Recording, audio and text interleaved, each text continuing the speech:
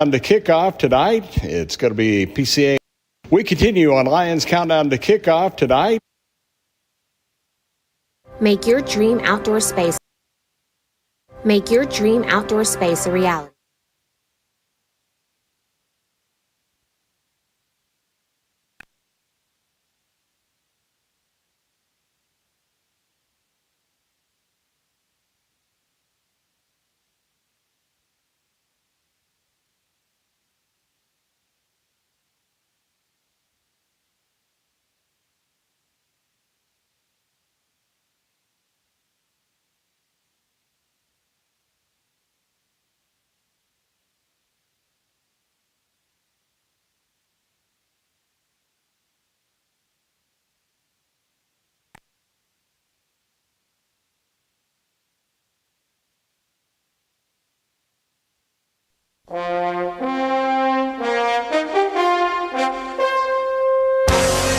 Welcome to Prestonwood Christian Academy Football. It's 1 hour until kickoff, and this is PCA Lions Countdown to Kickoff. Presented by Andrews Institute at Children's Health, Orthopedics, and Sports Medicine. See them in Plano, Frisco, Prosper, and Allen, or visit online at childrens.com/Andrews. Now, let's go. Homecoming is always a special time, no matter what school, no matter where you are. It's a time when all the alums come back. You put on your best set of clothes and enjoy some high school football, particularly if you're in North Central Texas, where we are tonight, as we are live from Prestonwood Christian Academy. As tonight, it's Prestonwood taking on Legacy Christian Academy, right here from Metro Sports Communications. Hi, everybody. Chuck Kelly, along with David Stoltzman and our sideline analyst, Donovan Lewis. Happy to have you with us. We are finally on. We've got all set. We're ready to go, as we've got plenty to get you ready for a 7 o'clock start tonight, as it's going to be Prestonwood trying to get up off the deck after dropping a tough one last week over in Argyle against Liberty Christian, against a Legacy Christian team that is battling its heart out just to try to stay afloat here in its second year in the upper classification in TAPS Class 1.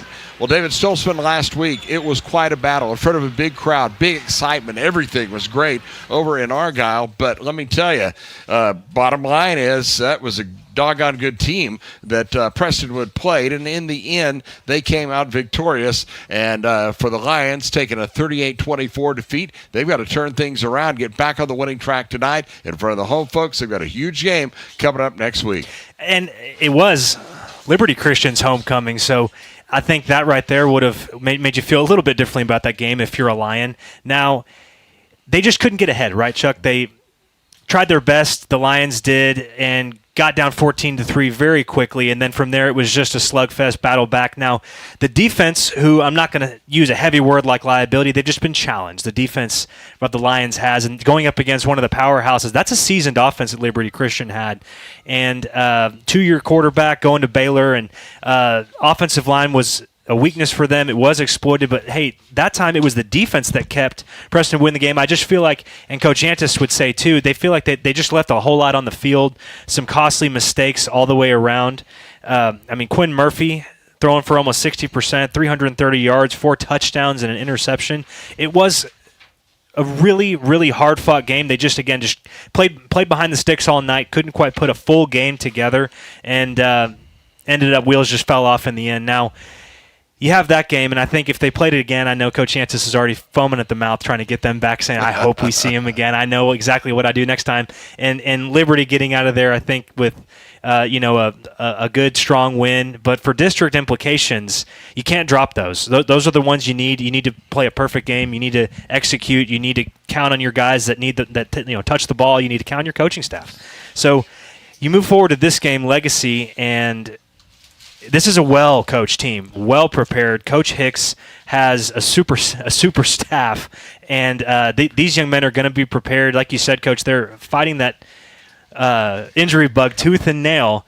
Let's see if Prestonwood can actually lean on a team and see a lot more run, a lot more play action, a little bit more nuance to the offense, and maybe throw it over someone's head. couple of the starters out, and of course there were injuries that they were fighting earlier in private school. That takes a little more of a bite than it does in the UIL sector. But for Liberty, they've got a couple of faces they're going to plug in this week. The good news is they get Josh Bingard back. He didn't play last week, so he'll be back at the linebacker position, also in that heavy set when they go with the double tight end. So for Prestonwood, in at 2-3 and 2-1, the opponent, Legacy Christian, coming in trying to put things together as they've got a 4-2 mark, but also 2-1 in league play. It's been a battle for them. It's been a battle of personnel, and but one thing that they do have going for them is a tremendous football coach by the name of Doug Hicks,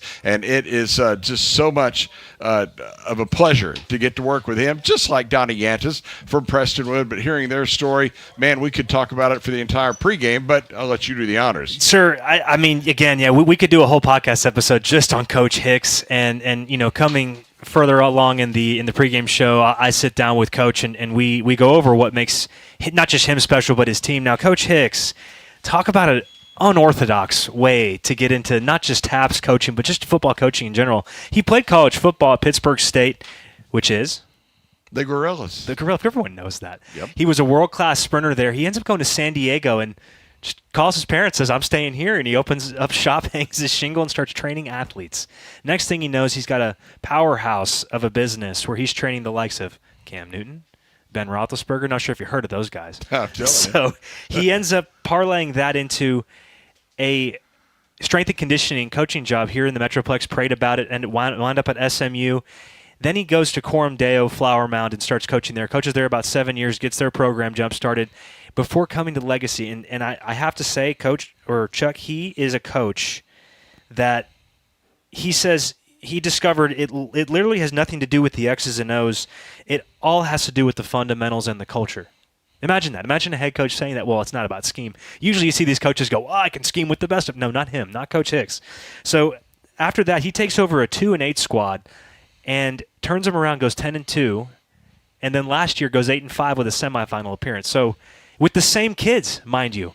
And a lot of those kids are still on this team, but again, the injury bug has hit them really hard this year. They've had a receiver transfer. Two of their number one receiver, number two receivers gone down, but they still have dudes, as they say, at the right position on the field. They're going to be counting on them tonight. Absolutely, they will. Well, somebody we'll be counting on tonight is our sideline analyst, Donovan Lewis, who is making his first trek here to Prestonwood. We'll be patrolling the sidelines tonight after getting up close and personal to Jason Witten. He was all starry-eyed last week, but he's back down to earth right now, and he joins us here on the pregame. Donnie? Good afternoon, fellas. I don't know. I may be starry-eyed a little bit about Seneca Wallace, the offensive coordinator over at Legacy Christian on the other side. But no, man, I am looking forward to this.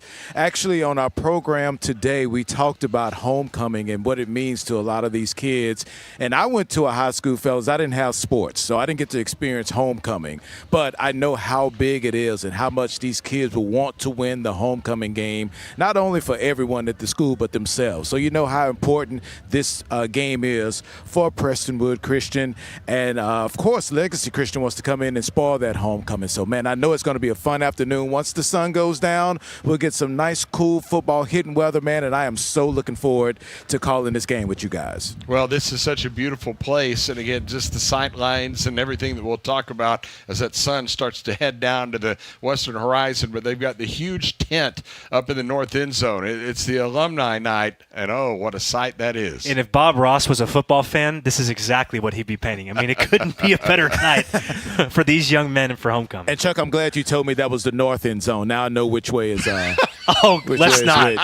For those of y'all that don't know, our sweet Donovan is very directionally challenged. Very directionally challenged, and I admit it, and I know that I am. So thank you, Chuck. I really appreciate it. Our countdown to kickoff brought to you by the Andrews Institute Children's Health. Of course, they've been doing so much with Prestonwood, one of the title partners. We appreciate them, as well as Aquaterra and Global Strategic, who bring you the halftime show and the postgame, respectively, as well. And by the way, you know, you can't have homecoming without food, and Tender Smokehouse man, they are sponsoring tonight's alumni tailgate, and that's in that tent right there on the field. So if you are in the area and if you're an alumni, hey, I'm sure you probably get an invite in there, but really appreciate the partnership of Tender Smokehouse for being a part of this tonight.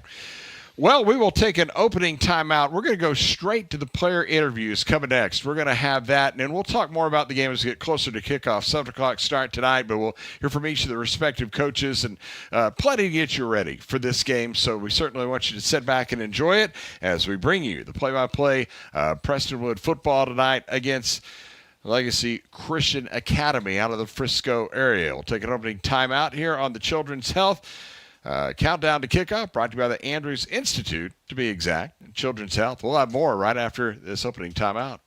You gotta dip your chicken strips. Hey, this is Kiani. And this is Tabitha. And a little thing we love about Chick-fil-A chicken strips is all the different sauces we can dip them in. I like to line up all my favorite sauces so that in every bite, I have a different flavor. Then, with the tenderness of the chicken, the juiciness of it, it's all there. And for me, I like to mix my sauces so I get a little tang and I get a little sweetness all in one bite. That's just a recipe for a good time, you know? That's what makes it for me. Like, that's what does it for me. That's what I'm saying. Real guests paid for their testimonials.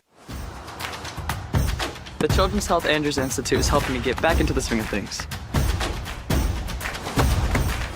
They're getting me back to reaching new heights. Back to sticking the landing. Back to setting goals and scoring them. Back to more than a game. As experts in everything from orthopedics to performance training, we specialize in getting DFW athletes back to doing what they love.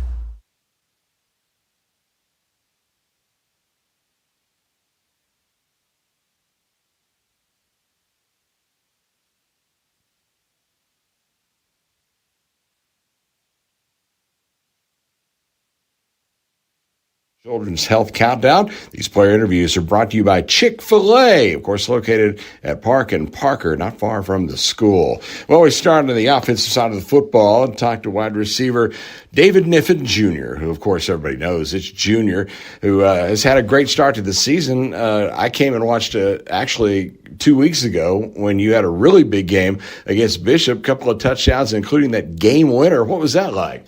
Oh, yeah, it was a fun game. I mean, it was kind of the first high-pressure game that we've been in, and it got close by the end of the game. But, I mean, we pulled through from all our hard work and practice and all of that. We pulled through, and we just got the win. Well, describe that game-winning play. Well, it came down to overtime, and we're on, the goal line. I think on the 2-yard line, and they do a little pop pass, and I get it and run into the end zone, and it was a big rush. I mean, just got the win, and it was a great feeling. Seeing all the stands, everyone jumping, it was amazing. So you get the big overtime win, and then you have to go on the road, play a very good Liberty team last week. The team came up short on the scoreboard, but what did you take out of that game? Yeah, the Liberty game, we found a lot of stuff that we need to work on is what I think we saw. We had messed up on some offensive plays, got some defensive plays wrong. We could have played better, and I think we realized that. We worked on a lot of stuff in practice. We worked really hard this week. I think we're all really motivated to get better, and that's kind of what I got out of it. This is going to be a continuing theme throughout this year as I talk to you guys one at a time. But, for those of you that play offense and defense, I'm still fascinated at how you do it. How do you conserve your energy? How do you get enough oomph to play both sides of the ball? Yeah, I think something that comes down to it is the adrenaline that you get before the game. The first few drives are a little hard because your adrenaline, it's pumping, and then you just get tired first 2 drives, and then once you get going in the game, I think you get pretty used to it. And once it gets to second quarter, third quarter, fourth quarter, I think you're ready. And I don't really get tired anymore after the first quarter. Do you prefer the offensive or defensive side of the ball? Oh, offensive for sure. Offensive is way more fun. I'll tell that. Scoring touchdowns is better than getting a pass deflection. Now, people that have followed your career here know that you're known primarily as a baseball player. Baseball is your thing. Tell us a little bit about that, because you've got a lot of accolades there as part of this very good Lion team that made it to the state finals last year. Yeah, last year, baseball team was a special team. I played left field for that team, and I was a first-team All-District. It was a really special season. We made it to the state finals, fell short, but, we had a great year. A lot of great guys that went to go on to play college ball, and I think the baseball team this year will be even stronger. But just all the guys on the team and the coaching, the staff. It's really a great environment to be around. Now, you played baseball basically since you were a little kid, right? That's where you got started T-ball and all that. Yep. So discuss your development there. Yeah, so I've started playing baseball before I started playing football. I've kind of grown up doing it all the time. I played summer ball, I did travel ball. The work ethic for baseball, I would say, is very continuous. You have to do it every day. It's not a thing that you can kind of take off. So in season in football, also I have to work on baseball too. It's something that you just can't let go. And so I think I kind of like that aspect of it, of always having to work at it and never taking like a day off. Tell us a little bit about that Little League World Series appearance back when you were 9. Oh, yeah. So when I was younger, I played on this Little League team that made it to like this championship down in Florida.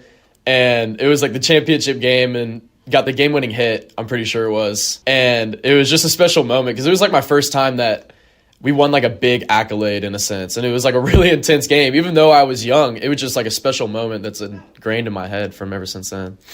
Getting to play at Prestonwood Christian and the environment here and actually, competing on the field, playing for Jesus and not only, on the field, off the field, how important is that to you? Yeah, I mean, just playing under God's name. I mean, that's what we're here to do. I mean, everything that we do is for the Lord, and our actions on the field reflect that as a team. Coach Annis installs that into the players, and I think all of us, we really try hard to play for him. When you're a Prestonwood Lion and you're out in public, is there a little bit more, on your shoulders as far as responsibility because you're held to a higher account? I would say in a little bit, in a sense of like just going to Prestonwood Christian Academy, but I've been at Prestonwood since I was a little kid, since pre-K 5, so I've kind of like understood like what it comes with being a Prestonwood Lion and the standard that you're held to. One of your gifts beyond athletics is the ability to speak, and you have used that to your advantage. A lot of things you do well using that gift that you're given. Tell us about some of those. Yeah, I would say that I'm a pretty gifted speaker in a sense. I like to be a leader on the team and have a voice. I've always been like a good speaker. Back then, when I was younger, I used to do like speech meets where it's just like a talking competition basically. And I was always like just involved with actions where it was like sharing your voice and stuff like that. And I've just kind of grown up doing it. So it never freaks you out when there's a group of people and you have to speak or pray in front of them? No, I like public speaking. I know it's like the number 1 rated fear, but I'm not scared of public speaking. All right, let's jump into the family side. This is where we always have fun. Your dad ran track through the javelin at SMU as an undergrad and went to law school after that, was a lawyer, but now he runs a very special company that's helped a lot of people. Talk a little bit about that. Yeah, so my dad, he went to SMU. He did track and field there, and he did law school at NYU, but now he runs a company for addicts. He runs a treatment center called Inner Health, and it's a pretty special business that he runs, and he's installed the fundamentals into our family of like the values that the company holds and installing that into like our family dynamic of just how to live life through God and live life with like purely. That is outstanding. All right. So you're the youngest of 3 kids. You've got the 2 sisters. Your older sister, Ashley, just graduated from OU with her accounting degree. Congratulations are in order there. A 6-time national champ in competitive cheerleading at PCA. How many of those meets did you have to go watch? Oh, every single one. My family made me go to all of them. And I say I don't like going to them, but I mean, when she's out there, I love watching it, honestly. It might be a cheer meet, but it's fun to watch when she gets up there. And your middle sister, Caroline, also graduated from PCA, currently a senior at A&M. She played soccer there, going to graduate in May. Now, the question is, which one of you 2 are a better athlete? I got to be a little biased here. I would say it's me, but I'm sure if you ask her, she would say that it's her. But, I mean, she's an outstanding athlete. She resembles a lot of qualities of my dad. She's really fast. She's strong. She's a strong woman independently, and she knows how to get through it in sports. Of course, your mom, Rachel, the fighting Texas Aggies. Hey, before we get you out of here, let's do some quick hits. Okay, we'll get your opinion on some things. Right. You hate to travel. Your perfect vacation is staying at home. I hate traveling. That is probably my thing my biggest pet peeve going on vacations with my family. I hate the airplane aspect of it. I just hate being away from home for more than at least 5 days. If it's a 5-day trip, I can wither it, but if it's longer than that, I'll start to turn into a pretty mean person in a sense. Your favorite outfit is a robe. Oh my gosh, yeah. Robes, I wear that all around my house, basically, yeah. If I got nothing going on the day, you'll see me in a robe, probably taking a nap on the couch. That's really what I do. One of the things you're really good at, you're a great singer. Now, you can either sing for us or you can tell us who you most like, who you most look up to. I mean, where did that come from? Honestly, I have no idea. I used to sing in the car with my mom all the time when I was younger on the way to school. I'd say that probably sparked it, but back in middle school, I used to do singing competitions, and I figured out I was pretty good at singing. I mean, a lot of people are afraid to sing, but I like to get out there and show my voice off a little bit. Who's your favorite singer? Bruno Mars. Okay. Yeah, Bruno Mars. I mean, he's just all-time hit leader. He's the man. I'll take that. Okay. So when you're young, you were scared of stickers. Now, are these stickers like you step on or stickers that you put on a wall? I think the best way I can say it is like you would go to Target and they would give you like stickers. I'm pretty sure like it's like back in my mind I remember that, but like they would give me stickers and like I would just hate them. Like there's just something about the sticker that I hate. I don't know why. That's wild.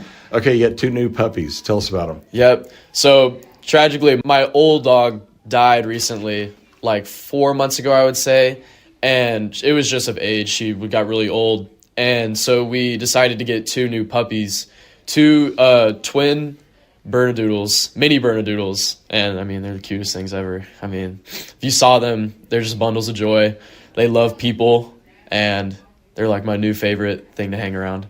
Homecoming tonight, what's that mean to you? Kind of cool to get to play in this game? Yeah, I mean, homecoming night's always a big night for PCA. Everyone shows out to the game. It's a big atmosphere, stressful game. Usually the team that we're supposed to schedule is supposed to be a team that we're supposed to dog on a little bit, like a free win, but this team that we're going to play on Friday, it's a good team. So I think there's a little bit of pressure around it, and I think we're going to get the job done. Outstanding. Look forward to it. Junior, thanks so much for the time. Enjoyed watching you. Keep up the great work the rest of the year. Yes, sir. Thank you. That is Junior Niffen, wide out and defensive back as well on this Lion team here on the Countdown to Kickoff. Again, the pregame interview is brought to you by Chick-fil-A. We'll take a timeout, go to the defensive side of the ball. Coming next, you're listening to Prestonwood Lions football here from Metro Sports Communications. More after this timeout. From the long-lasting and reliable heating and cooling systems we send out the door, to the friendly and knowledgeable dealers who go the extra mile. With a no-hassle replacement limited warranty, you can trust Comfort Maker to deliver outstanding service and performance, keeping you a step ahead with advanced technology and exceptional comfort.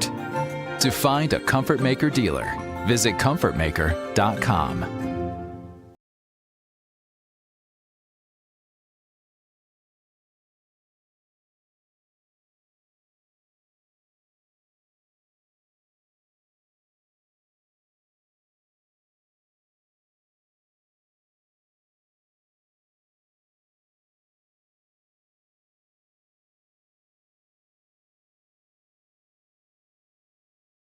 The countdown to kickoff tonight before Prestonwood takes on Legacy here at Prestonwood. As we continue with our player interviews, we flip over and talk to linebacker Kyler Pettijohn, who in the first game that I witnessed a couple of weeks ago against Bishop Lynch, you had that pink wrap on your arm. And, man, I saw pink all over the field on defense. You had a great game there. Good game last week as well. So how's this season gone for you so far this year? Yes, sir. I think this has been like the best season that I had so far. Like looking through the film and like all the plays I've made, I think this is like the best season I've had so far. What were your expectations coming into the year, and how have they played out so far? I know it was kind of a herky-jerky start to the year with the game that had the rain issue, and then you had the bye. So have you been able to get the engines humming now? Yeah, going into the season, it was definitely a slow start, like you said, with the weather and stuff, and then the next game we didn't do so well. But I think the Bishop Butch game, I definitely picked up the pace and like set the tone for the rest of the season. Describe your play, particularly at the linebacker position, and, just kind of how you project yourself on that side of the field. I just like to keep my engine running, like just keep going. Like I get tired on the field, but like my motivation is knowing that like if I'm tired, the other person's tired, and I know I can beat them. Like that they're going to be more tired than I'm going to be, and I'm going to beat them. How do you describe this defense? I mean, everybody kind of has an image. How would you characterize the Prestonwood D? I would say that, like, we're a scary defense, and I think we can be way better than we are right now. And I think I say we're good right now, but I think we can definitely be way better and, like, let up way less points than we have. But we have a lot to work on, but we're definitely a good defense. Now, if there's anything better than one Pettijohn, there's two. And there is another, your younger brother Cam, who also plays linebacker. We got to get into this brother stuff because there's so much to talk about. I'm told that you guys are basically inseparable and just, really, really tight on and off the field. Yeah, we definitely are inseparable. Like, everywhere I go, you'll probably see Cam with me, especially on the football field. We played sports together, like, since forever. And, it's going to be hard going to college, like, without him. Like, I played with him all the time, and it's really fun playing with him on the field. What was it like, particularly in younger times, because I'm sure that the competition came out. Was it always nice between you two? Yeah, I would say it, but, like, the competition, I like the competition between us. Like, Cam, he might be my little brother, but, like, I look at him as, like my opponent. Like, I'm always going against him, like, striving to be better than him, like. And I'm sure he's striving to be better than me, too. How did you guys help each other? Because I know that the kinship between you is really, really tight. Yeah, we go to training together all the time. We live together. Like, our numbers in the weight room, we try to always beat each other. Like if I mess up with something on the field, he's going to correct me, and I'm going to correct him. Now, speaking of looking up, you got a 4-year-old brother, Stokely, that will be coming along later on. But, man, what's that like being a role model for him? I definitely like having him at the games, getting to watch me. And I can't wait to watch him grow up and get to play football, too. Okay, so let's go back to when you were really young. You got your first motorized vehicle, and you just fell in love with driving. And, you graduated dirt bikes. That was your thing. What was your passion with that? I just always I've always wanted to drive, and I just love going fast. Like, if anything, I like going fast. So driving was always, like, a thing that was fun for me. Okay, so a couple more years later, you probably, 6, Cam probably about 5. You spent a lot of time in the backyard, a place y'all called the workshop. Tell us about that. The workshop, it was this place under my porch. Like, we had a porch, it was like a balcony, and we would always be under the porch. We called it the workshop, but we were really just, like, playing with toy cars that we would have or playing in the dirt. And it was just, like, our little fun space. Did you stop when Mom came back to check on what you were doing? Were you, like, hiding something? Yeah, we had a couple projects that we were working on that she couldn't see. As you grew older, of course, you played in so many different sports, swimming, tennis, basketball, football. Which one of those kind of, jumped out as you were finding your way? I really liked basketball at the start. Like, basketball was my favorite. But, like, I realized, like, as I got older, I wasn't growing as tall. Like, seeing how tall people were in the NBA, I realized it was, like, more practical for me to lean towards football. So my freshman year, I dropped basketball and started focusing more on football. And the football paid off. You played flag football. Pop Warner, some of the coaches called you Jerry Rice because you were so fast and you could catch the ball. Do you remember those days? What jumped out about that? Yeah, I always projected myself to be a receiver as a kid. Like, I just loved running and catching the ball, and scoring the ball was always my favorite thing to do. Now, if your mom was involved with sports, it was going to be tennis. Do you remember the things where you would play tennis with her and then record them and whatnot? Yes, sir. We would always go play tennis together at the courts, and it would be me and my brother mostly competing the most. Like, me and my brother would play, and then the winner of that gets to play my mom, and beating her was the objective every time. Did you ever do it? Yeah, I think we did a few times, yes. Didn't you hook it back up a couple of weeks ago or so, just one time for nostalgia? Yeah, we did play tennis a few weeks ago, and I beat her. Me and my brother beat her, actually. So around the house, you're known as a handyman. You're one of these people, and this just frustrates me, by the way. You have this uncanny ability to figure things out. You can tear things apart, put them together, make things work. How do you have that skill? I don't know. It's just always been like a natural thing. Like, putting things together has always been, like, not easy, but interesting to me. And, like, working on things, like, since I was a kid with my grandma, like, I'd always work on things with her and, like, fix bikes and other things like that, just help around the house. Don't tell me you're one of those guys that you open the box to start a project and you say, I don't need these directions, and you put it together yourself? Yeah, and then you start to realize you do need it in the end. Well, one thing that you can certainly put together is a doggone good meal. Where did you learn how to cook? I want to hear about these grilled barbecue ribs that you once made.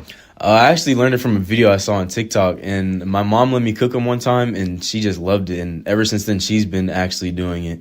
She's been using the recipe that I use for the ribs. She said that you were really impressive that you knew to put the mustard on them before to help hold the stuff on. You said it was the best ribs ever. Yes, sir. She really loved to use the mustard as a binder, and it really holds all the flavor into the barbecue ribs. So we're stuck right here in the city. And, of course, you were born in the Boston area, so you came down from there. Now, something you've taken up recently that really fits your personality is fishing. How'd you get into that, and how much do you enjoy it? I got into fishing when I was at Anna. When I was with my friends, like, they would all fish, and, like, it seemed interesting to me. Like, I've always wanted to fish. Like, I fished back in Boston, like, once, and I caught a fish with my uncle. And then I started fishing recently with my friends, and I really liked it, and it was pretty fun. I couldn't catch anything really big. Like, the biggest thing I caught was a bluegill and couldn't do anything bigger.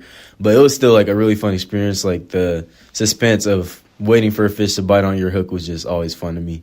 Well, you always like giving back, coaching your little brother's flag football team, and you referee in your end zone Little League flag football on weekends. How important is that just as a representative not only of yourself and your family, but of Prestonwood, of the Lord, of giving service? I mean, how does that all tie together? I think it just ties together because, like, just serving people, like, helping people out, I think that's what Jesus wants us to do. And I think helping out with something that I like would definitely make it way easier for me. And I just really like helping out the kids and giving back, especially for football. What do those kids think when they look up like, hey, that's Skylar? Do they look up to you? Yeah, a lot of them knew me from around Anna, and a lot of them talked to me and they asked me if I could help them get them better. And I just really like doing it. And get you out on this. You're a man of many interests. You got a love for forensic science. That could be your future. Tell us about that. Yeah, in that class right now, we're working on a project, and it's like a crime scene, and it's really interesting. Like, we're doing a building, and we're building buildings and making a street and a whole crime scene, and it's all just really interesting to me. Like, crime has just always been interesting to me, and my mom, too. Like, she's the one that got me into it, really. So is that really something you might pursue after your football career is over? Yes, sir, it is. Wow, that is so awesome. Thanks for spending the time. Best of luck tonight and the rest of the season. Yes, sir. Thank you.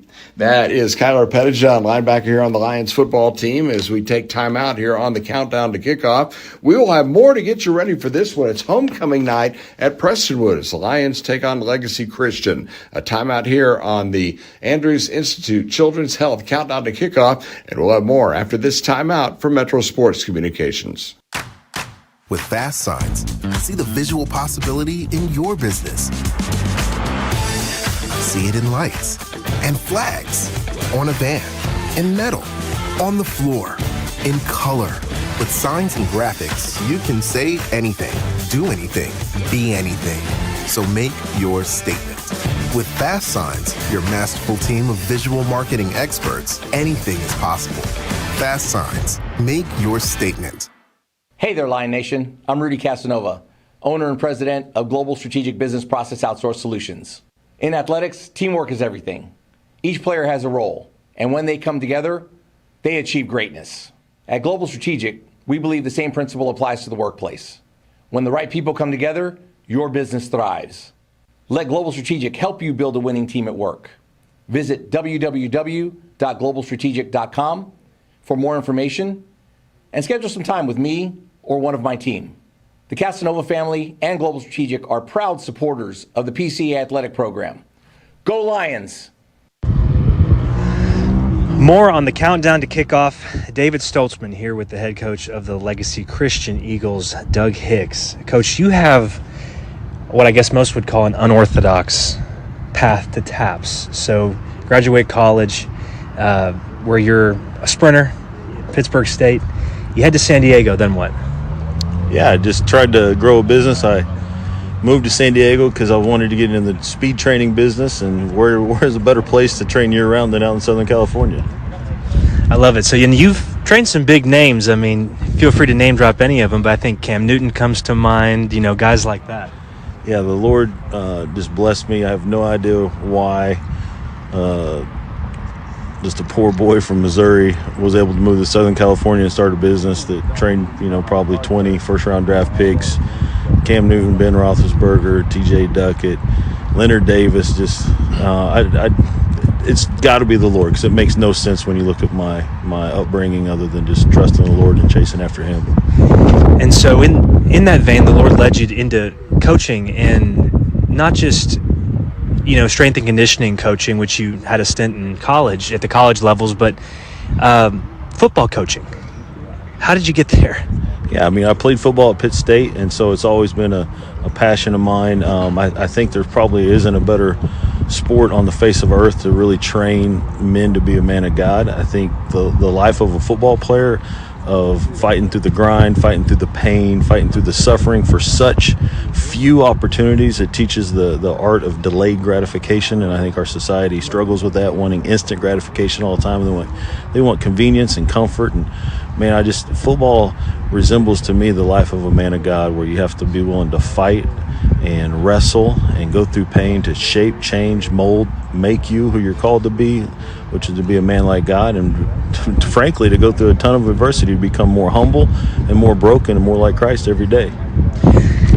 This world is trying to eat us up with temptation and sin. I want to try to set the groundwork for these young men. Elaborate. Yeah, so it's a fight. So we don't look. We're not playing football for football's sake. We're playing football to train you to be a man of God, to fight in this world. So the Bible says clearly the devil's trying to steal, kill, and destroy you. So that means we have an enemy.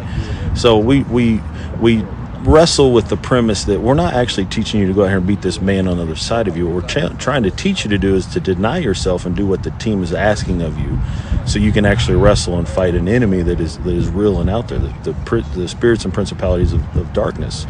So when you're going through pain in the weight room to get ready, if you think about it, we work out 300 and some days a year for 10 opportunities to play a game. If that's not delayed gratification, we're unlike any other sport, right? And I love all of them, right? I play baseball and basketball, and my kids do. But a baseball player, they're going to play 20 games at a high school, and then they go play 20 games in the summer, and then they'll go play another 20 games in the fall league or winter league. So every other sport just keeps going. Football is just rare because of the delayed gratification. So I like to use it to say this is what a man of God's going to have to be ready to go through. So the program that you inherited was 2-8, and then your first season you go 10-2. Second season last year 8-5 in a semifinal appearance. This 2025 squad, what is going to be the most memorable thing about them? Just the resilience. We've had, I think we're short 7 starters tonight.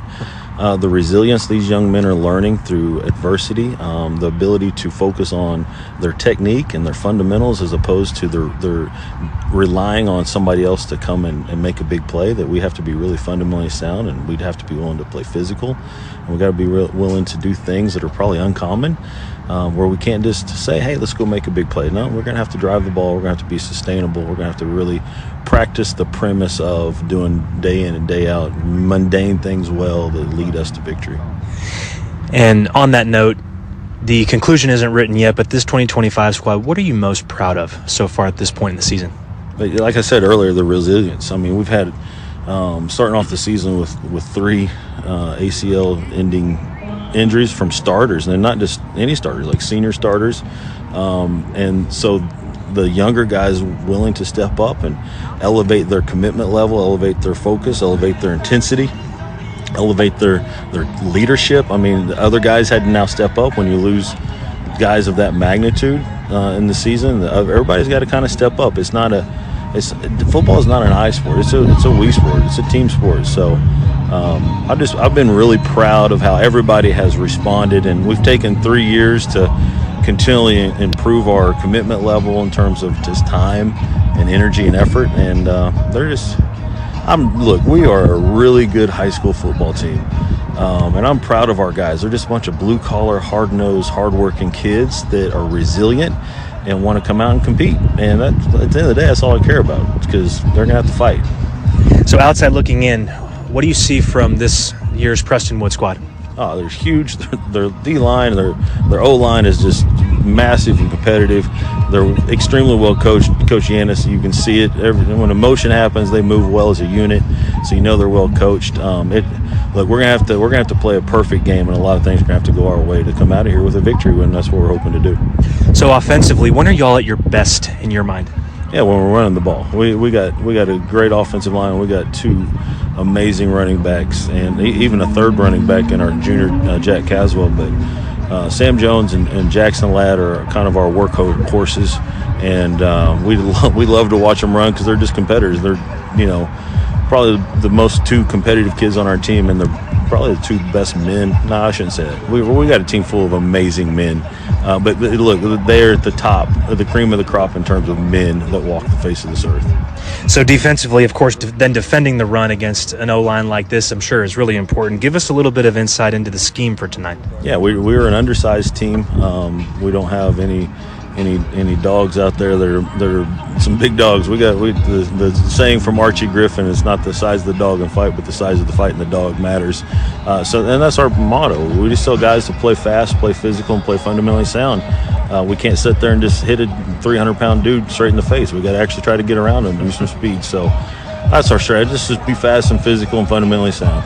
And finally, key players. You already mentioned one of these young men. So Jackson Ladd, what makes him so special to this team in particular? Yeah, he's a blue-collar worker. We're at a private Christian school, and the Lord has blessed many of our families to have the resources to come to a school like this. And so we have a team full of kids that don't act entitled.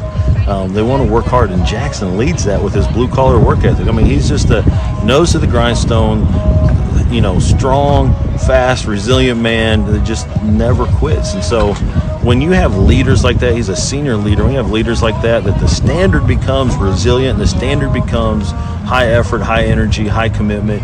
It makes it easier as a coach when we have a team full of leaders as opposed to coaching. Defensive side of the ball, I think we'd be remiss if we didn't mention that man, and that man is Sam Jones. I mean, Coach Yantis direct quote said he's the best linebacker in the district. That's saying something. Tell us more about him. Yeah, so and I appreciate Coach Yantis saying that. He is special, but it's as special of a player as he is. He's that special of a man, too. Opening doors on campus for people, just really serving the team, willing. I was carrying equipment out here today, and he's like, Coach, can I help? This is the type of man he is, but he's a sideline-to-sideline player. He's an end-zone-to-end-zone player. I mean, that dude is going to go full speed all the time and find ways to make plays. He's a special player, a two-time, all-state selection, and hopefully this year will be his third. So I appreciate that, and yeah, he's as good as a player is. He's just as good a man. Coach, thank you for your time, and best of luck to your squad tonight. Yeah, thank you guys. Thank you for being here. That's Doug Hicks, head coach of the Legacy Christian Eagles. More coming next on the Countdown to Kickoff as Chuck Kelly sits down with Prestonwood head coach Donnie Yantis. Lion football and Prestonwood Lion Countdown to Kickoff continues in a moment.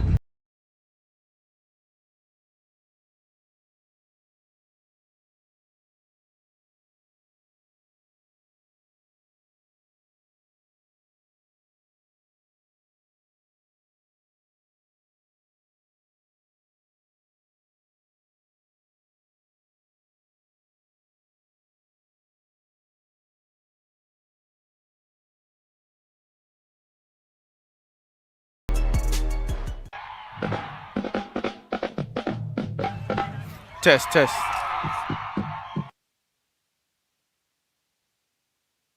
We continue on a homecoming edition of Countdown to Kickoff. Now time for the Donnie Yantis shows. We talked with the head coach of the Lions. Well, it was quite an experience last week seeing our first private school game for you. It's old hat. It was a great atmosphere, pretty good football game. Wasn't the outcome you wanted. What was your take on it? It was a great atmosphere, and I thought our kids played extremely hard, which they always do. Certainly proud of how they played, and they finished strong at the end of the game. But we got some things to clean up, what was good about games like that is you come back in on Saturday morning, you watch the film, and you make the corrections, and you get them back on the field Monday, Tuesday, and Wednesday. You have a game plan developed for your next week and work on the deficiencies we have, and either in scheme or even technique in how we do things. So it was a really good week for our guys to get back to the basics and focus on blocking, tackling, catching the ball, and doing footwork, stance and all those things, catching the ball, looking the ball into the tuck, because we had a number of drops. So just doing things like that and building the confidence up for those kids this week. I know as a coach, you guys obviously gravitate toward what was wrong because you need to fix it rather than what went right. So if you look at it from that side of the prism, what did you like the most about the way your team played? Well, I loved how our defense improved, from week to week. They definitely improved from the week before, in my opinion, and we're doing a really good job against the run. And you give yourself a puncher's chance when you can stop the run. We got to clean up the stuff in the secondary. We got some pressure on our quarterback, which was good. But you got to fix some things that in the secondary, which our coach has been working hard at. And then from an offensive perspective, I thought we did a lot of good things. And again, I felt like I said in the post-game interview, like there's some things that I made mistakes on that I normally don't make those mistakes. And I don't know if it was emotion or what, but I certainly can't make those mistakes in a big game like that because it hurts our team. So, my goal is to get better. Just like I told the team, hey, we all make mistakes. Our goal is what you do from the mistakes determines who you are. So I know our kids are going to bounce back and fix the things that they struggled on. And as a coach, we are doing the same. What was your team's overall attitude after that game as far as the mistakes that were made, the things they did right? How did they feel walking away from it? Like I say, after every game, win or lose, like our identity is not in the scoreboard, it's in Jesus. And so in the big picture, and I've talked about it on a daily basis with our guys, hey, football is what we do, not who we are. And so from that aspect, you got to put perspective on it. But from in-game competitive, who we all are as men, we're really competitive. We get after it. Our student athletes want to win. They were disappointed, and as was the coaching staff, including myself, we were very disappointed in the loss. And so, but the good thing about football is the next morning you put it to bed after you watch the film with the kids, and you move on to the next opponent and try to fix some of the things that we feel we're deficient on. So I felt the kids, bounced back really well on Monday. We didn't have school on Monday, so they had the morning off, and they came in the afternoon and worked extremely hard in trying to improve as a team. And I think that we gained some ground this week. And I look forward to seeing our guys get on the field just to see how it really shakes out in what those kids have done this week in terms of working hard to fix some of the things that they know that they need to fix, individually and as a team. In district play, these games all count one in the win and loss category. But if you look at this district from the outside, there are really three big dogs in the league. When you play each other, the extra emphasis on that, do you feel that? And, you obviously want to beat the top opponents more probably than you do maybe some of the others. To be honest with you, I was a college coach, and we played USC and Oregon, all those schools, and we prepared, and just like I prepared my whole career, no matter who we're playing the best team. And so, it doesn't matter who we're playing, we prepare the same way. We don't prepare any different for any team in our district. But there for sure in the last, 6 or 7 years in this district, it's been Parish Episcopal, Prestonwood, and now Liberty, came into our league last year. So it's those three schools have been, I guess you want to say top dogs, but the gap is closed with a few of those schools right underneath of us. And so, and Legacy being one of those schools has done a really good job. So, we don't overlook those guys for sure, but, when we know because of the way TAP sets the playoffs, those district seeds are critical. And so if you're the 1 seed, you got a much, you don't have to play the other schools in our district. And so if you're a 2 and 3 seed, we're playing each other in the second round. So, when you don't win the district, you certainly got a different hill to climb once you get to the playoffs. So it does mean something more. Yes, sir. Before we dive into tonight's game, first let's talk about homecoming. The fact that it shows up once a year for a coach, it's a time of celebration, all the alums coming back. Can it be a distraction?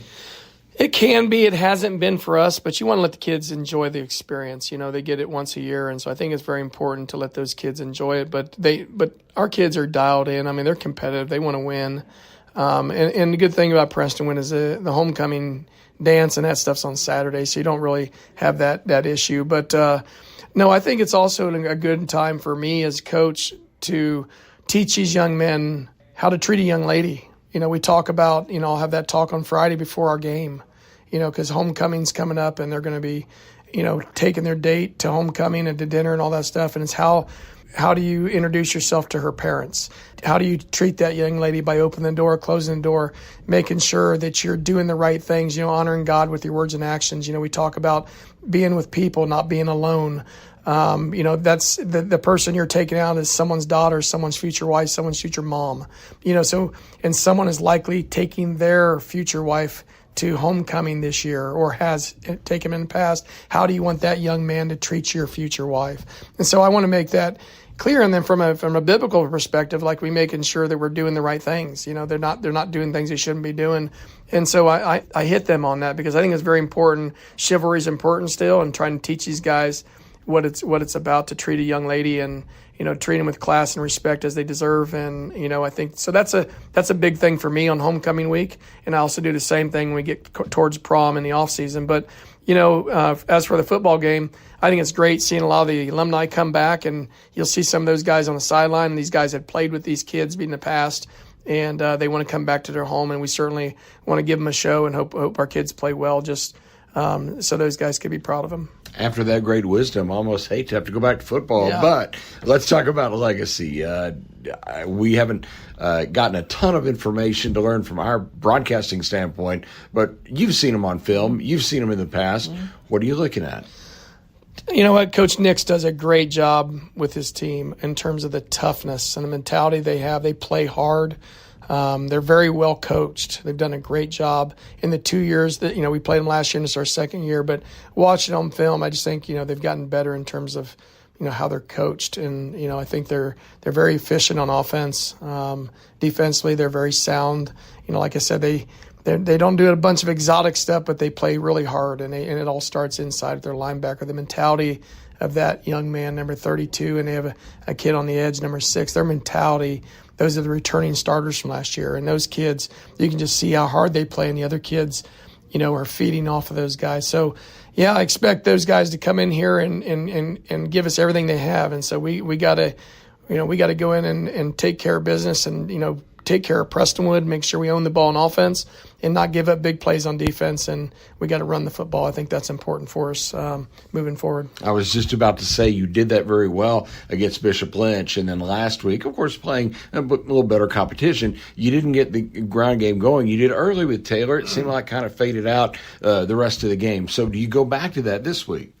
You know, absolutely. That's who we are. Since I've been here, that's who we are. We're a run play action team. And sometimes, you know, they might take away a run a couple times and you start to lose confidence in it. And that's where I have to continue to trust our guys, because we got a really, really talented offensive line. And we got a great running back and a quarterback that's managing the game very well. We got to trust those guys. So when it gets down to it, we got to run the rock. And that's when we're most effective, is when we're running the ball. So, you know, that's an emphasis in my mind coming into the game and moving forward, is making sure that I'm disciplined, just like I ask our kids to be disciplined with what the game plan is, and stay with it. Even when there might be a few negative plays here and there, you got to continue to pound it. Josh Bengard back in the lineup defensively. So how does that help you set up against their offense? What problems could they pose? You know, Josh is a very talented linebacker and tight end for us, and so that helps us in the run game offensively when we jump into some 12 personnel. But from a defensive perspective, the energy he brings, he's just a motor. He's all over the field. So he'll help us. He'll help us a lot. So, yeah, look forward to having him back. Coach, thanks for the time. Good luck tonight. Yeah, appreciate you. God bless, and go Lions. That is head coach Donnie Yantis here on the countdown to kickoff. We'll take a timeout here, heading toward the start of this one. The starting lineups and more to get you ready for this one. You're listening to Prestonwood Lion Football for Metro Sports Communications. More after this timeout.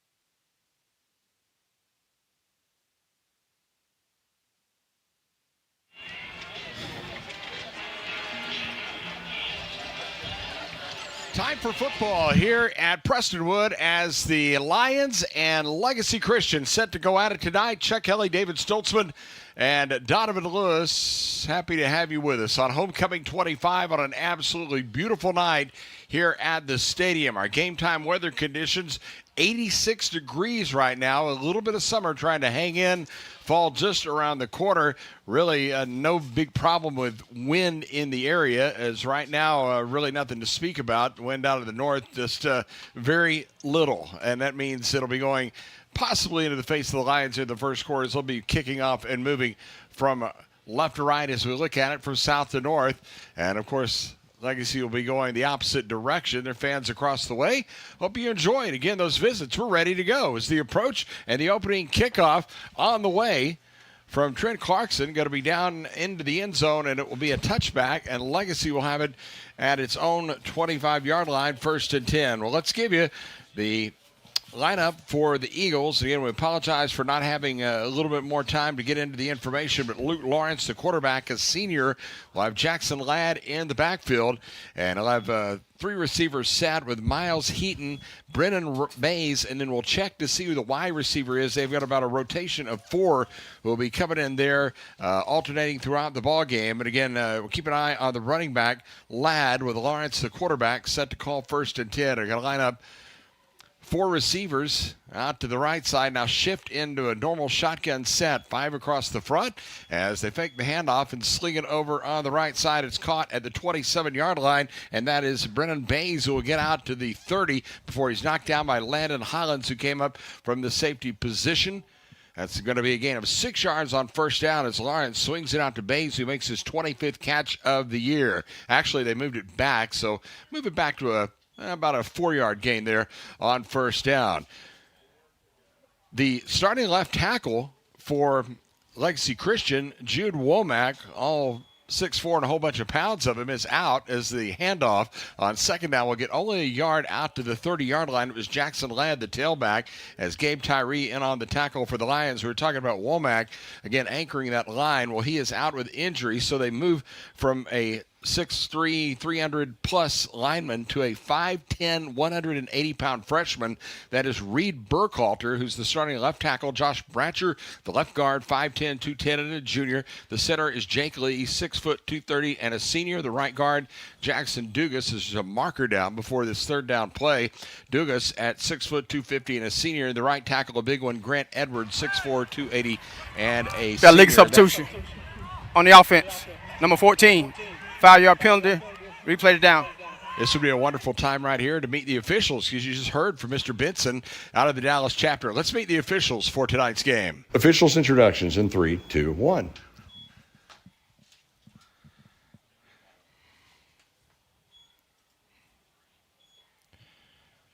We'll come back in just a moment to try to get those. We're 0 for 2 on officials introductions this year. So we've got a 3rd down upcoming as they're moving back to the 26-yard line.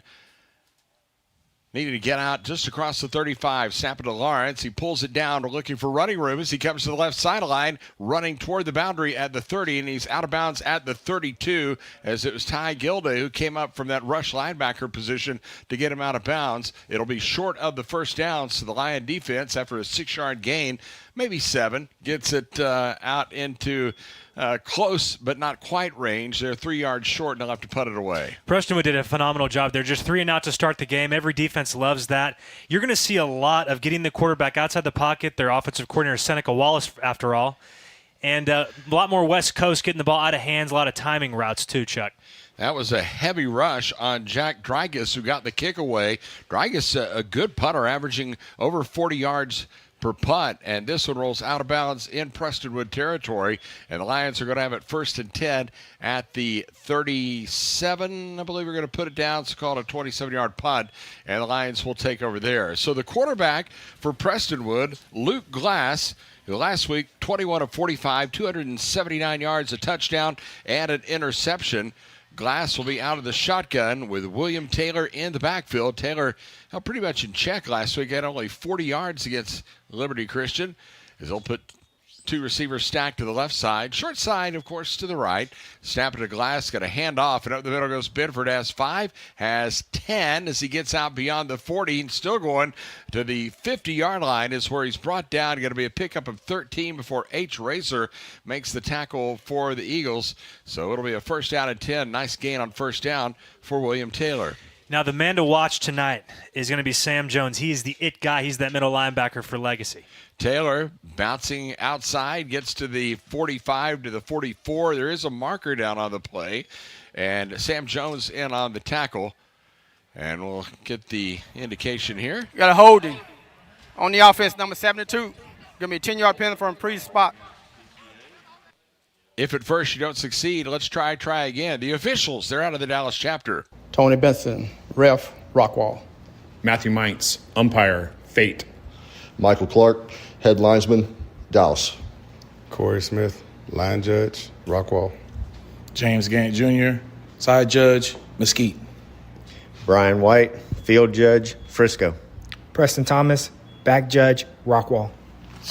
I like Tony Benson, a brevity of words. He's the ref as they'll hand it off. Running play left side on 2nd and long and across the 50 down the boundary with a first down deep into, or well, at least into Legacy territory. But it's the running back, Taylor, as it's H. Razor again on the tackle. That's going to be a gain of 27 yards, David, on a straight handoff. And it takes it all the way down to the 36, and they'll go right back to the line of scrimmage.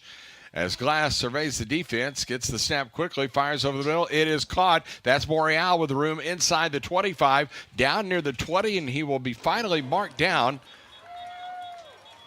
And Morial gets up, I think, with no hat on. So and it's in the neighborhood of maybe a face mask. But Morial, he had a couple just glance off of those gloves last week. I know him and Glass just couldn't connect. Glass was putting it on him, and I think this time he's able to haul it in. But look to see him get really involved. They're trying to put a lot of stress on that back end. It really opens up the run.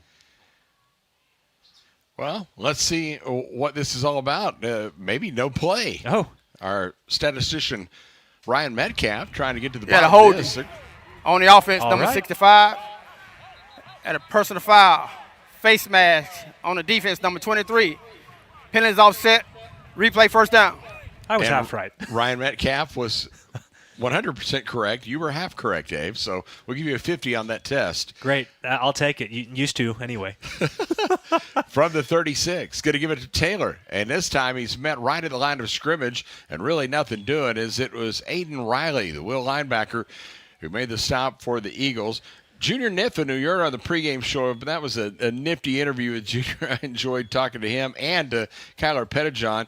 Tyler Shaw in that wide receiver starting lineup. Gio Darasaw also out there for the Lions. We'll give the offensive line when we have a moment, as they are going to fake the handoff and dump it out in the flat with the running room. Niffen down the boundary, 30, inside the 25. He'll get down to the 24-yard line before he's bumped out there. It'll be good for a first down. Pickup of 12 as Chris Bondmiller came up from his free safety position to usher him out of bounds. All it is just another way to run the triple option. They fake the handoff. Niffen bubbles out. Niffen had a phenomenal game last week. I think he picks up right where he left off. From the 24-yard line, they bring Morial in motion. Over, set him up to the right side, hand it off, running play Taylor inside the 20, gets down near the 17, maybe even the 16 before JT Kilblock came in. And that will call it 7 yards on the play. They get right back to the line. Again, they're going to stay in this tempo offense, are the Lions, as they march toward that north end zone. Luke Glass takes the snap. Quick pass caught. That is Darasaw. He's going to try to get inside the 10. He will, and he'll be brought down closer to the 7-yard line by Miles Heaton from that quarterback position. So Gio Darasaw, the transfer from Plano, is the one with that reception, and already on the march are the Lions. They're going to put it right back in the belly of Taylor, and he will be jammed up near the line of scrimmage and will be brought down really for no gain on the play, as they had pretty good penetration right there for the Eagles, and a whole bunch of white jerseys along the way. Jones, of course, you pretty much call his name anytime there's a tackle. Wherever the ball is, I'm pretty sure you can find Jones, Donnie. So now at the 7-yard line, looking at a second down situation here. Again, set up the street to the right side. Snap to the glass, going to throw over on the left side. Pass is caught. Into the end zone goes Junior Niffen. Touchdown, Prestonwood Lions. 7 yards.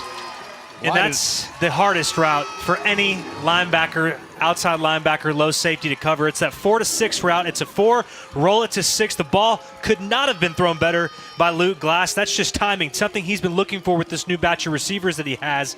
Man, Chris Bondmiller was right there, made a great break on the ball, played it as good as he possibly could, but that ball was right where only a Lion could get it. And David, they've been going to the right this entire drive, and all of a sudden now they throw to the left. A little bit of eye candy to fool the defense, and it absolutely worked. 8 plays, 63 yards, took 2 minutes and 38 seconds. PAT to come here for Trent Clarkson, the son of basketball coach Jeff Clarkson. Splits the uprights, and then makes it a 7-point lead. Timeout on the field, 7:52 to go opening quarter. The Lions strike first. It's Prestonwood 7 and Legacy Christian nothing. Lion football continuing after this timeout. It's not about fixing air conditioners. It's not about the thousands of hours spent training. It's about homeowners resting easy, knowing they can trust us in their homes. It's about keeping a family cool and comfortable in the dead of summer. At Milestone, it's more than just a job. It is and always will be how we help people.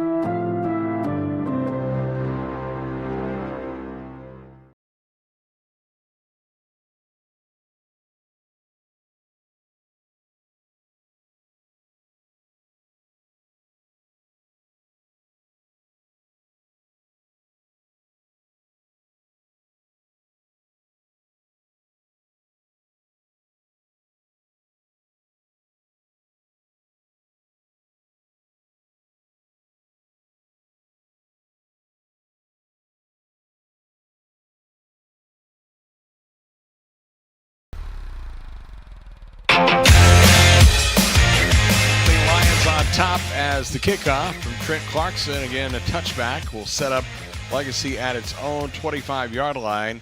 Again, an empty drive for the Lions to take the early lead. And if you have that foul taste in your mouth, David, after last week's game, the Lions with a quick cleanse right there on that first drive. I love how the defense played. 3 and out, played sound, played within themselves, knew where the first down markers were, kept everything in front of them, and then for the offense to get perfect field position to start and then just methodically march down despite a couple penalties, and still they're able to put it in the end zone, just, picking up where they really wanted to in transitioning practice over to the game field. First down and 10, Legacy from its own 25-yard line. They're going to try the handoff on first down, and dragging a defender across the 25 was the running back Jackson Ladd, 205-pound senior who came in with 523 yards in the game. Couple of 100-yard games so far this year. Cam Pettijohn came up from the Mike linebacker spot to make the tackle, gain of about 2.5.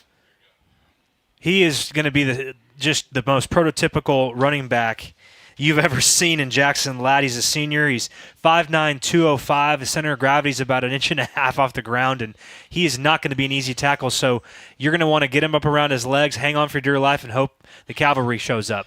2nd and 7 from the 27. They'll keep it on the ground, but nothing doing this time as Ladd gets met right at the line of scrimmage, and he's twisted down at the 28. Ty Gilda, who was one of the first guys there, had a little help for this Lion defense, so trying to get something established early on the ground. Now sets up a 3rd down and long. 3rd down at about 7. You have a guy like Ladd averaging 6 yards a carry, man. It's tough when they keep him in those 3rd and longs, and now it's advantage PCA right now.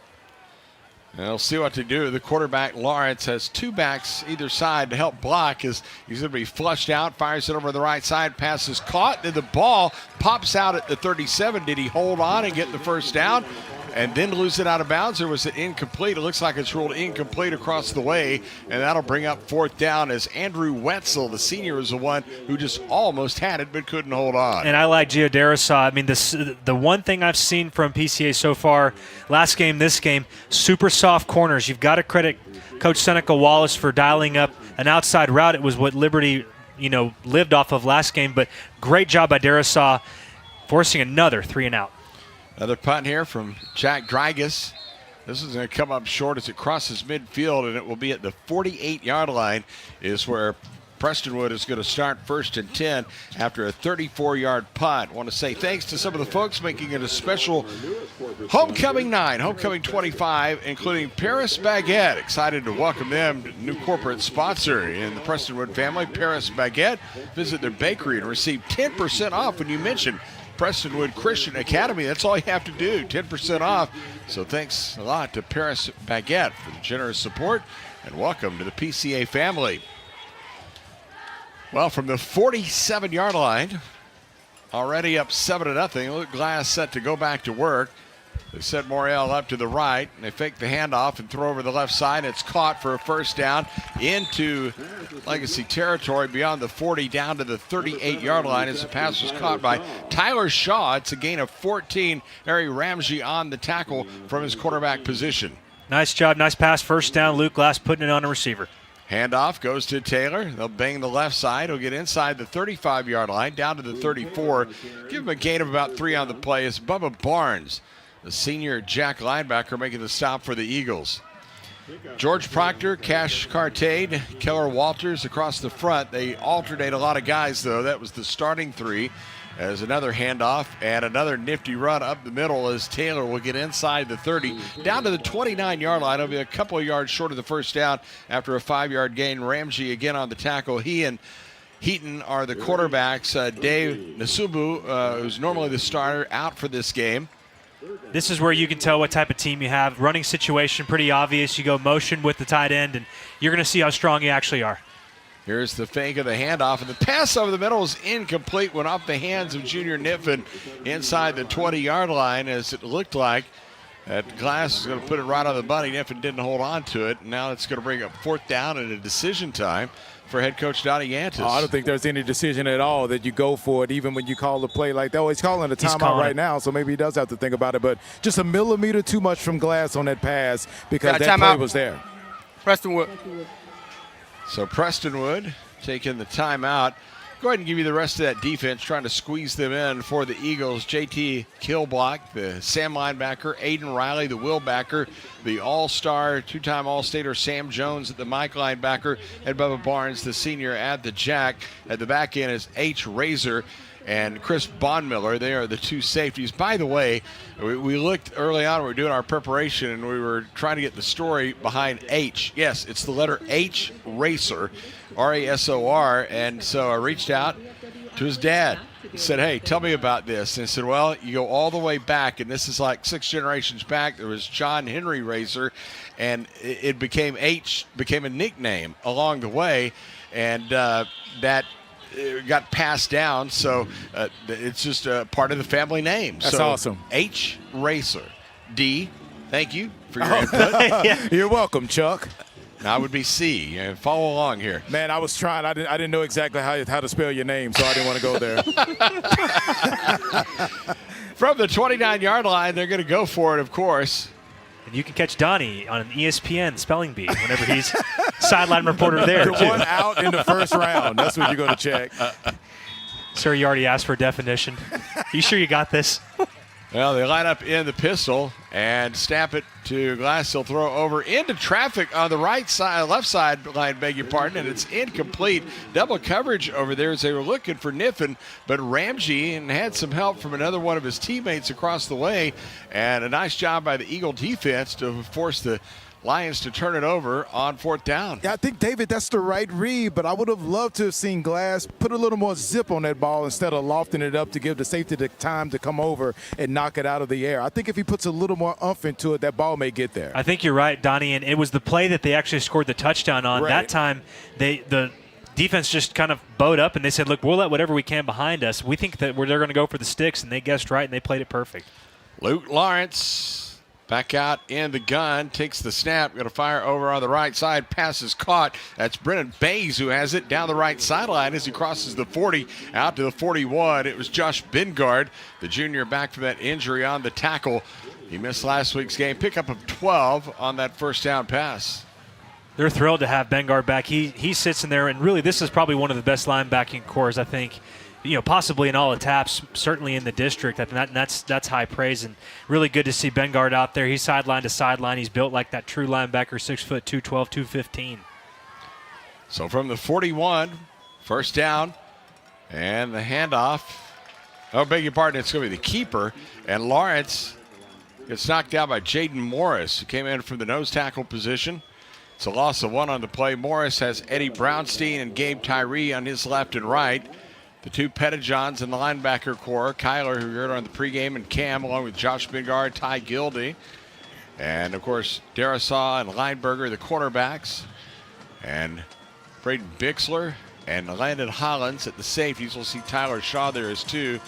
Cam Avery out of today's game. Here is the snap to the quarterback, and Lawrence fires over the middle. Pass caught across the 50 down to the 47-yard line. It was hauled in by Noah Morabito, a junior. A gain of 13 yards on the play. Bingard on the tackle, but another chain mover for Legacy Christian. Oh, Morabito, David, stood tall for his quarterback. I thought the ball was a little too high, but it was almost like a basketball move. He kind of faced the quarterback and jumped as high as he could and got the rebound, which was the pass, and got that first down. From the 47-yard line, Lawrence this time is going to fire off the hands of his receiver over on the right sideline as it went right through the midst of the intended receiver, Heaton. Little guy, 5'10", about 160 pounds. That might be with rocks in his pockets. But, could be. You look at the defender across from him who is towering over him. But, you talk about the fight in the dog, not the size of the dog. There's not many Goliaths, but there's a ton of Davids on that team. Yeah, there are. I'll tell you right now for Legacy. They're fun to watch. From the 47-yard line, here's the handoff. It goes to Ladd,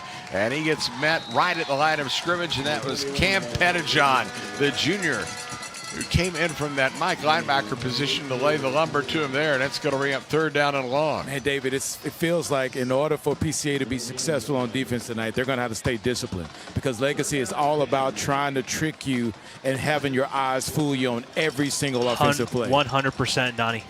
Legacy 0 for 2 on 3rd down tries, and they're going to try to dump it off, and instead it's knocked down back behind the line of scrimmage. An incomplete pass as Eddie Brownstein came in from that end position to wreak all kinds of havoc on Luke Lawrence, who was trying to get rid of it, but a nice defensive play there by Brownstein and this Lion defense to get off the field. Steady Eddie Brownstein. He holds it down for that defensive line. I love that play. Usually whenever a screen happens and you're anticipating it, sometimes that ball gets thrown over your head, but when you're 6'4", 245, and you've got at least a 32-inch vertical, and the quarterback is 5'10", you have the advantage right there. Right. Yeah, so I think that, but well done, well played. I think that it was PCA Lions yet again getting this offense off the field. Jack Drygus to punt, Niffen to call the fair catch. I thought he got bumped there at the 15-yard line, but he holds on to it. And that's where the Lions will start. 1st down and 10 yards to go after a 38-yard punt. 7-0. Prestonwood on top. A beautiful October Friday on Homecoming 2025. Here at PCA, I want to say thanks to Cowboys Fit. Special thank you to that group for their partnership with PCA. Be sure to visit their table in the plaza to learn about exclusive membership pricing for all Prestonwood staff and families. Thank you, Cowboys Fit, for your continued support here at PCA. Well, a 1st and 10 from the 15-yard line. They're going to have to go a bit of distance here, 85 to be exact, for a touchdown. We'll see what they can do as they hand it off to the running back, Taylor, and he will wiggle his way across the left side beyond the 20-yard line. You're going to get about 5 yards on the play, maybe 5.5, as it was Aiden Riley makes the tackle for the Eagles. I think we're going to see, Chuck, Coach Yantis spoke about it. He wished he ran the ball a little bit more last week in running situations. Great run to start. You get 2nd and medium. Now you can maybe work into play action and get something going. Well, he already had 8 carries for 58 yards. He only had 40 last week as this pass caught by Gio Darasaw as he gets beyond the 30 out to the 32-yard line. That's going to be good for a 1st down. A pickup of 12. Bubba Barnes on the tackle. Oh, the fearlessness of these receivers just to go across the middle after the play action. That's the passing game's best friend, a good running game. It looks like they're trying to establish that early on, the Lions. They stay in the pistol from the 32. Glass with the play fake, going to load up. He's going to go deep downfield. The pass is incomplete just inside the Legacy 40-yard line as he put that one up for Niffen Pretty good coverage provided back there by Chris Bondmiller from his free safety position. Great call by Coach Yantis. We didn't like the result, of course. It wasn't hauled in by Niffen. They've been running a lot of cover 3, Legacy has. They're rolling a safety down, and that time it was a little bit of a slant and go in the middle of the field this time. Usually an outside receiver route, but nice job by Niffen in running his route. Now we have a little bit of laundry. Yep, got a flag on the play. Tony Benford will tell us what it is. Got a false start. Offense number 58. 5-yard penalty. Replay second. That's Kanan Smith, the big man who's holding a Kentucky off right now. Dad played at K-State. That's pretty cool. So I think that's enough talk about K-State. Nevertheless. Boy, that hurt your feelings, didn't it, David? It did. Hurt a little bit. No, I think that play is going to be there all night. They seem to be rolling cover 3, extra guys in the box. Second down at 15, a pump and a pass over the middle. Niffen has it across the 35. There's another marker down, though, as he gets to the 37-yard line, and we'll see procedural lineman downfield. Yeah, I think it's lineman downfield because of the pump fake. Got an eligible man downfield. Offense number 58. 5-yard penalty. Replay second down. Now, this is exactly, gentlemen, doesn't it seem like a little bit of deja vu? You would see the offense for PCA start to get going. All kinds of firepower, and again, they've got what we've been calling the mountain range there. They get behind the sticks when it's so easy not to. I think that if they were to clean up some of these penalties, you see a brand new football team. It just negates all that hard work and effort. Reverse. Yep, going to be that flea flicker and going to try the pass upfield. It's caught. Morial has it at the 42-yard line, gets to the 45, and he's knocked down at the 46. A.J. Morial hauls that one in. It's a gain of 24 as J.T. Kilbach on the tackle for the Eagles. Now, formation into the boundary. You know, PCA loves to go hurry up after they get a big play and or a first down. Well, back to the line of scrimmage they go. They'll hand it to Taylor, running play against the line of scrimmage. Try to rip that ball out of his grasp. So get a yard as it was Riley on the tackle for the Eagles. And that puts a ton of stress on the defense. Whenever you have an offense that runs up to the line, especially if you're rotating defensive linemen like Legacy is, puts a ton of stress on communication, especially for defenses. So from the 47-yard line, 7-0, Prestonwood on top. This is cover 2, David. Yep. They're keeping it in front of him. He's going to hand it off. Taylor will bounce to the 50-yard line, and he'll be knocked down actually right at that point. Actually, one ref's on the one's on the 49, one's on the 50. Let's see if they put it in the 49 and a half. Split it in half, yeah. Yeah, I got to say the 50. Split That's where it is. So it's third down and a long 6, and they're going to pass over the middle. It's intercepted, picked up by Sam Jones. Down the boundary he goes, 30, cuts middle of the field, 20, headed toward the end zone to the 10, to the 5, and a touchdown for Legacy Christian. 55 yards on the interception return for Sam Jones. We heard all about him, and he makes his mark felt here early. It's 7-6 Lions. David, I thought just one time too many, going to the well once too often with that play, and it's pretty much been the staple of their passing game so far. Just that quick slant to the middle of the field, and they read it perfectly. I think they did, and by the way, that's Captain Sam Jones to everyone here, I guess, on this broadcast. Man, he is the it guy. We were warned. Coach Yantis even said he's the best linebacker in this district, and I thought, there's a Cooper Witten in this district. That's high praise. But, man, Sam Jones, there's a reason why, too. You just saw the athleticism there.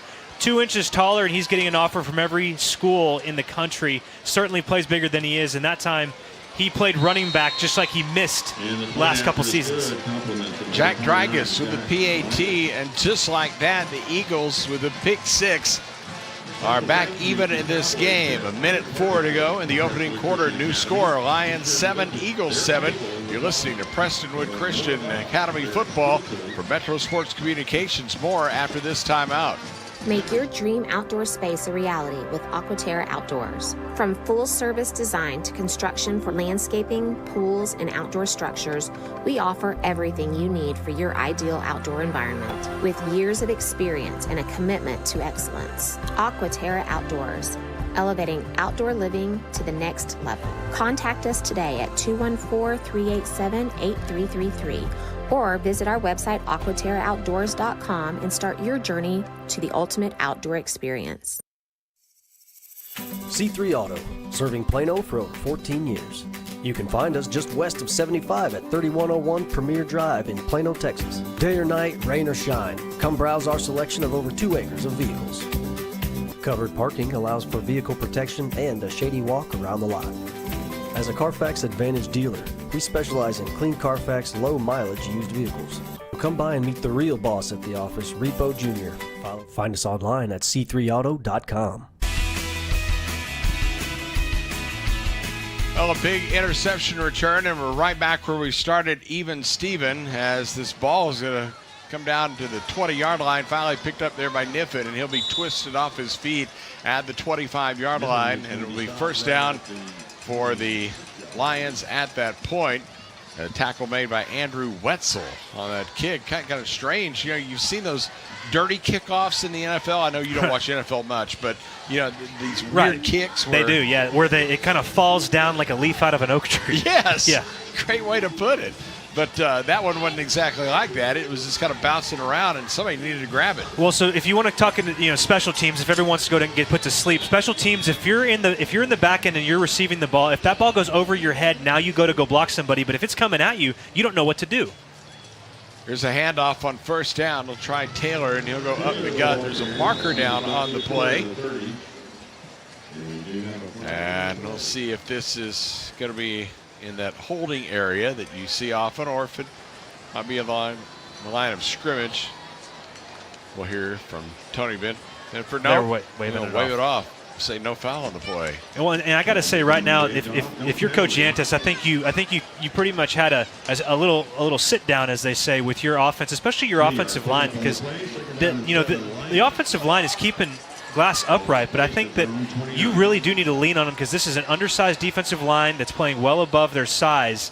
You need to go out there and manhandle them, be how you know to be. 3 yards on that first play. They'll try another handoff to Taylor and bring him out across the 35. That's no, he's just short of the first down, actually, I think. No, they're calling the first down. They're going to move down, yeah. All right. Well, you have a better angle, because where the head linesman is on the near side, it looked like the 35.5, and the chain was at the 36. That's what I was going off of. And, David, I'm with you, man. Run the football. Your offensive line is way bigger than defensive line. Just push forward the whole entire field. Wear them down. Well, let's see what they do. They fake the handoff, get it in the hands of Niffen, looking for a block, skates across the 40, gets out to the 44-yard line, and he's brought down there by H. Razor, who comes up from that strong safety position. Called a gain of 8 yards on the play. And H. Razor, I mean, we went over the lore of the name H, and I think someone might need to tell Coach Hicks, because he truly didn't know. He goes, we just call him H. And so, but his dad is also the broadcaster for Legacy. I thought that was really fun, and he's got that country twang to him, but that kid H is just fearless on the football field. Final play of the first quarter is going to be a swing pass to Niffen over in the right flat. Eludes one tackler, twisted off his feet by Aiden Riley from his linebacker position. There was a fumble at the end of the play. Now let's see if he was down. They're pointing. Legacy's away, and they have turned the football over again, have the Lions, and Legacy recovers as time runs out in the first quarter. Well, we'll talk about it when we return, but another Prestonwood turnover, and the Eagles are going to have the football when we come back for quarter number 2. Now there's a delay on the field. Let's make sure we do go to the quarter break here, because they've already, now they're setting it ready to go. So let's take time out. It is Prestonwood 7, Legacy 7. We'll have more after this timeout from Metro Sports Communication and these messages. You gotta dip your chicken strips. Hey, this is Kiani. And this is Tabitha. And a little thing we love about Chick-fil-A chicken strips is all the different sauces we can dip them in. I like to line up all my favorite sauces so that in every bite, I have a different flavor. Then with the tenderness of the chicken, the juiciness of it, it's all there. And for me, I like to mix my sauces so I get a little tang and I get a little sweetness all in one bite. That's just a recipe for a good time, That's what makes it for me. That's what does it for me. That's what I'm saying. Real guests paid for their testimonials. The Children's Health Andrews Institute is helping me get back into the swing of things. They're getting me back to reaching new heights. Back to sticking the landing. Back to setting goals and scoring them. Back to more than a game. As experts in everything from orthopedics to performance training, we specialize in getting DFW athletes back to doing what they love. 7-7 as we come back for the start of quarter number 2. I want to say thanks to one of our lead partners on the broadcast. That is the Andrews Institute Children's Health. One of the lead partners, along with Aquaterra, which will bring you the halftime report. Then stick around after we're done for the post-game show. That is going to come your way with highlights, interviews from down on the field, and much, much more. So don't go away there. That's brought to you by Global Strategic. Don't want to leave them out, as after that fumble recovery, all of a sudden Legacy now with a chance to go up. They'll start in great field position from the 46 as Lawrence rolls to his right, throws downfield near the 35, and the ball came free from the intended receiver. That was Jacob Kuhn they were looking for. The senior wideout, Luke Lineberger, the quarterback, was over in the coverage. Shifts and motions right now is the name of the game here, and really it's that West Coast offense that Coach Seneca Wallace is really trying to instill, and he's really tried, I think, to get the football IQ up. They had a football 101 session really for the kids, just to say, hey, look, here's how this obscure rule works. Here's what this means when we say that. So they're trying to get the IQ up. Oh, now we go under center with a 21 personnel set. And they're going to mess everything up with a flag. How that different look, Tony Benson will tell us. It's a false start. Got a false start. Offense, number 76, 5-yard penalty, replay, second down. I feel like if you're the PCA defense, it's like showing a Gen X or a Gen Z kid a VCR. They go under center with a fullback, just sitting there staring at it. But I like the changeup. I think it's really unique. Again, I was saying about the West Coast offense, it's about screwing with your mind before the snap, and then a lot of timing and drag routes and position plays once it's snapped. Empty backfield. They're going to throw over on the left side. Pass is caught across the 50 to the 48-yard line in Prestonwood territory as the pass was hauled in by Jackson Ladd, who was lined up out of the backfield. As again, they emptied the backfield. Josh Bingard on the tackle for Prestonwood. I can see them going back to that empty set again and then just really running it with Luke Lawrence. They've yet to do that. They've run a couple of option plays. They've run a couple of RPOs with him, but he's really more of that Eric Crouch type of quarterback. Maybe a 55-45 runner to passer, but he can still get the ball in his receiver's hands, and he can still operate this offense very well. You've seen it so far. Big play here, 3rd down and 2, as they're going to swing it out in the flat and hit hard as Ladd and knocked backwards by Ty Gilday. Had a couple of big tackles last week in Argyle, and he laid the hammer down right there for a loss. That's a loss of 7 on the play, and Legacy will be forced to punt. I do wonder if that was going to be a wide receiver pass. That was behind the line of scrimmage, and he got back there so quickly that he disrupted everything. I don't know. 3rd and 12, you would think you try to design a play that would get you down the field, and I'm thinking that may have been a wide receiver pass. Yeah, I think that was a lateral. Technically, is a bad snap on the punt.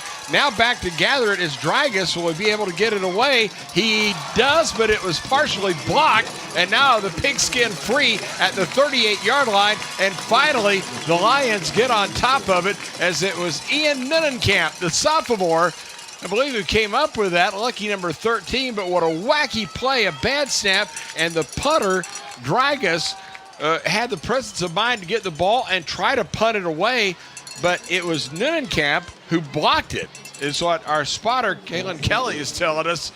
And after all is said and done, they're going to get it at the 39-yard line. Defense playing fantastic. Special teams already playing out of their mind.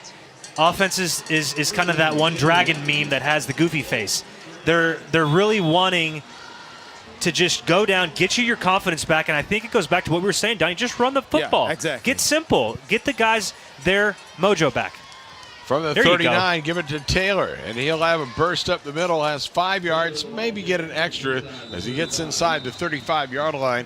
Again, a 7-7 game, 9:55 to go here in the first half. It seems like Prestonwood has had control of the game so far, but you look at the board and we're even Steven at this point thanks to the turnover. And that was a tough run by Taylor. Didn't even get down on the ground. I love those runs from running backs where they're pushing the power forward, and you don't even get me on the ground. I'll just throw the ball back to the ref when I'm done. 2nd down at about 4. from the 33-yard line. Gonna hand it again. Running play near side, gets to the 30, gets to the 25, down to the 22-yard line, as it was Braden Bixler, the sophomore, who we saw quite a bit last week over in Argyle, picks up 9 yards. Racer on the tackle. Right back to the line of scrimmage they go. Out of the pistol, hand it off. It'll be Bixler again. Gonna try for extra yardage down inside the 23 to the 22. Sam Jones on the tackle for Legacy. And Sam Jones just, stoned big Abram Bengard into the running back. Sometimes when you're a linebacker, you just have to be a little bit creative to make your tackles. What do you know about that? Second down. One or two things. And 9. Got to hand it off. Running play near side. Bixler will get inside the 20, down near the 15-yard line. And he's going to be about a yard or two short of the first down, depending on this flag now that is down at the 20-yard line. And we'll see what Mr. Got a hold had. On the offense, number 9. It's going to be a 10-yard penalty. Replay second down. Man, that has been what's been going on with the PCA offense today, because every time they have something successful, I was just about to say, I love the way Bixler runs. I love the way he sees the hole, hits the hole, and gets forward. But that good run now is negated because of a holding. It's arguable. When the game was 14-3 last week, Liberty was up. You could argue that Bixler was that kindling that got the fire burning for that offense last week. Now this time, faced with a second in a century, I feel like you could still stick with the run. You're almost in field goal range, and I know you've got a little bit of wind at your face. But, you're getting into 4-down territory, maybe points being at a premium. Second down, call it 20. Got to be a handoff, and it's Bixler who will have short yardage to the 30-yard line. Pick up of about 3, so it's going to be third down and very long. As it was Riley gets credited with a tackle for the Eagle defense. I'll tell you what, fellas, the wind is blowing a little bit harder than what it would appear for you guys. It's coming from the south pretty breezy down here. So driving into the teeth of this right now are the Lions, as Glass get up behind the offensive line, going to change the play call as he got that from the sideline. Still 10 seconds on the play clock, so he's got plenty of time. 4 receivers, 1 left. Trips out to the right, and they snap it to Glass, fires over the middle, slant, caught at the 10. Niffen breaks a tackle to the 5, and he is in for the touchdown. Junior Niffen had a couple of scores right here against Bishop Lynch 2 weeks ago. Falls in a 30-yard reception from Luke Glass, and the Lions are back on top.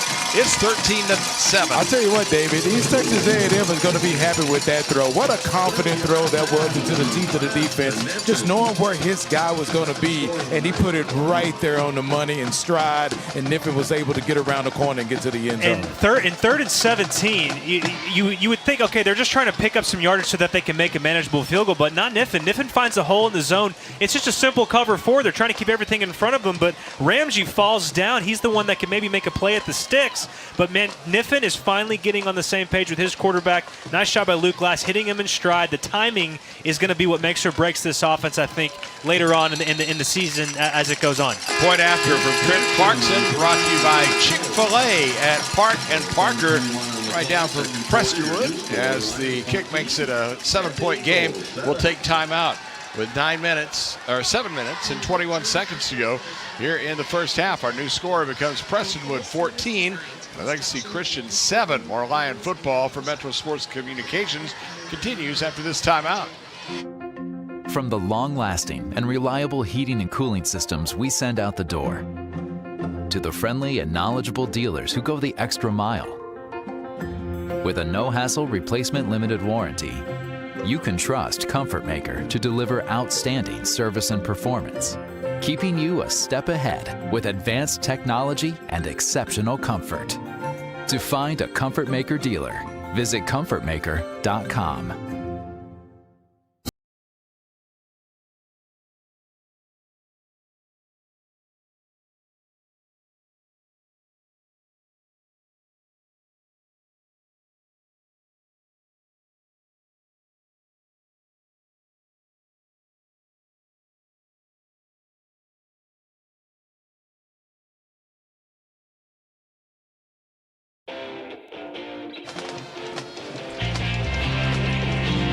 Well, a sweet drive for Prestonwood after the block punt.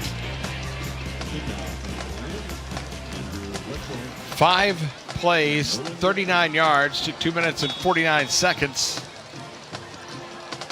30-yard pass play for the touchdown, and the PAT makes it a 14-7 ball game. 14-7 with 2 giveaways in the first quarter alone. So, again, credit that defense and this special teams for really playing stout so far. Here's the kickoff down to the 18-yard line. Fumble, but taken right back into the hands of Wetzel, and he will get out near the 30-yard line, and that is where the Eagles will have it first down and 10 yards to go as Braden Bixler is down on the tackle.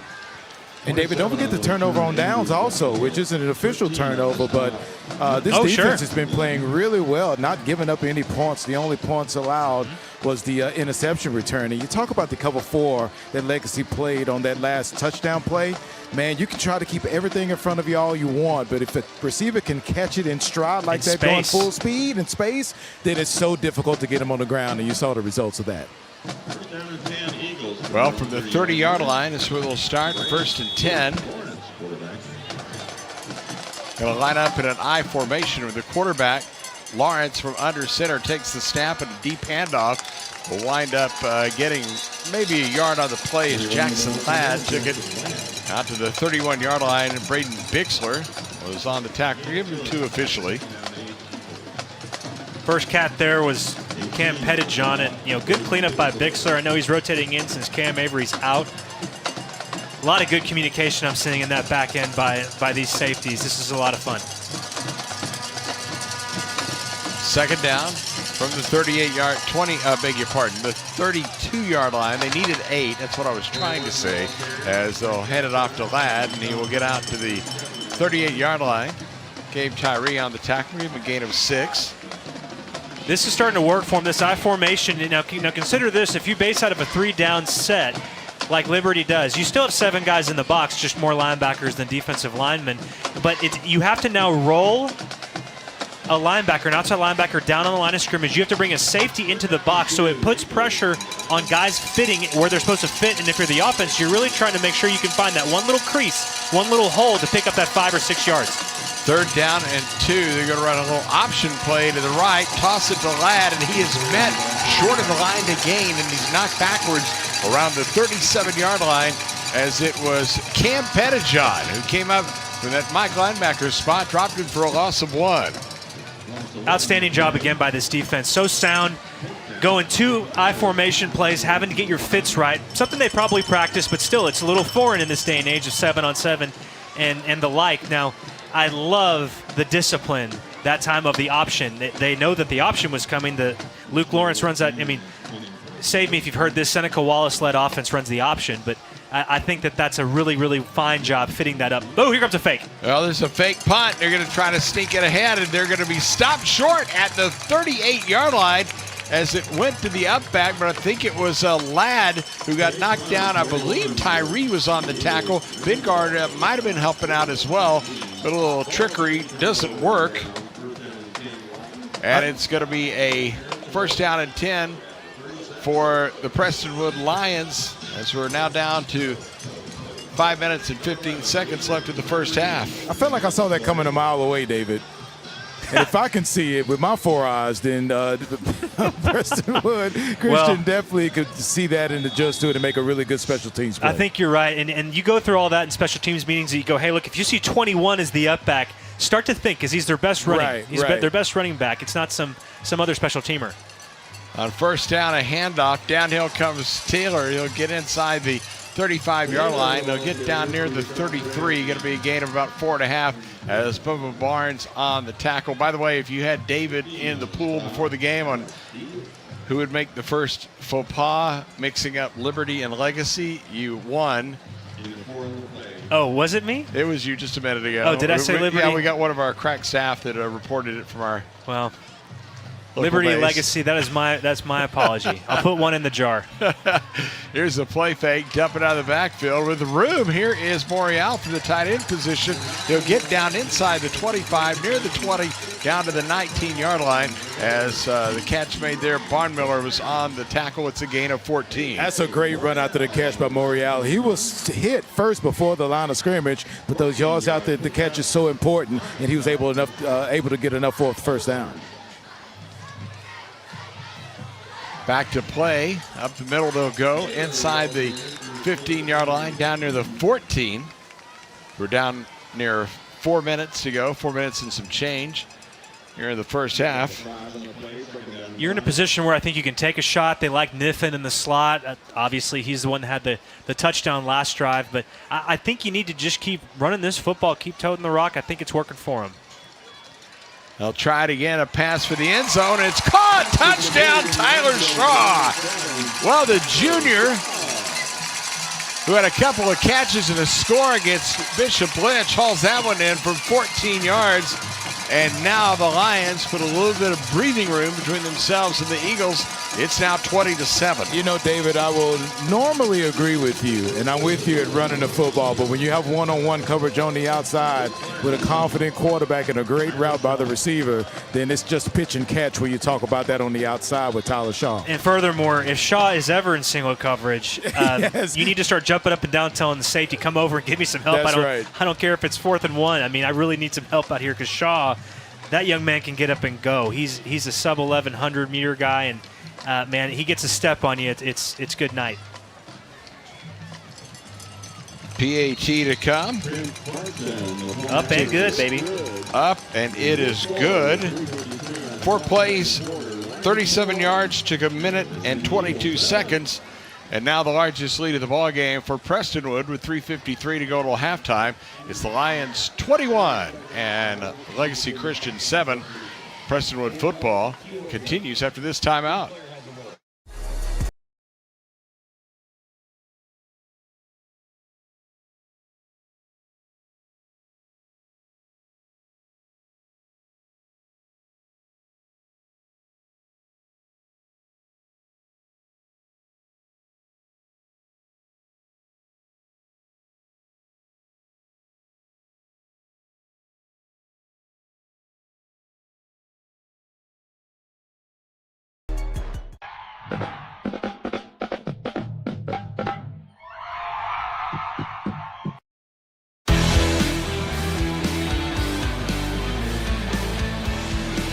Again, that scoring drive just a moment ago, rather economical 4 plays, 37 yards, took a minute 22 as the kickoff is going to come down to the 20-yard line, taken by Andrew Wetzel, and he'll get 10 yards out to the 30 and continue out to the 34-yard line before Luke Lineberger makes the tackle for Prestonwood. I want to say thanks to Freeform Chiropractic, and that is Dr. Bloodworth, the Freeform Chiropractic Group.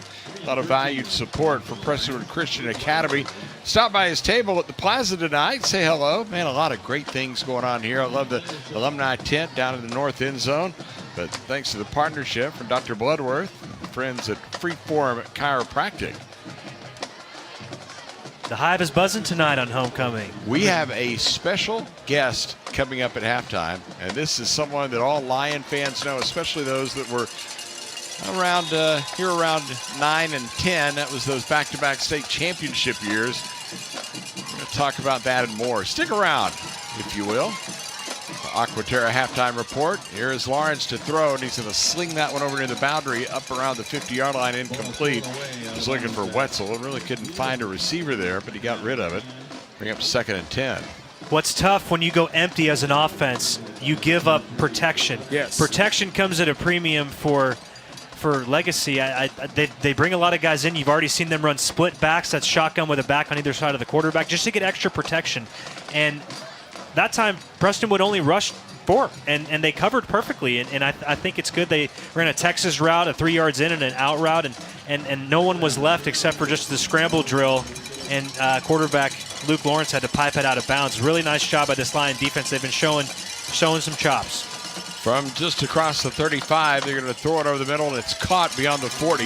And catch is made there by Bays, junior receiver, brought down by Cam Pettijohn. It's a pickup of 5. And fellas, now you put that offense in a bit of a pickle because, okay, you're behind in the game by a couple of touchdowns. Do you keep doing what you're doing with the game plan, or do you try to force it a little bit and maybe get out of character? And if you can get an offense to do that this early in the game, man, that is advantage Prestonwood Christian. Couldn't agree more, Donnie. And furthermore, you know that you're going to be kicking off to start the second half. So I think you just really want to, at the very least, play the field position game and keep the score as close as you can. Legacy 0 for 5 on third down tries. Here's Lawrence to low, throws over the left side. It's caught, and they converted out to the 50-yard line as Bays hauled that one in. And Lineberger on the tackle. It's a pickup of 9. We told you Bays, the leading receiver on the team, coming into this one, had 24 catches in this game. Hauls in another one there, and a much-needed first down for the Eagles. And he's a terrific route runner, fastest kid on the team as the Eagles go hurry up. From the 50-yard line now in trouble, Lawrence eludes 2 tacklers and finally twisted down after a loss of 3, and it was Cam Pettijohn, who's been a busy guy tonight on the defensive side, who will knock him down. That's a fantastic open field tackle. That was outstanding. My gosh. Man, the linebacker in me just shed a little bit of a tear because that was outstanding play. On 2nd and 13. Lawrence deep down the left sideline, incomplete inside the 20-yard line as he aired that one out. Lineberger was in the coverage of Bays. That'll stop the clock with 2 minutes, 12 seconds to go here in the first half. Now, if you're Prestonwood, you get one more stop here, get football back, and have a couple minutes to work with. You got 2 timeouts. I think at this point, I bring heat. They're doing a 1-2-3, ball's gone from the quarterback's hands. But I think this might be the point to do it. It's an obvious passing down. You got to watch the screen. They played great that time. But Legacy really knows that they need something here. They're going to go a diamond formation, maybe a 2-man route. Safeties are playing really close. Corners are pressing on both sides. Whistles at the start. See what this is all about. I think we have a false start, fellas. That'll help the cause for the Lions. If everyone will just wait, Tony Benson will tell us. It's no delay need to game wait. on the offense. That's right. 5-yard penalty. Replay third down. Chuck, if you would just wait, you'd get the right call. You got 3 people. Our statistician Ryan Metcalf, Donovan. Time away from their families. David, everybody just chiming in. That's right. You know what? There's just something about being right. Yeah. Feels really good. It's almost like a game show. But I mean, I bet you're something to watch Wheel of Fortune with, Donnie. It's like no. Well, it's that star complex because every day he's the big star of the ticket. I mean, give Tony Benson his moment. Oh man, he just keeps stepping on it. Let the man breathe. Third down and long, and now we get a timeout called, and we'll hold it here. Legacy. Tell you that special shout out to Andrew Children's Institute for their amazing support and Prestonwood Christian Academy. Thanks to Andrew's Children's Institute for everything they do to make a difference in the community. Again, want to say a special thanks to Tinder's Smokehouse, who was a big sponsor of tonight's Alumni Tailgate. Hosted a big tent down at the north end of the field. PCA really appreciates the partnership and support there and everything you have done. A lot of good food consumed here at the stadium. That's what you're supposed to do on homecoming. Come out, eat well, enjoy a great football game, and 9:30 or 11 a.m. Just can't beat it. And do whatever you do on Saturday. I guess tomorrow's dance time, right? You have the dance. I don't know if you just tuned in, you didn't hear Donnie Yantis' interview. He was talking about, I asked him about homecoming and the distraction involved. And he went off on a totally different route than I thought he was. He said it's a great opportunity to teach these young men how to treat young ladies, how to open the car door for them, how to meet their parents. Outstanding. All these cool things that, you just don't think about. It's like, here's your opportunity to do something this homecoming. To 212. Well, and that's why Game clock, 212. That's why he's one of the best in the business, and he's just invested in these young men. Reset the game clock to 212. So they want to set the game clock to 2:12. They've got that crank it out. And third and long again. You don't want to let anything behind you. It's a trip set. Back is to the trip side. Nope. I'm not going to say anything, They're going to add 5 more yards. Well, that's because false start. Offense, number 1. 5-yard penalty. Replay third down. Well, that's because everybody watching, Donnie, can see it, including those that don't have eyesight anymore. I'm going to resist my urge to be right, to be the star. He was excited about that play. We'll just get you a flag, and you can throw it anywhere you want. I'll throw it myself. Okay. Yeah. From the 37-yard line, it is 3rd down and 23. Lawrence, heavy pressure. He is hit. He is dropped. Back inside the 25 by Kyler Pettijohn, who you heard on the pregame show as Kyler comes flying in and drops him for a loss of 11 yards on the play, and that will force another Legacy Christian punt. Got to pin their ears back and get after it. There's nothing better, especially if you're a linebacker and you know you get to blitz, because you play coverage quite a bit too. 2-minute timeout. Making run fits. Now, when you get to go, that is so much fun. The young man, Pettijohn, all over the field. 2 touchdowns last week on offense and the goal line package. Man, and what a special young man. He is so much fun. I really enjoy just hearing about him and reading about your conversation. That was awesome. Absolutely. It was so cool. As a matter of fact, I mean, I think this is going to be a theme all year long. We're 4 for 4 on outstanding interviews with these Lions because, I mean, they're clever, they're witty, they have interesting things. So, I mean, it's just, I can't wait to continue the rest of the season and get to meet some more of these guys. A reminder, special guest interview coming up at halftime. You want to stick around for that. Promise to be good. Just wait. Especially if you were here right around the 9-10 area. You're going to love that too. So I'm going to tee it up. It's what's called a tease in radio. Yes. It is. You're a tease. Very effective tease, Chuck. So here we go. 2 minutes to go. The 2-minute timeout, they call it, in high school and in college. So consider yourself warned. They're going to try a fake punt. As the punter, Dragus, keeps it, gets to the 20 and out to the 22-yard line. Now, I think it was impromptu. Yeah, I think someone shot through. Yes. He didn't get to see who it was because he was moving so fast. Yes. Yeah, that's what I was going to say. I mean, he wasn't going to run for 30 yards. It was 4th and 34. So I don't think that was by himself. They just saw the heavy pressure coming in and said, I can't punt it. It's going to wind up in my end zone. Sometimes you just got to know when to surrender, and fall back a little bit. That was really smart. But some punters, they try to overdo it. And I mean, you could have argued that was the case last time by Dragus. But man, Lions special teams showing up yet again. That can be a huge factor in a game. We always forget about it. Give Joe Palmer, who we called a couple of times last week over in Argyle, credit for that tackle. And on 1st and 10, they're going to hand it off. It's going to be Taylor who will get inside the 20, maybe to the 20. And the ball popped out, and Legacy thinks they've got it. And they do have it. Oh, of course. It's Sam Jones, who is in wreaking havoc again. He's just the Darth Vader tonight in this football game. And for the 3rd time in this contest, Prestonwood has coughed up the football. David, you don't fault anyone for trying to gain extra yardage, and that's exactly what Taylor was trying to do. He's trying to get extra yardage, just got a little loose with the ball and was ripped out and recovered by Legacy. It was a golden opportunity to go up 3 scores before halftime, and now the defense that's been doing it all game long will just have to do it again. And in a game where you might have thought that Legacy's defense would just be living on the field, especially how this started out with a few 3-and-outs. It's the Lions defense that's out there now. More football is always fun, but extra drives can end up stacking up on a team, not just in a game, but across a season in district play. 1st down and 10 from the 23-yard line. Lawrence with a flag down, loses the football himself, and let's see who came up with it at the 20-yard line. Well, that could turn this one right back the other direction. And remember, there's a flag down, too. I think it was Cam Pettijohn who was the first man on it. On the offense, number 55. That penalty decline. 1st down. And it is a fumble recovery for the Lions. Pettijohn comes up with it. Cam said, hey, free football. And now, with 1 minute and 37 seconds left until the intermission, they're going to have a very short field with which to work, as they're going to put the football down at the 21-yard line.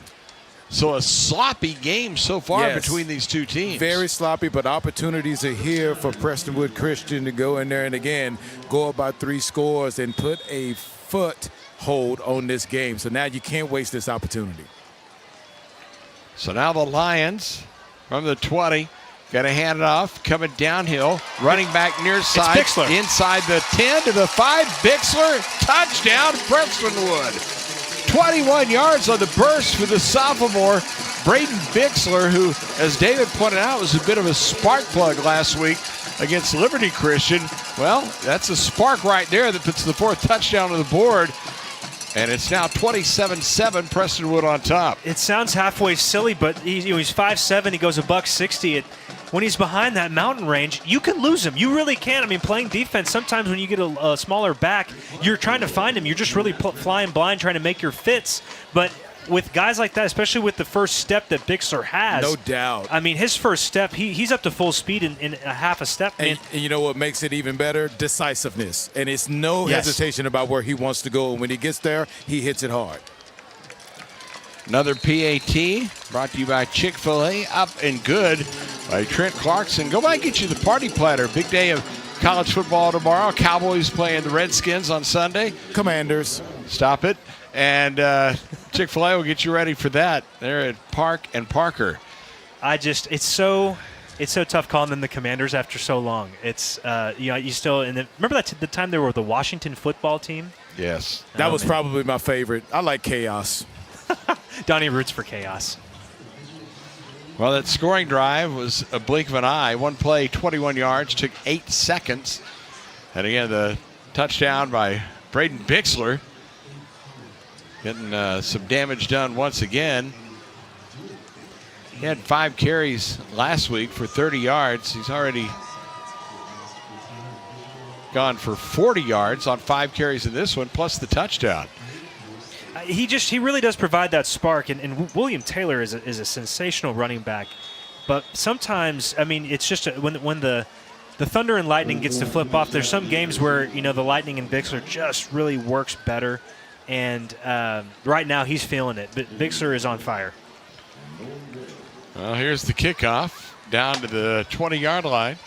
Taken there. And this is going to be Wetzel. Andrew Wetzel back up to the 30, to the 35, out to the 36. And that's where Legacy will have it with the Bennett 23 to go in the first half. Is Joe Palmer, again, one of those special teams players for the Lions who seems to always be on a tackle, is in on that one there. So, okay, fellas. Yes. 2 timeouts, 123. How aggressive are you if you're Legacy? Your offense has been struggling. Do you try to get something going before halftime? Now, Prestonwood, they have 2 timeouts also. So if you go out and throw the ball a couple of times and it's incomplete, Prestonwood could get the ball again and maybe score before halftime. So it's kind of in that area of what do you do if you're Legacy? Just kneel it out? That sends a message to your team. I'm joking. It's been rough. They have only 39 yards of total offense. That's why I was saying it had been a good day at the office as they toss it to Ladd, and he gets hit immediately. And coming in with a bad attitude was A.J. Boreal from that linebacker position. He knew he had man coverage on his running back. He played it perfect. Prestonwood. Here you go, Donnie. There's your answer. Well, it's a timeout called by Prestonwood. I will bet you they would love to have the timeout they used earlier in their back pocket right now, because if they could, then Legacy would be forced to punt this ball if they did not decide to try to take advantage of this possession in the first half. Well, and on that note, it was Kanan Smith's hat popped off. He had to leave the game, and he was kind of coming off late, and Coach Yantis was looking around trying to find a guard because it would just kind of flew under everybody's nose, and he had to burn the timeout. And people think about it, usually you want your, timeouts come into play at the end of a game, but in a first half where your offense has played so shaky and now they're trying to get their footing right, you're right. I mean, timeouts can be at a premium really in a first half. Sometimes you think about it, the 5 yards may not be that bad if you need to take that instead of burning the timeout, because you just never know in what situation towards the end of the half you're going to need it. Remember, our halftime report brought to you by Aquaterra. Was a special thanks to Aquaterra for all their generous renovation of the Lions Stadium Plaza, featuring new plants and lighting. Well, you saw that coming in. It was spruced up, makes the place look even more beautiful. This is a great stadium, but some extra pluses added by Aquaterra. Bring you the halftime in just a moment. Out of the timeout, 1:13 to go. here in the second quarter. The bunch set over on the left side, and the quarterback Lawrence is going to throw to an open receiver, and it's caught by Brennan Bays out beyond the 45, out to the 48-yard line as Braden Bixler made the tackle. Well, now this changes things, gentlemen. It truly does. I am shocked they went for it on 2nd and 14 like that. I thought for sure they were going to hand it off and just make Prestonwood call their last time out. Well, it was a great job by Bays. He you know, of course, he's the best route runner in the team, total football guy. Coach Hicks doted on him and his just love of the football game. But man, he ran one heck of a route, finding that not only the timing for his quarterback that they're just on the same page, him and Lawrence, but that was such a great route, great catch, knowing that he was just trying to find the soft spot in the zone. Well, the clock was blown dead momentarily. There were substitutions coming from each side, and head linesman came over for the near boundary and wanted to talk to the ref. Yeah, that was caught in bounds, though. Unless they use a timeout, I don't see why that clock is being stopped. It's stopped to move the chains, but then it starts right back up. Coach Yantis is having a conference with the head linesman as well. He's wondering, you know, what are we doing here? Well, they're right beside us in the next booth. You want to get out a yardstick, Donnie, and kind of a little corporal punishment here? Sure. Why not? He sounded disgusted that the clock was stopped. I'm just trying to – I want people to follow the rules. Donnie, if there's one thing I know about him, he's a rule follower. That's right. Oh, yeah. If I know one thing about him, paints within the lines. Thank you, David. Got time out. He can't get home. He can't get home with a compass. Reset the game, cop. 109. You know how I spell compass? W-A-Z-E. Yes. I can get home with that. That's it. Well, hold it here. You got to remember, halftime we'll have a special guest interview. We'll have a recap of the first half as well. And, again, homecoming 2025. Maybe we'll just find out who the king and queen are. Do they still do that at halftime, or is this like a coin flip of a football game? They do it before the game and don't tell anybody? You know, that's a great question. I think some schools will already have announced the homecoming court and the king and queen, but they just give you the results at halftime, so they just don't reveal it there. But then some still may have the surprise at halftime of the game. I don't know. I was never homecoming king. Never. Well, by the way, we want to say just a thank you to the staff that we have working here, and a lot of people, all hands on deck. And again, we're still early in our season. We're in game 2 of the broadcast, and we had to work through some technical things again tonight, and a few things you see on the screen, including the score bug, which took a little bit to get straightened out, but we've got it going on. There's more to that story. We'll tell you later. At a jump in the defensive front and a free play for Lawrence, so he's just going to go deep downfield. The pass is incomplete down around the 13-yard line as Bays was the intended receiver, but he got chopped there by Bixler. Now we'll come back, and Tony Benson will tell us. At offside, on the defense, number 11, 5-yard penalty, replay first down. You know, I've talked about him already on the broadcast, but sophomore Braden Bixler, he looks like such a natural out there playing safety, and you know he's filling in for the Frisco transfer Cam Avery. I really like how he played. He saved a touchdown right there. That receiver was running scot-free. He ended up getting a perfect pursuit angle and getting there on time, so it wasn't a pass interference on top of that. From the 46-yard line. Snap it to Lawrence. Going to throw over the middle. Pass caught at the 35 as Bays thought he was in the NFL. He popped up, was going to start going downfield, but he'll settle for the catch of the first down as Lineberger was the one on the tackle, or at least credited. Gain of 11 on the play. Back there they go. That one is dropped at the 30-yard line as they got it out toward Morabito and a catch earlier in the ballgame, but he couldn't hold on to that. That'll let the clock rest with 50 seconds to go here until halftime. 28-7, Prestonwood on top. Next week, the Lions have a pretty big football game. It's going to be on the road. Parish Episcopal coming next. And matter of fact, we need to hit that scoreboard here at halftime and see if we can find a Parish and Liberty score. They're playing tonight. That's right. So from the 35-yard line, Lawrence with the shotgun snap, flushed out, comes to the right.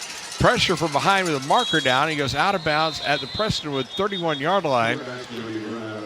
But it will most likely be a couple of different call. Markers on the play also. They may have seen the same thing. That's true. See, now you're in my head, Chuck. I'm trying to I don't like this. Let Tony Benson do. I need to get back to being me. He gets paid to do. You don't get paid to. I know. Announce penalties. Hey, next week when you introduce the officials, just have a on the offense, number 21. We had a holding on defense, number 16. Penalties offset. Replayed it down. Next week to meet the officials, you just have Donovan Lewis. That's all it Everyone says. of a referee, umpire, side judge, Donovan line Lewis. judge. Donovan Lewis. Well, we have a score, gentlemen. Second quarter, 28-7. Parish Episcopal on top of Liberty Christian. Same score here. My oh my. Oh, there's play another again. jump up front. They'll throw this time deep down the left side. And the pass is going to be intercepted in the end zone, but Luke Lineberger won't be able to put this one on the mantle because it was a free play. And offside on the defense, number 43. Going to be a 5-yard penalty. Replay second down. And as they say in the business, Tony Benson's getting more airtime than we do tonight. I mean, if your legacy, you really came into this game really wanting to run the football, that's where your strength is. You've had 2 receivers that are out with ACLs from the beginning of the season. You had another receiver transfer, so it's a cobbled together unit in that room. But so far, when they have to do whatever they can, they're hard counting and they're finding guys open. They have -7 rushing yards on the night as they go to the air this time and throw over to the sideline, and it's caught down at the 20-yard line by Heaton. Miles Heaton comes up with it. Oh, no, over his head. It was over his head. Yes. Beg your pardon. I thought he hauled it in. Beg your pardon. That was the intended receiver, Heaton. So I do apologize, and that'll move the down box with 30 seconds to go here in the first half. Third down coming. Yeah, 2 starting receivers, 2 guys they really counted on at the start of the year, not right at the start of the season. One was, the other one a little bit prior to that out. So that early decimated the team. This little screen pass set up on the right side, caught by Ladd looking for a block. He'll get inside the 25, get down near the 20, and has a first down at that point. Clock down to 20 seconds to go. Gain of 10, Landon Hollins on the tackle for the Lions. Looks like he might have come up a little gimpy there, and it's now a safety and a linebacker in. Here's a pass toward the end zone. It is caught. It's a touchdown as Bays hauls it in from Lawrence. There is a flag down as well on the play. Well, and it may be coming back. Got a hold on the offense, number 54. It'll be a 10-yard penalty. Replay third. That is a brutal call for legacy. That's a shame, too, because that ball that Luke Lawrence threw best to ball of the night. thread the best ball of the night, gentlemen. I thought that was outstanding. He hit Bays in stride. There was 2 guys there. Defenders, it was a perfect throw. Luke Lineberger, it was like a NCAA glitch if you play the video game where it looked like it went through his hands. I mean, he put it right through the tire hanging off the tree. I mean, it was absolutely perfect. And all for naught with the penalty. They'll be looking at that one on film, scratching their head saying, what happened there? So from the 30-yard line, here's the snap to Lawrence. This time he's going to throw downfield incomplete toward the end zone. I was looking in the back end of the Lion defense. I don't see Landon Hollins. He came up with it looks like an upper body. He was kind of holding his shoulder. It was kind of hanging down. He made a really good play on the tackle. He just kind of got up and I mean, you hate that. Maybe a stinger, but man, it's tough to lose. You have Cam Avery already out, and Bixler's playing out of his mind. I'm loving what I'm seeing from him, but Landon Hollins, got a timeout. The junior, has been a stalwart back there. Timeout Legacy. Let's take a quick break near the end of the first half. It's 28-7, Prestonwood on top. Lion football for Metro Sports Communications continues in a moment. From the long-lasting and reliable heating and cooling systems we send out the door, to the friendly and knowledgeable dealers who go the extra mile. With a no-hassle replacement limited warranty, you can trust Comfort Maker to deliver outstanding service and performance, keeping you a step ahead with advanced technology and exceptional comfort. To find a Comfort Maker dealer, visit comfortmaker.com.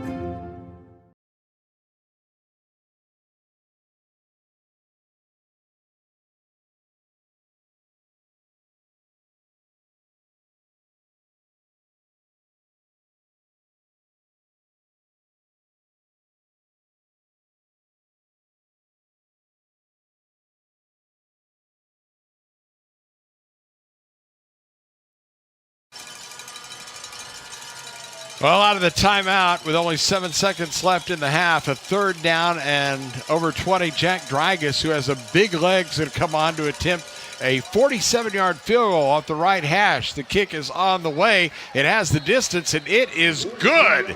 Jack Dragus, who has a cannon of a leg, gets Legacy on the board again, and it's now 28-10. Prestonwood on top with 2 ticks left until halftime. Well, it's not the touchdown that they wanted a little bit earlier, but we'll take what they can get and draw within 18 on the scoreboard. Striking distance, I think, for the remainder of the half. You got some ways to go, but if you're Legacy, you feel pretty good about that drive, I think, frankly. You truly scored a touchdown, although you had holding. We know that's cheating, so that came back. I think that it was the best drive of the night for them, and I feel like Luke Lawrence is finally feeling himself. He was a kind of a slow burn to begin with, but really caught fire there as they made it over the midfield mark and really starting to hit. I mean, Bays, he is outstanding. What a receiver. They're so glad to have him, coming on and playing how he is with that receiver room being so topsy-turvy. And especially overcoming that 2nd and 14 after the timeout from Prestonwood Christian. I thought for sure they were going to hand it off and say, all right, we'll just go into the halftime and see what we can do. But kudos to Legacy for continuing that drive and getting in the field goal range and making that field goal. Well, the man of the moment, Jack Dragus, who just hit that 47-yard field goal, puts a foot into this one and will drive it out of the back of the end zone. So we'll have to run one offensive play. I think you probably should have squibbed that right. And at that final 2 seconds. Oh, he's feeling good. He's going to go ahead and boot it out. He got the wind at his back. Yep. So again, next week it will be Prestonwood taking on Parish Episcopal, beg your pardon. That'll be coming next as we get down into the latter stages of the season. Hard to believe we're saying that already. Checking the standings coming in tonight. Parish on top at 3-0. Liberty Christian, who they're playing right now and are throttling 28-7 second quarter, coming in second at 2-0. Prestonwood, third place at 2-1. Bishop Lynch 1-1. Legacy Christian 1-2 into this one in the league. Nolan and TCA Addison, both winless. Nolan 0-2, TCA at 0-3. Those are your standings, and Taps 1-1. And let's see if Glass, who is in the shotgun, will take the snap and go to a knee, or might try some pitchy woo-woo and see what happens. So we get a flag on the play, believe it or not. Well, they didn't. Got delay game on the offense. Did you happen to see Bad Beats this week? Yes. The last play? It was East Texas A&M was the star of that show. It's going to be a running play. Get it in the hands of Niffen at that great speed. And he gets knocked down at the 28-yard line. A pitch there to bring around the near side. Kilblock on the tackle, and that will end the half. And it was a good one on Homecoming 2025 first half edition. As through 2 quarters, it's Prestonwood 28 and Legacy Christian 10. A short break. David and I will recap the first half, and then we'll have our special halftime guest we've been building up. So now you just kind of say, who is it? Who is it? We're going to tell you in just a few minutes. So stick around. You're listening to Prestonwood Lion football from Metro Sports Communications. More after this timeout. Make your dream outdoor space a reality with Aquaterra Outdoors. From full-service design to construction for landscaping, pools, and outdoor structures, we offer everything you need for your ideal outdoor environment. With years of experience and a commitment to excellence, Aquaterra Outdoors, elevating outdoor living to the next level. Contact us today at 214-387-8333 or visit our website aquaterraoutdoors.com and start your journey to the ultimate outdoor experience. They say few things stand the test of time. Because to stand among and to stand with, to stand in and to stand firm comes down to what you stand for. So we are workers unashamed of the truth and leaders led by our Creator. We are servants with an eternal perspective. In heart, in mind, in action. We believe that reaching higher starts by going deeper, and that longevity isn't achieved alone. We believe that reverence for God is the foundation of wisdom, that champions out there are established in here. It strengthens how we lead, how we invest, how we serve, and how we love. Because that which stands the test of time has a foundation that cannot be moved.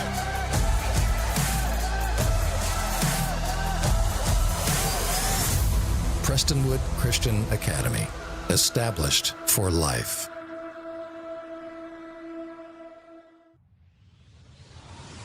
Welcome to PCA Lions Halftime Report. Brought to you by Aquaterra Outdoors, Texas's premier outdoor living, landscape, and pool design experts. Now back to the stadium for the Lions Halftime Report. 28-10 at the intermission. Lions on top, but again, it is the Aquaterra halftime update.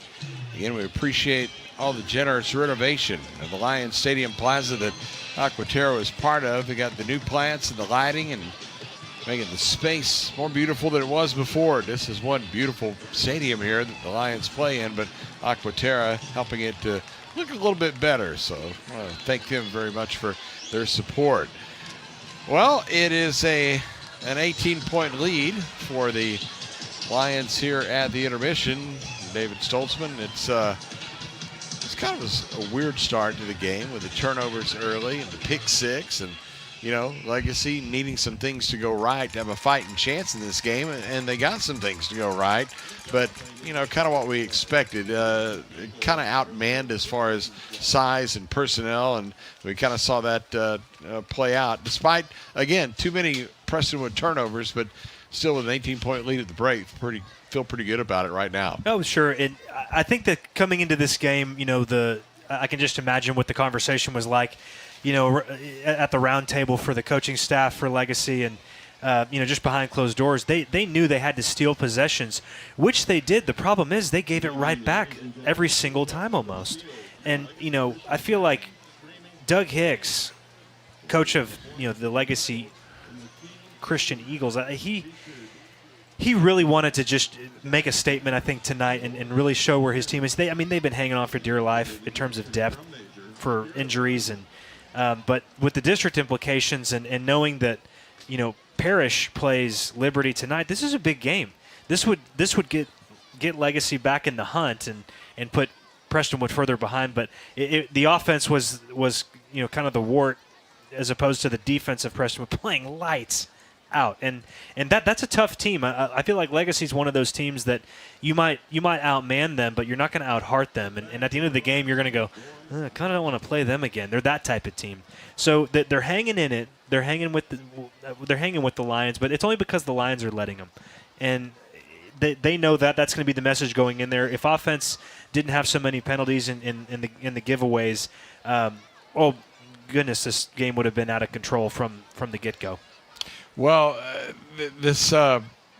everything leading up to the homecoming, we wondered about if there would be any distraction, with all the excitement and Sure. things going on during the week. They had that amazing parade, by the way, and again, our first time down the road here at Prestonwood. So if you're tuned in and you're like, well, we do that all the time. Well, David and I are seeing it for the first time, and it's really, really cool. It's awesome. But I don't think that's a factor in this ball game here, because so far so good for the Lions, and when you can overcome those mistakes you made. See, you couldn't do that last week against Liberty Christian. That just wasn't happening. But tonight they've been able to. It's a matter of depth, and it's a matter of the type of players that Prestonwood has at the right positions. Again, defense, though, has been lights out. They've only given up a few plays.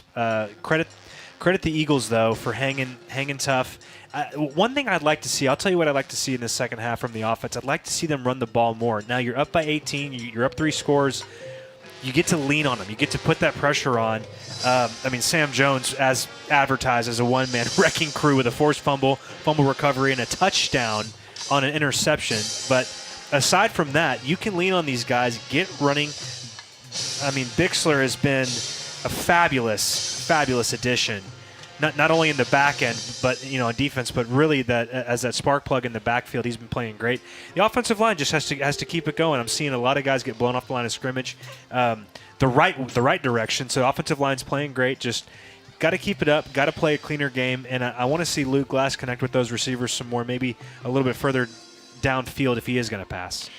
Special guest interview coming up next. Stick around. You don't have to wait anymore. It is just around the corner. A short break here on the Aquaterra halftime report, 28-10. Prestonwood on top of Legacy Christian. And we'll have more coming up after this brief timeout from Metro Sports Communications. You gotta dip your chicken strips. Hey, this is Kiani. And this is Tabitha. And a little thing we love about Chick-fil-A chicken strips is all the different sauces we can dip them in. I like to line up all my favorite sauces so that in every bite, I have a different flavor. Then, with the tenderness of the chicken, the juiciness of it, it's all there. And for me, I like to mix my sauces so I get a little tang and I get a little sweetness all in one bite. That's just a recipe for a good time, you know? That's what makes it for me. Like, that's what does it for me. That's what I'm saying. Real guests paid for their testimonials. The Children's Health Andrews Institute is helping me get back into the swing of things. They're getting me back to reaching new heights. Back to sticking the landing. Back to setting goals and scoring them. Back to more than a game. As experts in everything from orthopedics to performance training, we specialize in getting DFW athletes back to doing what they love.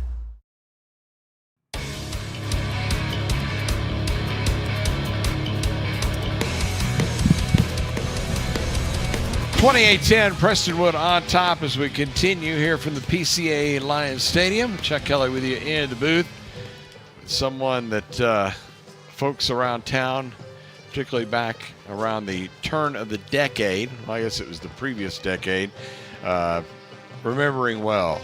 A gentleman by the name of Kenneth Huggins, who was an all-state running back and a part of two state champions here at PCA, and he joins me here in the booth on homecoming weekend. One of the alums comes back to soak this up, brought his family, and is going to visit with us here for a couple of minutes. Man, thank you so much for coming by. Yes, thanks for having me. It's good to be back. Well, what's it like when you were here?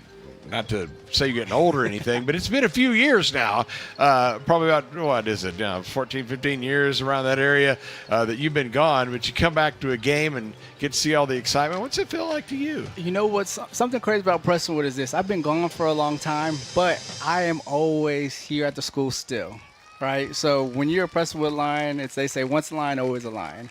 So whenever I graduated high school, there was plenty of times I would come back during, college to come watch high school games. And then my kids now, or my son, goes to Prestonwood as well. So I'm always back at campus. So it is homecoming, but I'm always home.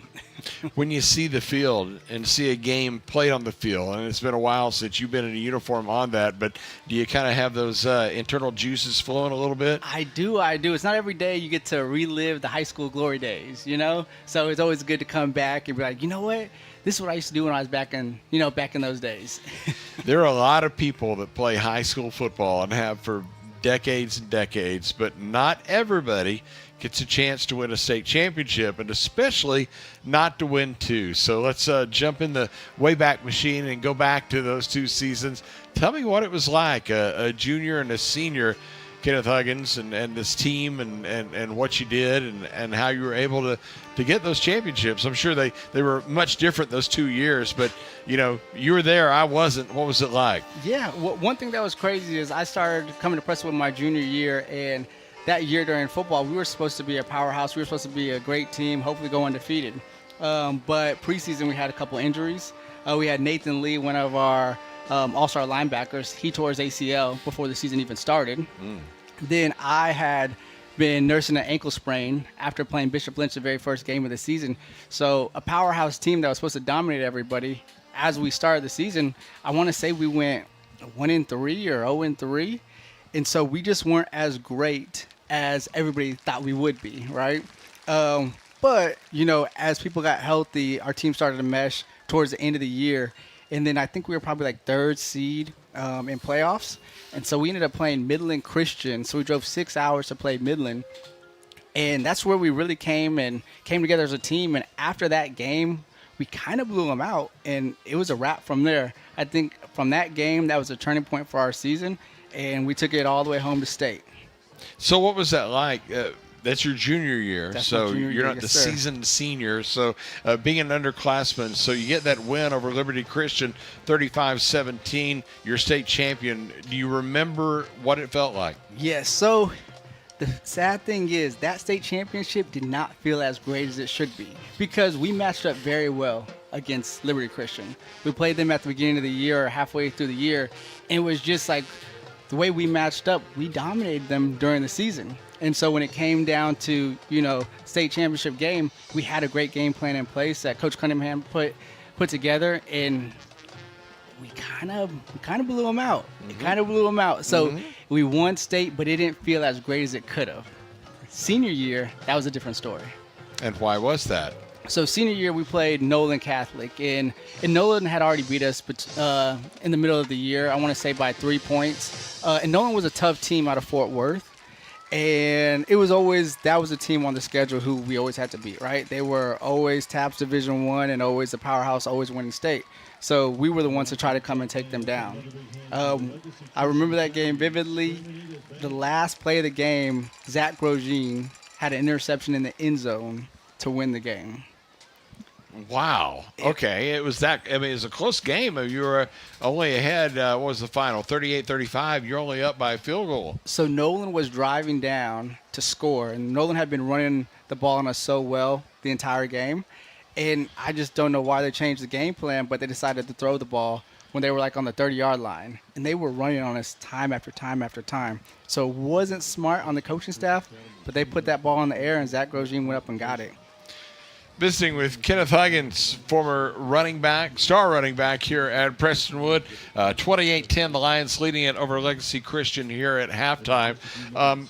Looking back at your high school playing career and your time, those 2 years here at Prestonwood, what is it that you took out of it? Because as we've talked about the first 2 weeks of the broadcast, it's so much more than athletics or academics here. That's just part of it. It's serving Jesus. It's being a part of a community that everybody's on the same page. What was it like for you? Yeah, you hit it spot on. It's a community at Prestonwood. I think a lot of people at Prestonwood, we grew up with each other's families, right? Starting from pre-K all the way up until high school. Even if you went to different schools, but you grew up in the Plano area, you played against a lot of the guys from Prestonwood in different private schools, throughout your career. And so for me personally, I went to a rival school from Prestonwood growing up in middle school. And so I used to always play against Prestonwood, and we weren't, the best of friends because it was a rival school.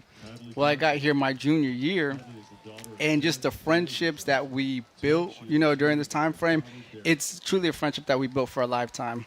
I know my best man at my wedding, he was from Prestonwood. I played football with him, Nathan Lee. So still best friends today. But, yeah, at Prestonwood, it's just a community. The parents are involved. The coaches are involved. Everybody wants you to win, and the teachers want you to win. And so you feel that every single day as you're walking through those halls. Okay, I'm going to take the state championships off the board because those are the easy answers. Beside that, what was your top memory here? Ooh, my top memory at Prestonwood. That's a tough one. I built some great friendships here, right? Anthony Morgan, we called him AMO. It was really just the friendships that we built. When I tell you we were with each other at school, off school, we were together all day, every day, during the weekends. So it was just the friendships. Those are my top memories that I will never forget in life.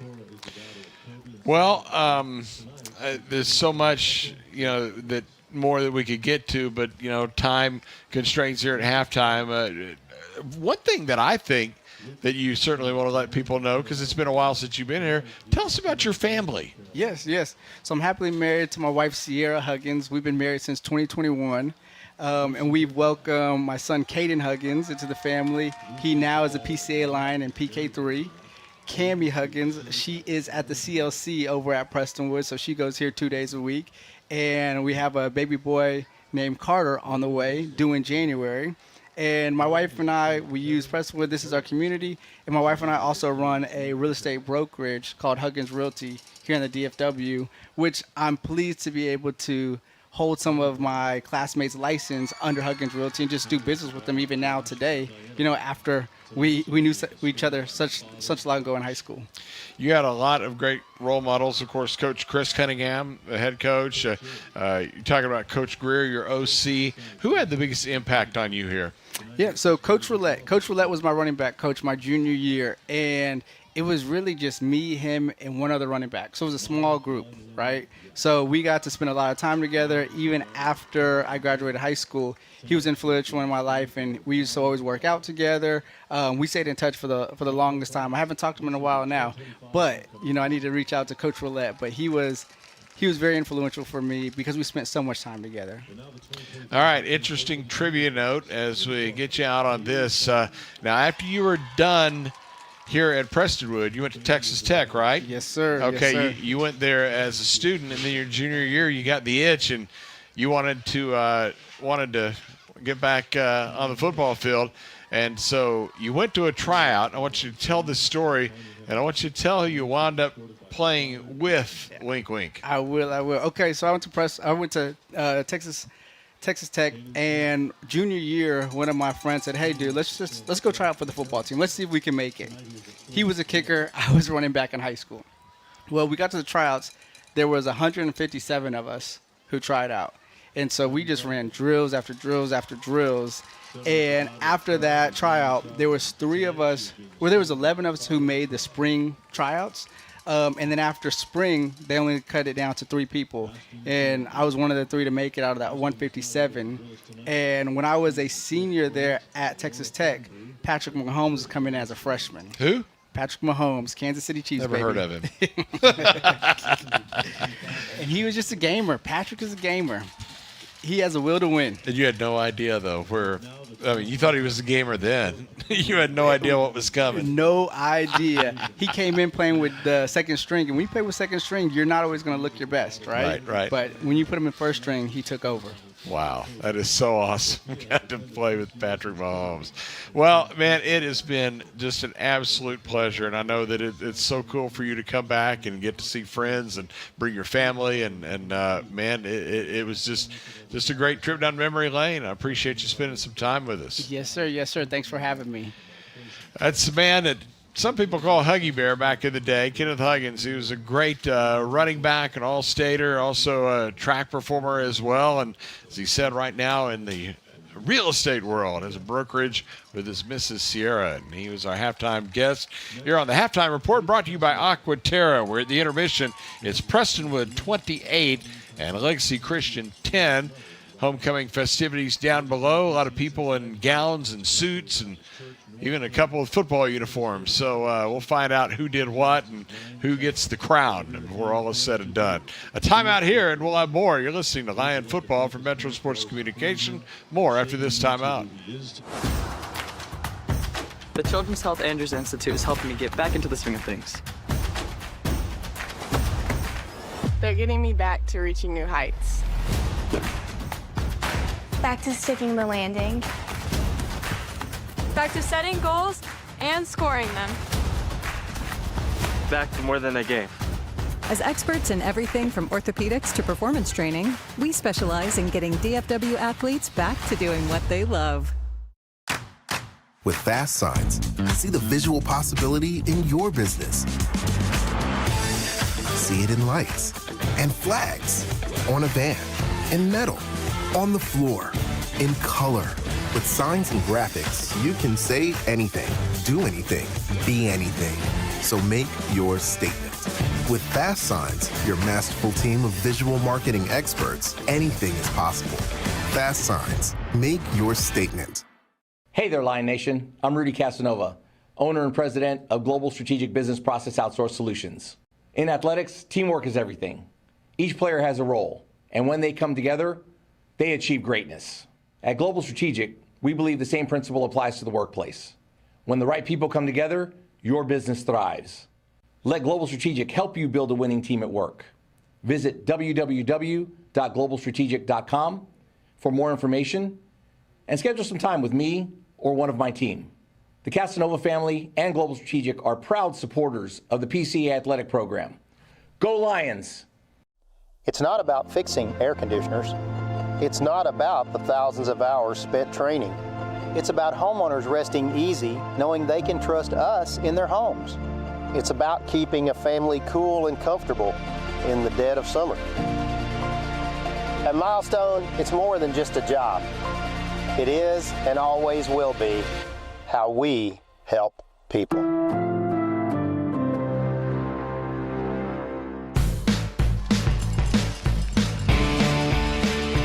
We continue here from the stadium. Prestonwood on top of Legacy by a score of 28-10. Normally, the time we take a look at the first half statistics, but we're working through some things here. A chance to tell you tonight's ball game brought to you by our halftime sponsor, Aquaterra, as well as our postgame partner, Global Strategic. Thank you for backing the Lions, these folks, making the season possible. Thanks also to Dr. Bloodworth and Freeform Chiropractic for all the valued support there. Coming the way of Prestonwood Christian Academy. Be sure you stop by his table in the plaza tonight. Say hello. Learn more about Freeform Chiropractic. Help keep your family healthy and active. And, of course, a special shout going to Andrews Children's Institute for their amazing support of PCA, making all the difference in the community there with Andrews Children's Institute as our score 28-10 at the half. And again, the homecoming court down below. A reminder that we will have more football coming up next week, and it is the big one on the schedule, at least as far as the regular season goes, as the Lions will be going on the road to take on Parish Episcopal. And at the last check, we saw they were ahead 28-7 over Liberty. We'll see if we get an update here because that game was starting to get a little bit loose early on. That was a bit of a surprise. So we will update that score and see if that holds to this point because that was a heavyweight battle there. And, of course, if Parish Episcopal wins that, then that would give Liberty its first loss in district play. Prestonwood has one loss in district play. And then next week, they'd have a chance to make it an even. Everybody gets a loss if they could take down Parish. But right now, Parish up 35-7 nearing halftime over Liberty Christian. That one just up the road here a piece. So looks like they're going to take that one. A little bit different outcome this week for that Liberty Christian team than the one we saw last week. So, again, we invite you to tune in next week. We'll be on the air at 6 o'clock with the pregame show. After that, then the Lions will take on TC Addison and then St. Thomas Catholic to wind up the regular season. Then you get your seedings. You'll try to figure out what goes on once you get to the postseason, and we'll see where they wind up being seated. Of course, you heard in the pregame show that Coach Donnie Yant is saying such an advantage when you get that top seed because then you get a little bit easier path there in the first round because if you don't get the first seed, you wind up having to play people in your district, and that is going to make it a much harder go. Okay, we've got our stats. Kind of been waiting for that, but here they are in the first half.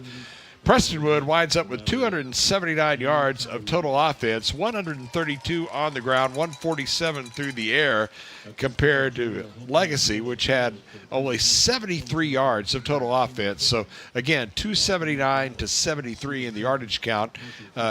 Legacy couldn't get anything going on the ground. They have minus 7 yards rushing, 80 yards through the air.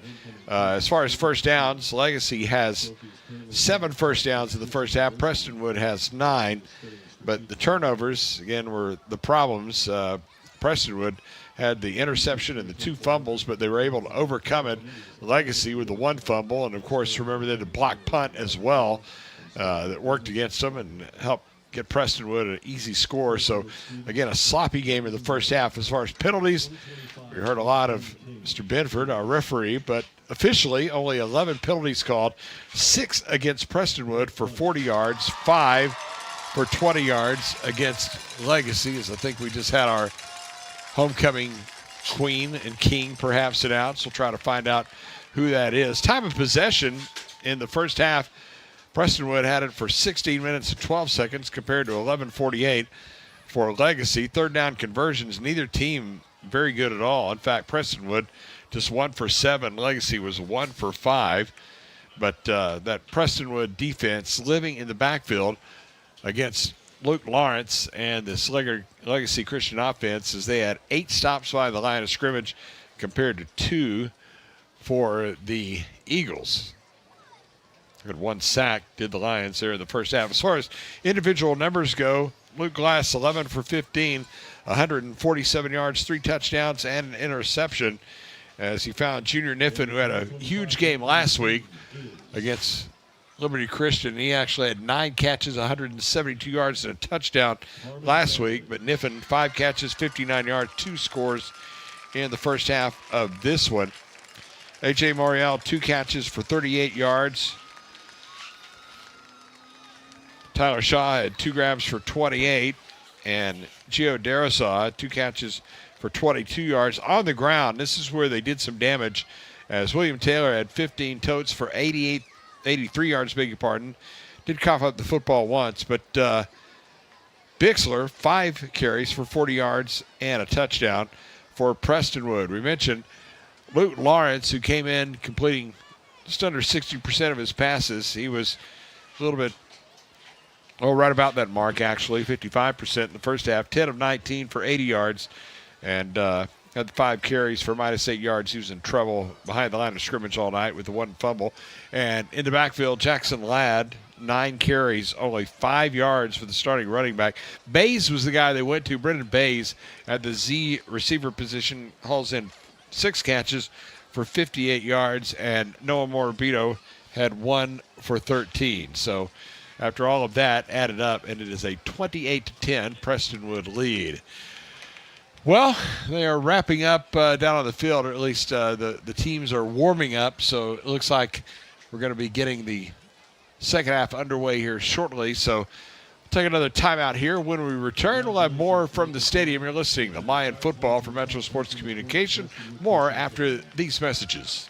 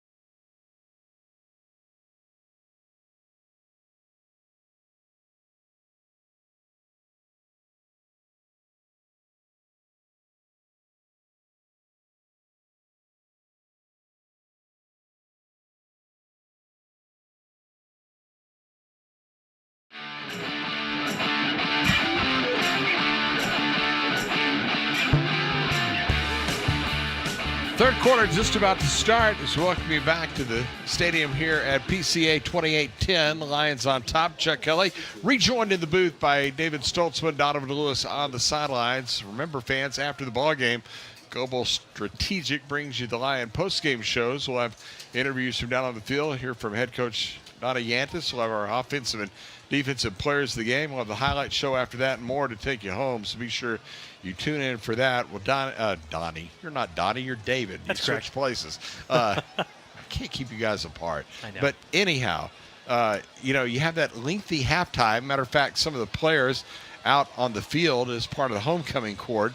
And now you got to bring it back together, get focused, and play 24 minutes of football. How do you do that? The right player, I feel like, is a little put off by the whole thing. You're going to have fun later, but all your free time as a student athlete, you spend devoted to your craft. So when everyone says, hey, you're going to stand out here and we're going to delay the game a little bit, you're kind of going, I'd rather get out there with my brothers and go smack heads. So I think for that, it's a little easier than you might think, just as long as you've got a focused bunch like I know Coach Yantis has. But, it's part of it. It's also part of the pageantry. It makes it fun. And there's also that that part of it too. It's homecoming isn't just for football players. Well, Prestonwood is going to get the football to start the second half. And they'll be moving from south to north. That is left to right as you look at it on your screen. And with that 18-point lead, here's the approach, and the kick is going to come down into the wind at the 2-yard line. It'll be returned back out by Niffen across the 15. Nice move, 20, and up the boundary he goes to the 35, up to the 38, where he's hit rudely out of bounds. There's also a flag on the play, so we've seen plenty of laundry early. We'll tack on another. And I feel for Joe Palmer. I mean, he had a really good block to start. His guy got past him, and then he held on just a little too long. And what you don't want is you don't want to throw your hands up like, I didn't do anything, I swear. And that's usually when they go, okay, we see you. And then they throw the laundry. Well, so the Lions will start after we get the announcement, I think. I hope they charge the batteries up on. Had a holding on return. Number 22, 10-yard penalty from the spot. First down. On Mr. Binford's. They're going to do something about this clock because it's running. It's 11:14. Yeah, the clock continues to run. Strange. Yeah, someone's got to catch that. I mean, saw that a couple of times the last time we were here in the Bishop Lynch game. It continued running. So it may work out in the end, kind of like, sometimes you get the running clock, but it's going to be a handoff to Taylor. He's headed the backfield. He's going to be dropped back to the 8-yard line as blitzing through to make the stop for the Eagles. Somebody that came in for that linebacking core, and it was J.T. Kilblock, the one that was there, and it's a loss of 6 yards on the play, and it's going to bring up a second down and long. Really nice job by Kilblock. He really knifed in off the edge, and it was just a wrong play called at the wrong time. Here's another handoff, met right in the middle of the line of scrimmage. And guess who? That was Sam Jones, who was leading the posse there. And it's going to be another loss of about a yard, maybe, yard and a half on the play. This Prestonwood offense going backwards here to start the third quarter. Eagles came out with their hair on fire, and it's starting to show. And right now, the Prestonwood Lions, they're just fighting to get back to the original line of scrimmage, save a first down here.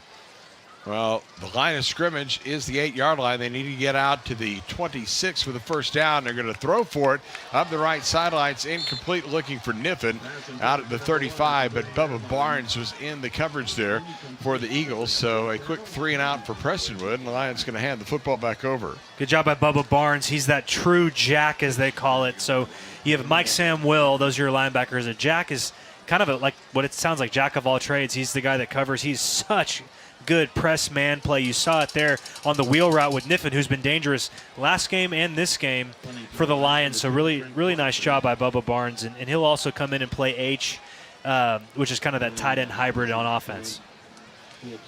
Well, believe it or not, this is the first punt of the ball game for Trent Clarkson, who will boot it out of his end zone. And again, has the benefit of that breeze that'll roll out across the 50 and be taken at the 47-yard line by Corian Gray, and he'll bring it back to the near sideline and go out of bounds at the 47 as Trot O'Neill on the tackle for Prestonwood, and it'll be 1st and 10 for Legacy at that point. 9:54 to go here in the third quarter, 28-10, the Lions on top. So bring the defense back out. We'll check the personnel to see for the Lions. We're trying to get sorted out here in the start of the third quarter. You have an eternally long halftime, and again, you expect that with homecoming. It takes a minute to get back in the groove. So college game, you've already got 3 minutes gone out of 15 for by the time you get in the locker room. But you come to high school, it is very long. Players almost have to get warmed up again. 1st and 10 for the 48. Here's a handoff to Jackson Ladd. He will have running room as he comes left inside the 45 down to the 41 as Braden Bixler, the sophomore, again on the tackle for the Lions. That's a nice gain on first down of about 3 yards on the play. And Jackson Ladd, I mean, he averages 6 yards a carry. He had 5 yards in the first half. The Lions defense has not been the problem. Special teams for the Lions has been sensational. The offense just can't can't get their fire started for some reason tonight. I know Coach Yantis is trying desperately to get that put together. Well, after that last run, they're back to 0 yards rushing in the ballgame. Lawrence, heavy pressure. He's dropped and sacked, and that was Kyler Pettijohn who came in for the linebacker slot. Gabe Tyree also breathing fire as well, and that loss is going to take it all the way back for a loss of, I think, 13 yards as they put it down to the 46-yard line back in Eagle territory. You got to give credit to Luke Lineberger. He really gets the assist on that sack. He's covering Bays on a skinny post. That's exactly where Luke Lawrence wanted to go, and hold the ball just long enough for his dear friend, Mr. Pettijohn, to make his presence known. So starting from the 46-yard line, good field position for the Eagles, but it may be getting worse in a hurry as Lawrence is going to roll and just got to dunk it out of bounds across the sideline because Eddie Brownstein was rolling right behind him like a diesel truck, and Lawrence said, nah, I'm going to get rid of this. We'll live to see another day. I don't want anything to do with that. That's exactly what it looked like my older cousin chasing me at my grandmother's house when I took his Skittles or something like that. That's what it looked like. But you're right, David. Credit to the defensive backfield all around of Prestonwood Christian. They are covering so well tonight that the defensive line is getting a chance to get back and get to the quarterback. So on 4th and 16, Jack Drygas, who has a 47-yard field goal in the game, called on to punt, and it'll roll down inside Prestonwood territory. Junior Niffen lets that one roll past him, and it'll get down inside the 10, down around the 8, maybe the 7-yard line. A 47-yard punt. Kuhn touches it down, and it'll be first down and 10 for Prestonwood at that point with 8:11 to go in the fourth quarter. Again, I want to say a special thanks tonight to Cowboys Fit. Partnership with Prestonwood Christian Academy, well documented, well known. Be sure to visit their table in the plaza to learn about exclusive membership pricing for Prestonwood staff and families. So thank you to Cowboys Fit for all their continued support of Lion Athletics, as Prestonwood going to be coming out of its own end of the field pretty deep back at the 7-yard line on first down. A swing pass over on the left sideline, and the pass is caught and out of bounds up around the 8-yard line. It's Junior Niffen, as it was H. Razor who came in. And again, if you missed off the top, H is what he goes by, his first name. It's a family name passed down throughout the days. H. Razor, R-A-S-O-R, how you spell his surname. Here's the handoff, running play left side with room, out across the 15-yard line, I should say, was Taylor, and it was Heaton on the stop. Rare missed tackle by Sam Jones. Really nice job by that left side of the offensive line. Vanguard, Kozlowski, and Schleff just paving the way for William Taylor. William Taylor has a quiet 80-plus yards in that first half. He's really, really one tackle away from breaking a huge run. Flag before the snap. Or Mr. Bedford, tell us what's going on. False start on the offense. Number 72. We have to replay down. And, you know, gentlemen, it's not that the penalties happen, it's when they happen for PCA. You go from a 3rd and short, deep in your own territory, that you don't have much of a playbook at all at that point, and now you're into a 3rd and medium, 3rd and long. You just can't have that. It's going to be a 3rd down and 7. Here's Glass going to dump it out, caught short of the 15. Breaking the tackle is Morial. He'll get across the 20, 25, and with the first down, he gets all the way out to the 30-yard line. A.J. Morial, who you heard on the pregame show last week, gained him 20 yards on the play. Bondmiller on the tackle for Legacy. That's the second time Morial has been hit behind the first down marker, but has the strength to get the first down, the yards after the catch. That's so important for this offense. 3 catches, 58 yards in the game for Morial. They'll give it to Taylor. Shakes the tackle. The line of scrimmage will be met, though, at the 33-yard line. Give him the 34, gain of 4. Razor leading the posse, but he had plenty of help. Go back to Morial on that play. Donnie, you're so right. And the comment that I had was he certainly picks up first downs like an all-state linebacker, which, of course, he was last year. But this year they really do play him judiciously on the defensive side of the ball. He's so valuable at that H position, that tight end position on offense. Here's the snap, little play fake, pass over the middle, caught. Here comes Niffen. It's a foot race. 20, 15, 10, 5, touchdown, Prestonwood Lions. As all the way to the house for 66 yards goes Junior Niffen. And it's now 34-10. When the big play happens big. I think Junior Niffen has really figured out this cover 3. Legacy's run it almost every single time tonight where they rotate one of their safeties into the box and have one guy deep over the middle. Well, if you run a route to the guy who's spinning down into the box, he's moving forward as the ball is being snapped, and all you have to do is run right by him. But Luke Glass put that ball exactly where he needed to. Niffen had one guy to beat him before the ball was even thrown, and then it's off to the races. I love that play. That's the spark the offense needed. I'm just so thrilled that they could get on that page that they've been hunting for all night. Trent Clarkson's been perfect on the evening. Point after attempts. This one's up and good as well. So we'll take a break with 6:45 to go here in the third quarter. Our new score becomes Prestonwood 35 and the Legacy Christian 10. Lion football for Metro Sports Communications continues after this timeout. It's not about fixing air conditioners. It's not about the thousands of hours spent training. It's about homeowners resting easy, knowing they can trust us in their homes.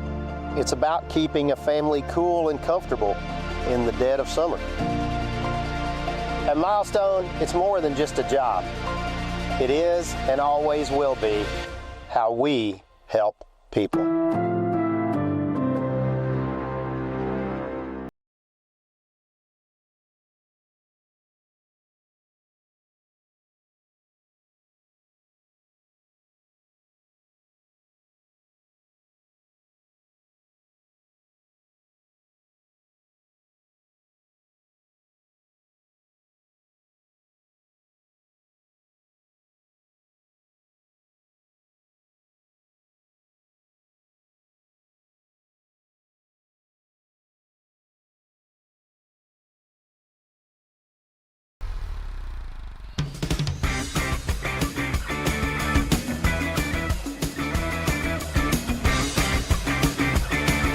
Well, he gets you the scoring drive that makes it 35-10 as the kick is going to come down to the 2-yard line, and with a fair catch, they'll take it out to the 25-yard line. So 5 plays, 82 yards.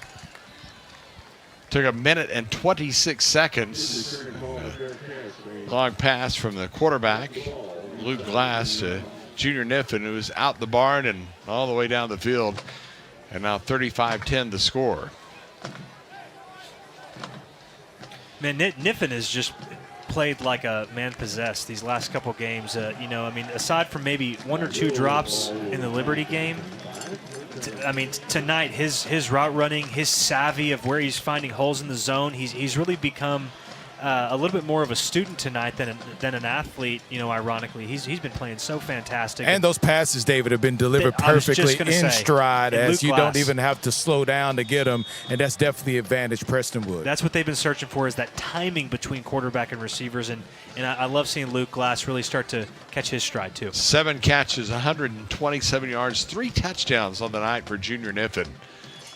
There's the snap to Lawrence. Got to hand it off on first down. There will be basically nothing doing. His running back Ladd met right in the middle of the line. Cam Pettijohn was in there.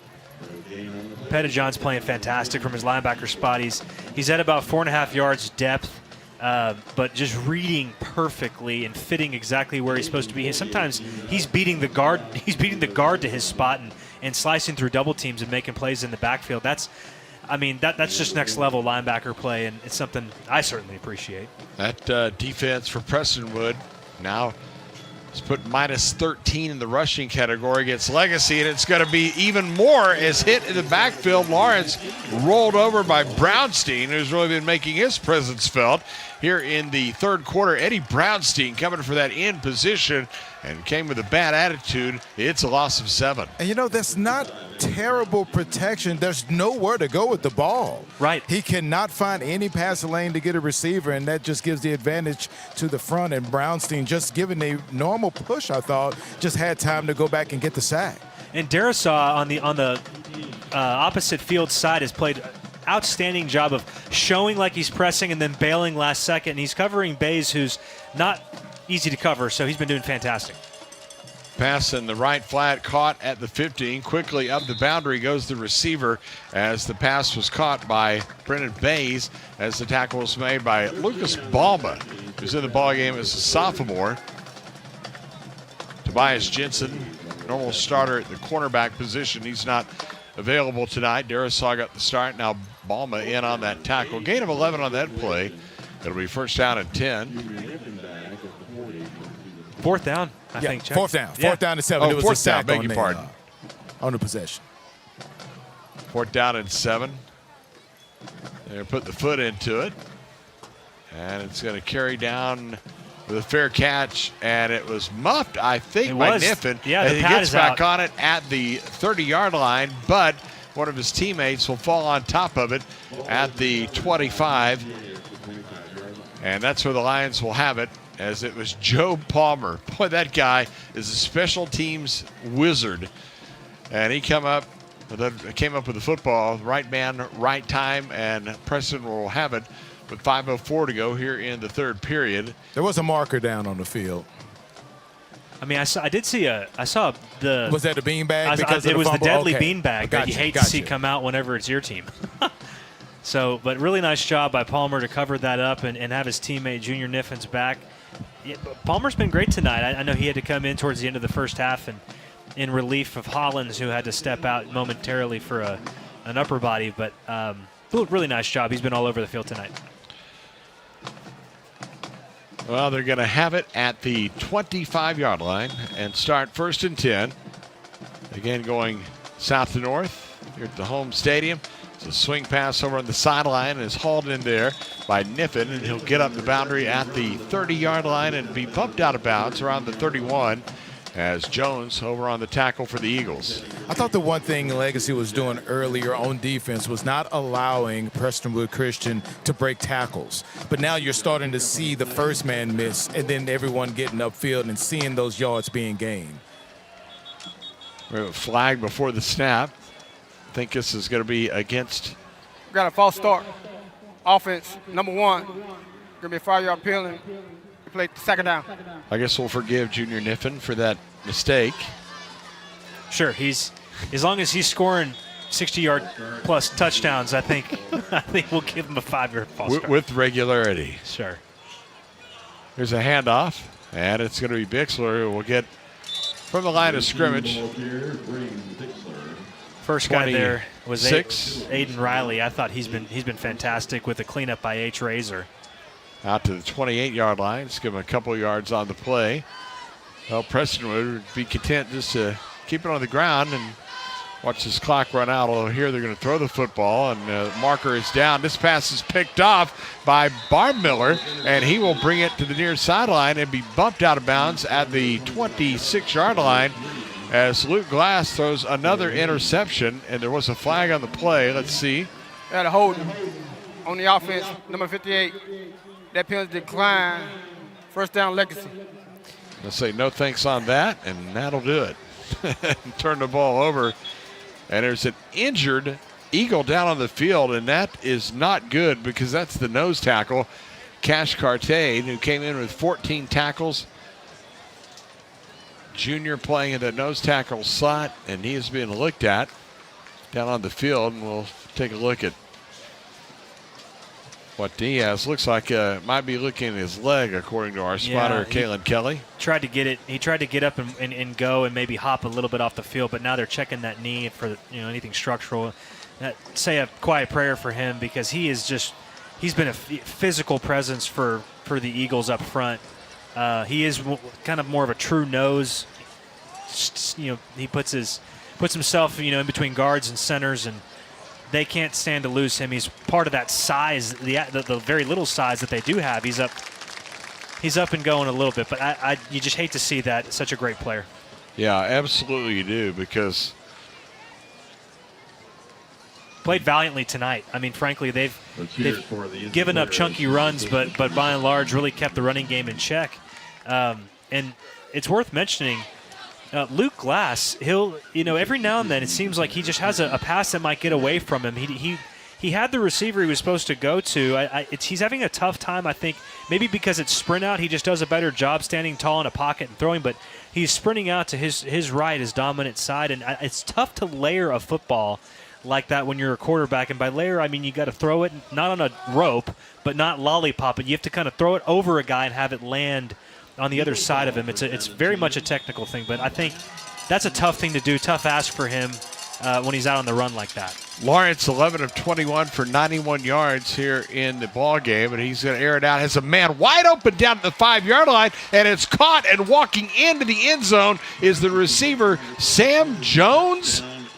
Went out on a little wheel route and hauled in the 26-yard strike from Luke Lawrence, and now it's back to a 19-point game at 35-16. The wheel route is really tough because, especially when you have a guy who's moving around in the backfield, you play with the linebacker's eyes, and then when he goes back across the formation, when the ball's snapped, it looks like he's blocking. Not this time. Sam Jones actually peels off a wheel route, and he's running scot-free down the sideline. He only has one guy to beat, and it's just geometry at that point. But Sam Jones, they're very, very conservative with him on offense, but when he does get time to play, boy, does he make it count. Jack Drygas on to tack on the point after, and he does just that. And with 3:52 to go here in the third quarter, Prestonwood leads 35-17. We'll hold it here to remind you that they're celebrating America 250 here at Prestonwood Christian Academy, and that's on the helmets too. This season, Prestonwood proud to honor America's 250th birthday. All the players' helmets have those special commemorative American flag stickers as a tribute to our nation's history and the freedoms that we all enjoy. Be sure to join them in celebration this milestone year and to honor the red, white, and blue, both on and off the field. American 250 here at Prestonwood Christian Academy, home for exemplary academics and unwavering faith. Man, we're happy to be a part of this special place here. By the way, there has been a scad of upsets all year long in college football, and a big one is in the making right now as they're down to 2 minutes to go in Miami, and Louisville has number 2 Miami on the ropes. It is 24-21. Who would have expected that? Not I, said the cat. Couple minutes left. We'll see how that turns out, but Miami has the football. If they get into field goal range, maybe they can try to pull it out in OT, but we'll see. Speaking of unexpected, this would be a good time if you're Legacy to maybe do, I think you're right, David, an onside little kick here. That's just me. I don't know. Played a game or two of football, but we'll see. Jack Drygas has it teed up at the 40. Here's the approach. Puts the big foot into it. Again, into that light breeze, comes down to the 5-yard line, and Niffen brings it back out across the 15. Gets out near the 20-yard line. I think going to mark him a yard short there as he was tackled at that point by Colin Sugg, and it's going to be a flag on the play as well, so this might march him back a few yards. There have been tons of penalties here in this ball game. Been a mess of turnovers. Hasn't been the cleanest game. Certainly not. I think having a nice block in the back on return team, number 55. Going to be 10 yards from the end of the run. First down. I don't know. We forget that these are, although they're wonderful young men that are led by Coach Yantis and company, you have a Monday holiday right in the middle of homecoming week. Sometimes, I think that's where you're seeing these penalties. Very uncharacteristic because against Liberty, they just didn't have that many, frankly. 2, 3, 4 maybe, I think. But now, tonight, they're stacking up, and they're stacking up in a hurry. 9 penalties, 55 yards against the Lions. He's going to hand it off to Taylor on first down, and he is going to get out to the 10-yard line, and that's about it before Bondmiller comes up on the tackle. Again, the Lions don't mind, handing the ball off and, trading possessions and things like that just to let that clock run, but not giving up points on those exchanges. That'll get Legacy right back in the game now. And not give him a short field, Chuck. Exactly. Well, here's the snap to Glass, and he's going to throw that slant over the middle. The pass was almost hauled in, but a big hit on Tyler Shaw as it was Razor who came in and popped him.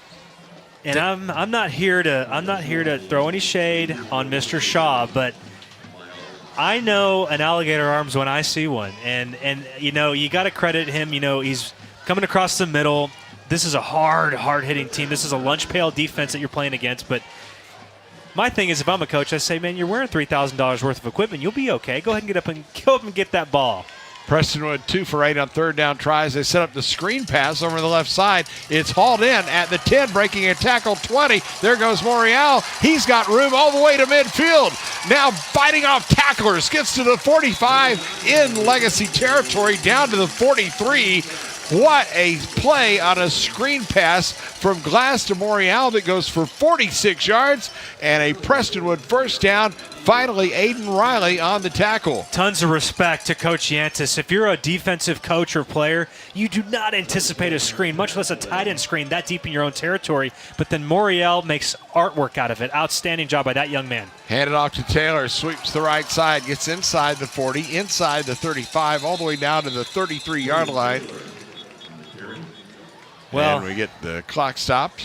I can tell you that as good as it probably felt, Junior Niffen had a crackback block that anyone in 2005 would have jumped off their seat block for. On the offense, number 1, 15-yard penalty. Replay first down. Can we give a little love to Abram Bingard on that last tight end screen, because he was the guard the tackle that pulled out front on that tight end screen and gave the block that sprung Morial. That was a great play. Not only can you give him props, the young man holds an SMU offer. He's one that coach says he's going to end up being a 5-star guy. You know, he's only a pup if pups come in the size of 6'6", 267. I know. That's a sophomore. That's a left tackle doing left tackle things. He's the only one out there to spring the block for Morial, and he made it perfectly.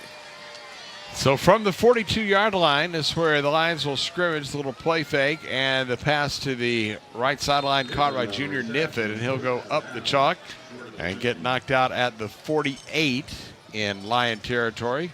Gain of 6 on the play. Kind of gets back a little bit of that crackback situation. Again, now you got a little bit of a formation into the boundary. You got 2 receivers down here, tight end wing up top, and rolling down to cover 3 again. From the 48-yard line, try to throw it over to Niffen. That one went right in the turf as the coverage is provided by Aiden Riley from that linebacker slot. Stops the clock with 2:05 to go here in the third quarter. I think Bubba Barnes might have even gotten a little tip off that one. Yeah, that's just it's been a route that's been kind of a Jekyll and Hyde for him. It's that 4-6 route, sometimes referred to as an HBO route, just run or inside receiver rolls to 4-6. Hard route to cover, but if defensive linemen can get up there and bat it down or get fingers on it, it's a tough route to execute for the offense. So again, from the 48, Glass with the snap. Going to turn and throw back to the receiver, and it is caught out of the backfield. Taylor comes up with it at the 44 in Legacy territory, and he's going to be stopped right at the marker needed for the first down. He's about a yard short as Miles Heaton was on the tackle. He got 8 yards on the play. That will bring up a need of a yard here from the 44. Might be about 11 yards, beg your pardon, not a yard. And I'm curious to see here just what Coach Yantis might call. They've got, well, it looks like a max protection set. They got 2 guys in a tight end type of set. One of those guys is Morial. That he may be able to sneak out and find something mid-range. Let's see.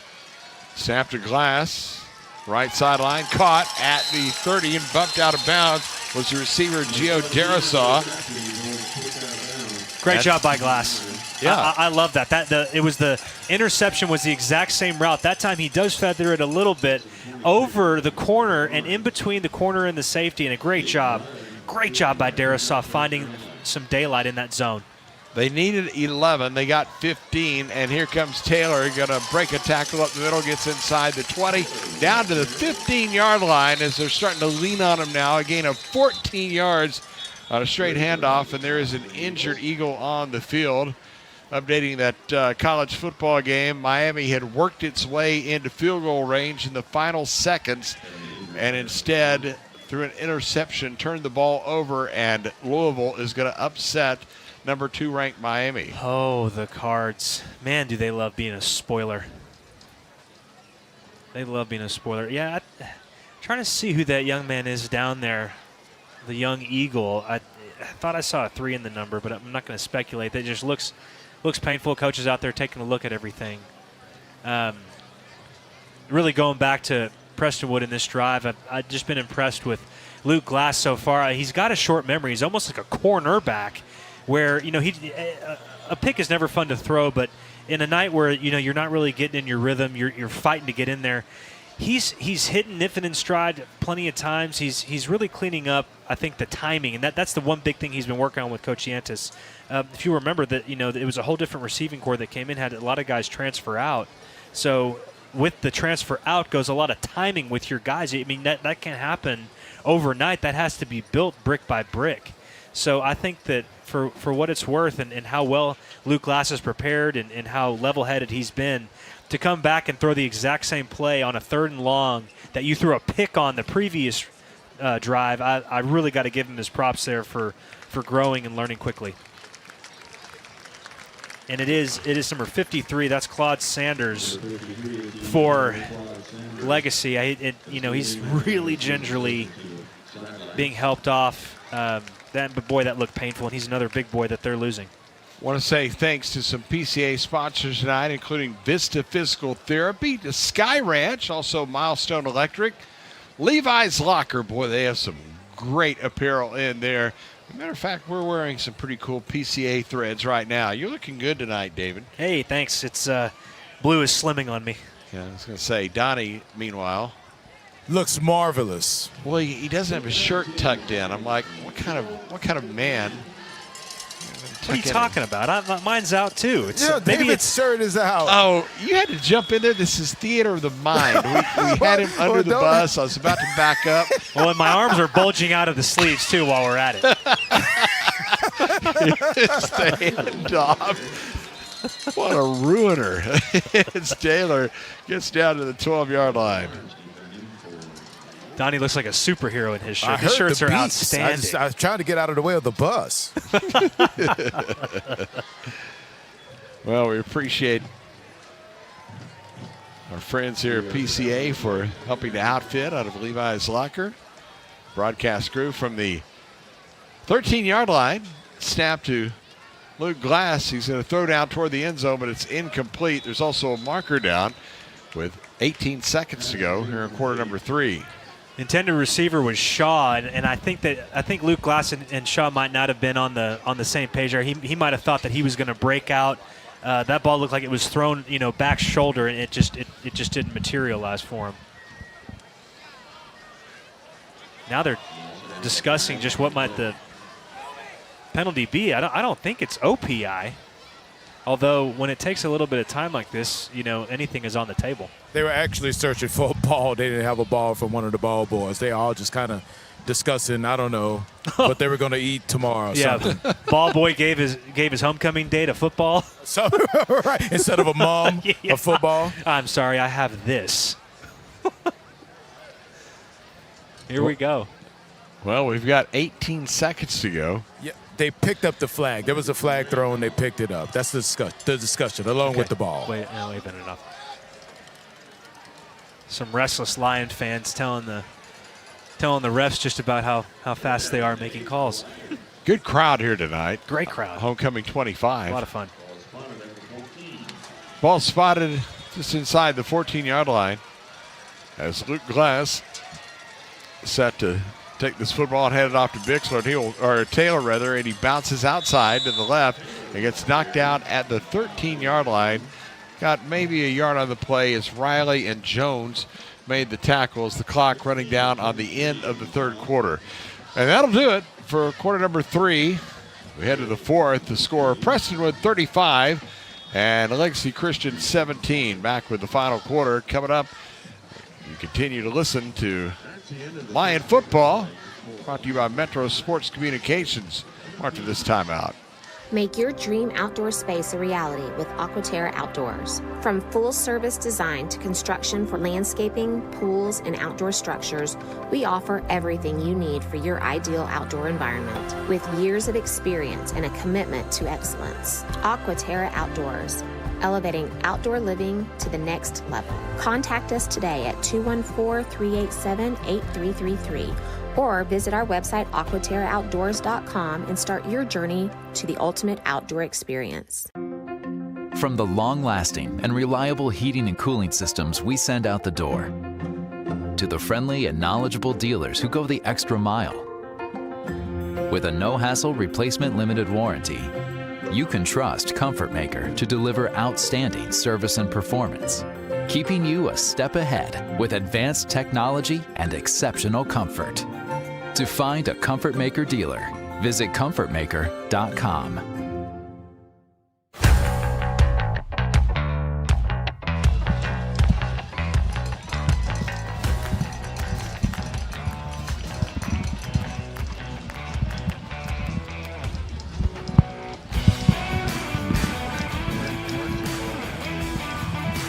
Fourth quarter, ready to start. 35-17, Prestonwood on top of Legacy Christian.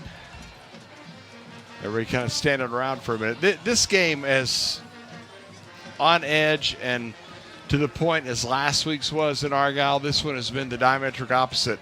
As a field goal attempt to come here for Trent Clarkson, who's 1 for 1, hit the 24-yarder last week. This is going to be a 30-yard attempt off the left side hash.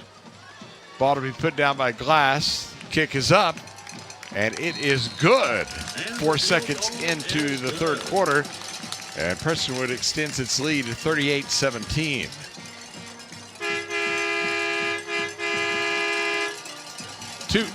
Two weeks ago, this field was the site of a home game against Bishop Lynch. It was a little bit tighter than this one as it went to overtime.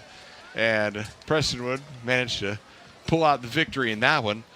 Final score was 35-28. That scoring drive was 11 plays just a moment ago, 77 yards. Took 3 minutes and 51 seconds. That field goal by the kicker for Prestonwood, Trent Clarkson. We mentioned his dad's the basketball coach, Jeff Clarkson, here at PCA. Well, basketball is going to be starting here before you know it. Man, we're already rolling through, huh? Yep. Well, you know, it's like any North Texan. The thing that you look for is the official not the meteorological or climate, I don't know what the word is, but yeah, the change of season officially. I'm not talking about that. I'm just talking about the thermometer. When it gets down to 70s, the highs, that's coming next week. That's exactly. Well, it's when you wake up and let the dog out and you, whoo, okay, here we are. That's what I'm waiting for. Our statistician, Ryan Metcalf, is a layman that also takes care of meteorological things, and he said, be careful for the false fall. Way to go, Negative Nelson. Yeah, well, false fall is something I truly despise. Yes, that makes two of us. Kickoff is going to come down to the 21-yard line, and it's going to be caught with the foot out of bounds. It's a smart play. You'll see a lot of guys. Yeah, you're taught that. And we were talking about earlier today, as I remember. Kick out of bounds on the kicker team. With Doug Hicks, and remember the skills that he was teaching the players, what they did with them? Yes, they have a football 101. From out of bounds. They have a football 101 class, which I'm telling you right now, there's guys in college, big-time college football, that will make bonehead plays just because they haven't been taught. We just assume that if guys are at a higher level that they just know. But whenever you have a class that says, hey, look, if the ball's being kicked out of bounds, don't try to go after it, let it go. Or if you have, a lot of it's special teams, which is where the nuance lies. It's what Bill Belichick always made famous. But no, I think that's fantastic because a smart player plays fast and plays with a lot of ferocity. And I think that's just something that if you're looking to get an edge, Coach Hicks is going to find it. He's a brilliant man, and I had so much fun getting to know him over this week. Absolutely. Well, Legacy will start for the 30-yard line. That's the point. If you catch the kickoff, you got 1 foot out of bounds, then it goes out of bounds. As the handoff goes to Wetzel, and he's going to come near side across the 45, gets out to the 46. So a gain of 16 yards. Luke Lineberger on the tackle. Kyler Pettijohn also there for the Lions, but a first down for Legacy. In a 3-score game right now, 38-17 with 11:47 to go here in the fourth quarter.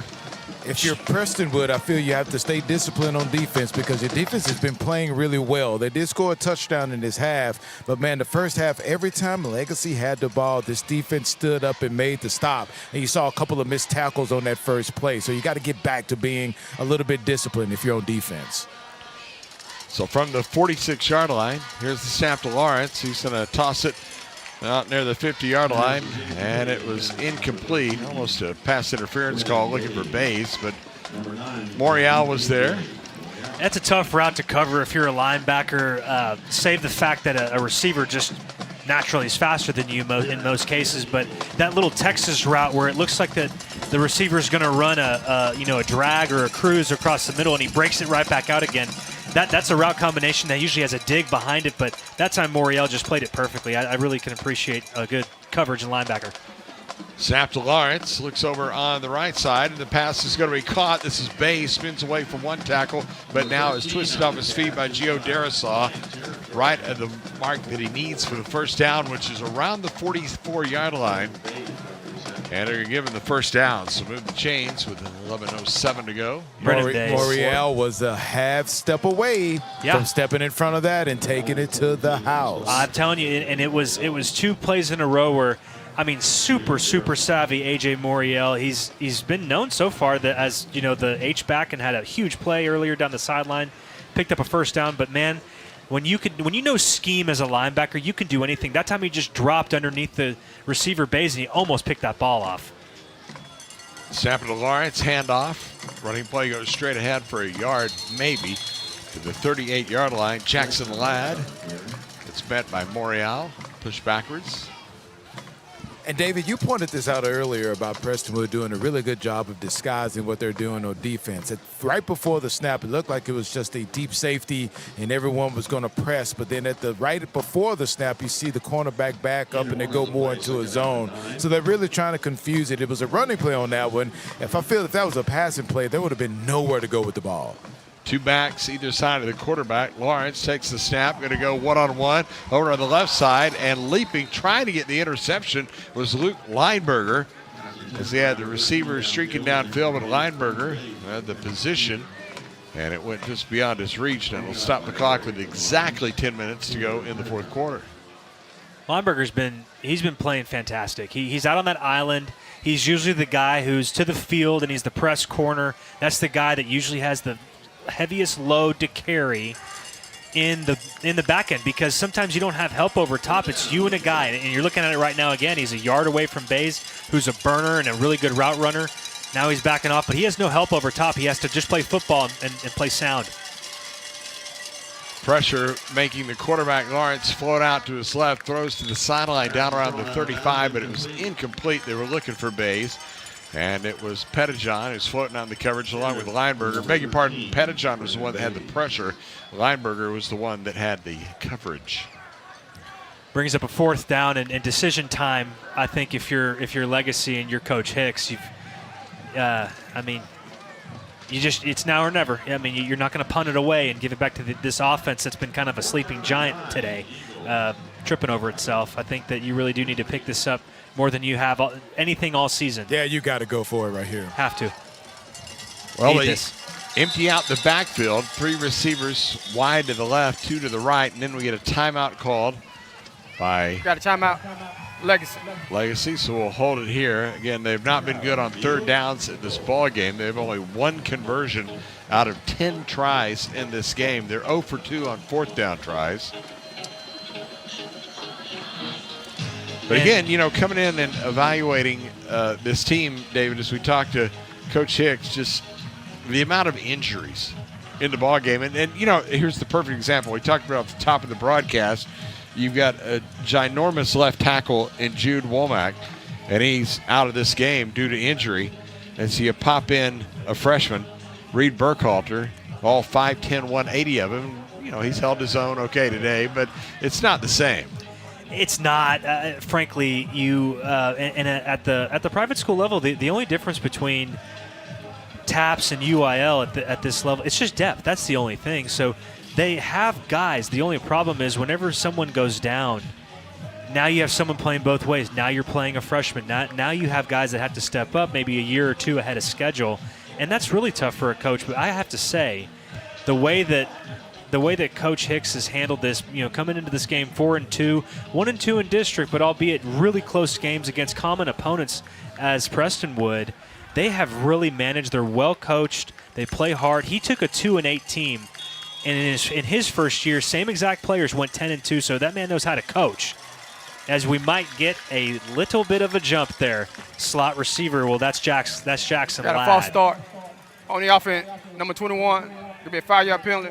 We play 4th down. That's going to really help the cause if you're Prestonwood. It puts just immense pressure on the Eagles to now pick this up. You're almost praying for a penalty. But, man, back to the job that Coach Hicks has done. It's he has such respect, not only in private school circles here in DFW, in district, but really across the leagues and sports. Well, back to throw. Lawrence going to go downfield. Pass is caught, and good for the first down is Brennan Bays, who's been outstanding, the leading receiver on this Legacy team. Hauls it in down around the 35-yard line. Oh, and here comes Sam Jones in. You might see that. You saw what happened last time that happened. That occurred. 30-yard line for a touchdown. I was 5 yards off, 30-yard line officially. First down and 10. Lawrence this time is going to have to get rid of it as he had heavy pressure coming from Morial. Bringing it down his neck. He, like David said, just got rid of it, made a smart move. I think that was good. You saved some clock, too, by throwing an incompletion. I think that's I would just really watch number 32 back there where he already interception for a touchdown and then had the wheel route for a touchdown to pull this game to 3 scores. I think they like to use them conservatively, but at this point in the game, all bets are off. At the 30-yard line, second down and 10. 2 receivers stacked either side for Lawrence. Has protection, going to throw deep over the middle, and the pass is just off the mitts of the defender, Lennon Hollins. He's back in that safety position. That'll stop the clock, 9:23 to go here in the fourth quarter. We didn't give it its due earlier, but that fourth down play was a kind of a taste of PCA zone medicine. They scored on that play with some soft coverage in the back end, and that just comes with experience. You got to play the sticks. You got to know that's what they're trying for. They're not trying to throw a touchdown. They're just trying to pick up the first down. So don't back up past the first down. Keep everything in front of you. Lawrence with the snap, going to try to make magic here on 3rd and 10. Here comes pressure, runs away and throws it out of bounds. Is coming from behind. It was Jaden Morris, the nose tackle, the transfer from Hillcrest. Big senior who came in on the back of him. A.J. Morial also in as well. It's going to bring up a 4th down. So same thing as before. They converted this from this down and distance just a moment ago.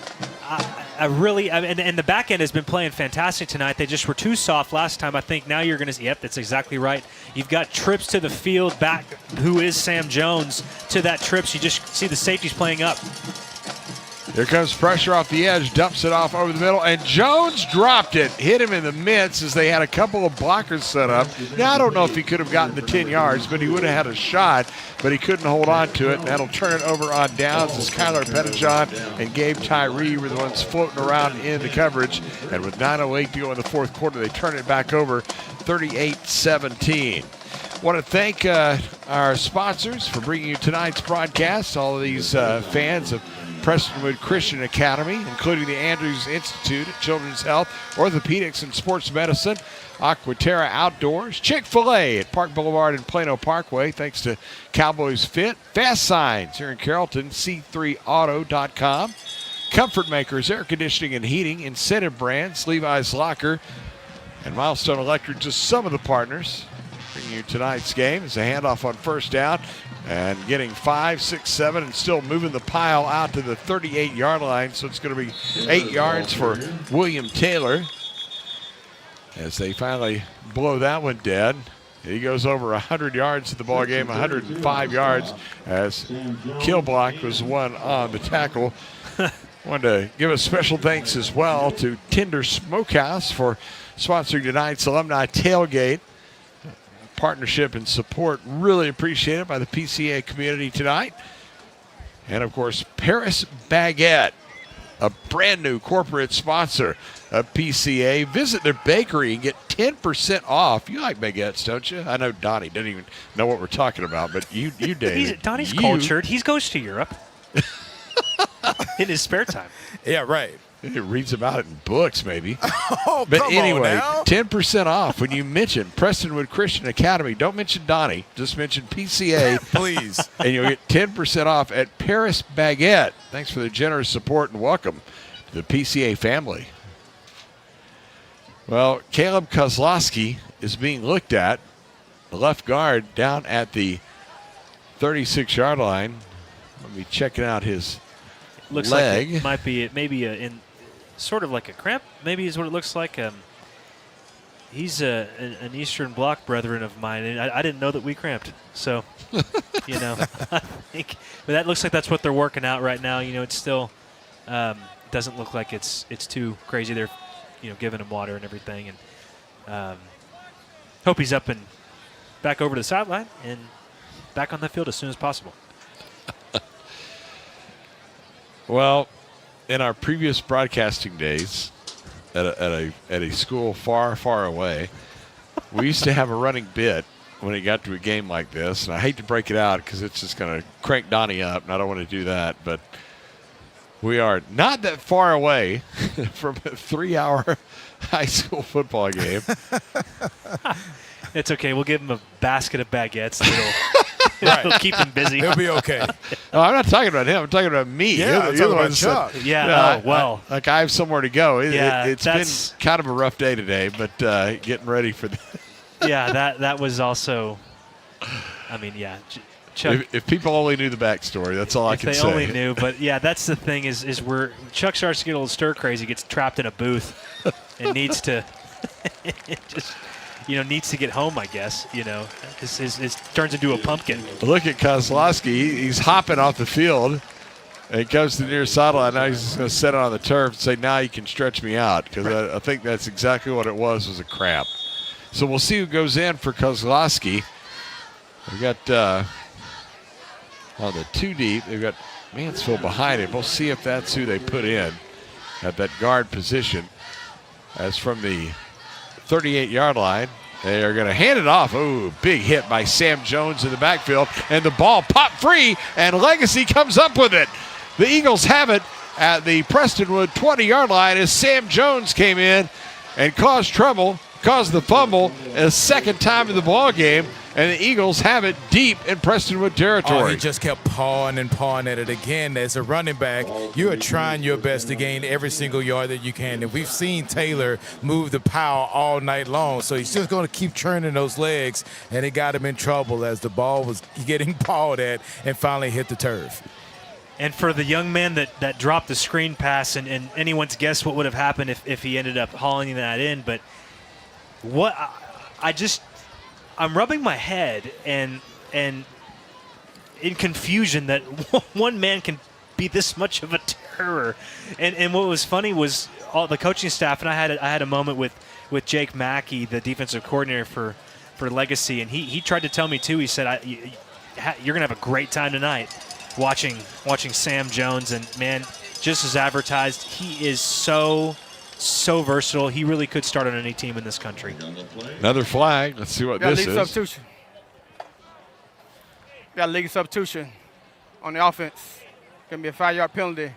Replay first down. That was going to be only, David, their second snap of the ball game in the red zone. But that 5-yard penalty will mark them back out to the 24s. They'll have to try to get back in again the hard way. 8:34 still remaining as they hand it off, and it's going to be a pass from Jones down to the end zone, and it's incomplete as it was intended there for the receiver, and I believe that was Bubba Barnes who they were looking for. And Bubba Barnes is going to have nightmares about that because that was not a well-thrown ball from Sam Jones. He's a good, really, really fine linebacker. He's played a really good game. He's not a quarterback. That was not a good throw. It floated, but he got himself in position to make that play, even boxing out 2 defenders around him, and he just could not haul it in. It was wobbling, so maybe that was the reason why. from the 24-yard line. Second down. And 15 yards to go. As Lawrence has pressure from behind. Now a flag flies. Scampers toward the right sideline and gets pulled down before he can get there. And that was Cam Pettijohn who came up behind him. Just a mess out there. It was a mess, and the flag almost took out one of Prestonwood's players. Man, it threw right toward his midsection. Comedy of errors out there on that play, because looks like you have a holding on the offense, and you have a face mask, and then you have the line judge throwing darts at Lions. Well, I noticed. Okay, sitcom. no kidding. We had to wait for the 7th referee to show up before we did the introductions before the game, so I got a lot of time to talk to Mr. Binford and his crew. And I noticed, I'm not making this up, I noticed one of them had his flag on the offense. Got a face mask on the defense. Penalties all set. Replay it down. Offsetting penalties. But I was looking at his flag, and you think, here's a handkerchief. Sure. They throw. No, this looks like 2 bean bags that were tied together. And, you throw that thing, it would cause some damage. So I wonder if that was a particular play. So I'm going to throw it. It's going to count. Might hurt. Where's the YouTube video on how to make your own ref flag? Exactly. That's what we need. From the 24-yard line. Lawrence, heavy pressure. He's hit, and he is dropped. Again, it's Eddie Brownstein. He has been a man possessed defensively for the Lions as he gets another sack on the play. That's a loss of 8 on the play back to the 32-yard line. Was there a flag down, too? You better believe it. Why not? Because that's just the theme. Man, Eddie Brownstein, he's got 2 sacks tonight and both critical, and he's got the PBU, earlier in the first half, but fellas, he's almost gotten home 6 or 7 times tonight. Yeah, he was ends up showing being out 2. last week also, David. Right. Like, this is just an extension from last game against Liberty. He's having a really nice couple of weeks. You heard that right, Donnie? You got in there 6 or 7 times? 6 or 7. Okay, I heard it, yes. Yes, I did. I thought he issued an edict last week there would be no more of that. You just violated that right in front of him. I know. Got a personal foul. Face mask on the defense. Give me a 15-yard penalty. First down. Well, 15 yards on that face mask will move it closer to the Prestonwood goal. Nothing gets by Mr. Binford. Nothing gets by Kalen Kelly, our spotter. I'll tell you that much. They're going to go back into the red zone now as they are walking it off inside the 20, and they're going to take it all the way down to the 17. That's where they're going to put it down. A little more confidence, Chuck. Well, he was looking at it like he was hovering. deciding. No, you're right. He was hovering around. Yeah, he was. He's at 16 or 17 thing. It's like, put it here somewhere. Anyway, here we go. First down and 10. Our statistician, Ryan Metcalf, who's on this like a hawk, says, I don't think they marked that right, telling us that perhaps there might have been some yardage. But again, after you've been stepping off as many yards as they have tonight, they've probably kind of gone short circuit. And I get it. You got to call the penalties as they happen. You can't just it can't be anarchy out there. But man, talk about a game that just gets turned into like a chopped salad. There's no flow to it. It's just there. Really hurts the flow of the game. Yeah, it's hard to get a rhythm on either side. And gets Chuck home later. So and that's the main thing. Well, now all of a sudden they've inserted Sam Jones back in ever so quietly. This is a nice Well, discussion. they're trying to decide on the half the distance or the 15 yards. It will probably either be at the 9 or the 12. And again, does it matter at this point? Because I'm being facetious. It does. The game is not absolutely out of reach, although Prestonwood is firmly in control. But a couple of crazy things happen, and Sure. Legacy is going to be right back in this one. Well, think about this. Touchdown here, they're down 14. You get an onside kick, you're back in a driver's seat, and you're marching back down. The defense can only do so much, and they've been on the field. 4 extra drives at the very least. And they're not ready to play because Coach Yancey is eagerly discuss it, what is going on with the referee right now. Well, we talked about it last week when he's fired up one time over in Argyle. Is it that same conversation, Donnie? Darn, yes. Rats. Doggone it. I love Donnie. Well, I love which one? Both, not that one. Both these coaches. I mean, talking to them this week, just A+ individuals. They are, and two men that you would want your son to play for, no doubt. If you're a parent. Here's the snap to Lawrence, and he'll put it in the belly of the running back. And after all of that, they start from the 11.5-yard line, and Josh Vingard lays down the running back on the play, which was Ladd. Or beg your pardon, it was Sam Jones who carried the ball.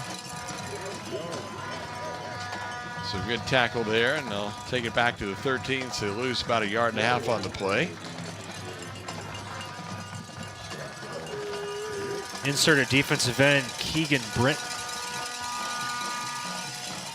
2nd down and 12. Lawrence comes to his right, throws that one.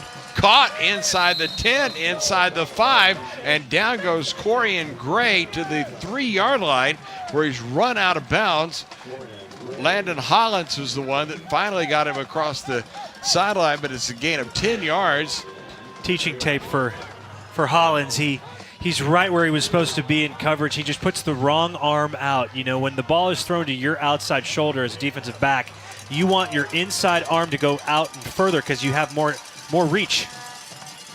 Here's a handoff on 3rd down and 2, burrowing for the end zone. Touchdown, Sam Jones. He is something special. That's the trifecta. Rushing touchdown, passing touchdown, interception return for a touchdown. Wow, good point, Donnie. A receiving touchdown. Receiving, yeah. I knew what you meant. Yeah. 38-23 is the score as Sam Jones punches that one in, and this Legacy team just won't go away. No, the fighting Joneses. Man, well, let's see now what they're going to do with the 15-point spread. Now, conventional wisdom says kick the extra point, make it a 14-point game. But if you've watched NFL games recently and some college games, there's nothing conventional about football anymore, Joe. No, exactly. No, it makes me sick. Just don't get me going. Yeah. No, get them going. I was trying to wind you up. You folks are going to love this. Oh, God. Uh-oh, there's the loose football, and it's Dragas who's trying to throw it. Instead, just tucks it and gets inside the pylon for the 2-point conversion. But he pump fakes it, and he freezes Hollins in the air. Incredible pump fake just to get the room to get to the pylon of the end zone. What a great play. So after all of that, Jack Dragas, who already has a 47-yard field goal in the game, tacks on a 2-point conversion, and Legacy pulls to within 38-25. We'll take timeout and have more. Prestonwood football continues after this timeout from Metro Sports Communications. You gotta dip your chicken strips. Hey, this is Kiani. And this is Tabitha. And a little thing we love about Chick-fil-A chicken strips is all the different sauces we can dip them in. I like to line up all my favorite sauces so that in every bite, I have a different flavor. Then, with the tenderness of the chicken, the juiciness of it, it's all there. And for me, I like to mix my sauces so I get a little tang and I get a little sweetness all in one bite. That's just a recipe for a good time, That's what makes it for me. That's what does it for me. That's what I'm saying. Real guests paid for their testimonials. The Children's Health Andrews Institute is helping me get back into the swing of things. They're getting me back to reaching new heights. Back to sticking the landing. Back to setting goals and scoring them. Back to more than a game. As experts in everything from orthopedics to performance training, we specialize in getting DFW athletes back to doing what they love.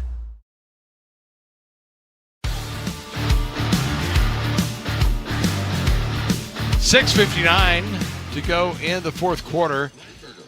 4 plays, 19 yards, 1 minute and 35 seconds. And the scoring play for Legacy, the 3-yard run by Jones, and then Dragas with the 2-point conversion. And it's now a 13-point game. Another kickoff is Dragas, who's been a big part. Dragas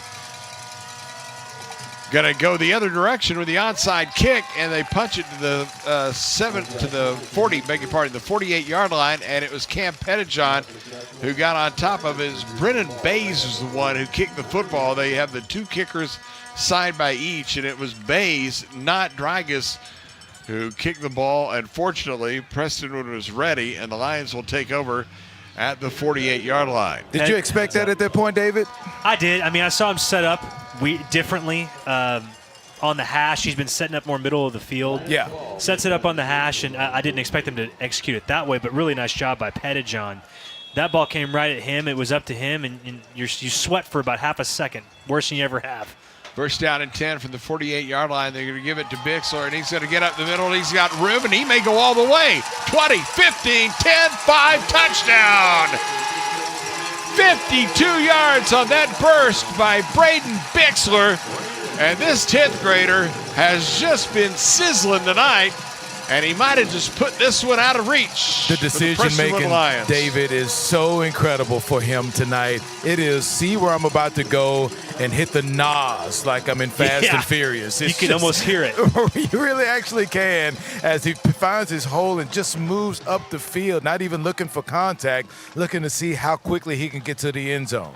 And the captain, William Taylor, has had a fantastic game in his own right. It's just that 1-2 punch that is starting to emerge in that Lions backfield is just something to behold. And now you see the Lions going out there trying to make it a full 21-point game. Here they go. They line up in looks like a wing tee. Yeah, that's kind of what it is. His glass is going to float out, try to dump it for the end zone, and the pass is knocked away. Matter of fact, might have been picked off right there in the end zone. Guess who? Don't tell me, Jones? Oh, no, pardon me. It was Aiden Riley. 2-3. Okay. I got a little dyslexic there.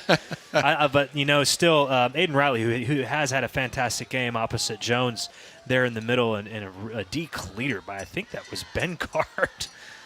Wow. So, but, man, that's – if you want some scoreology there, 44-25, when does that happen?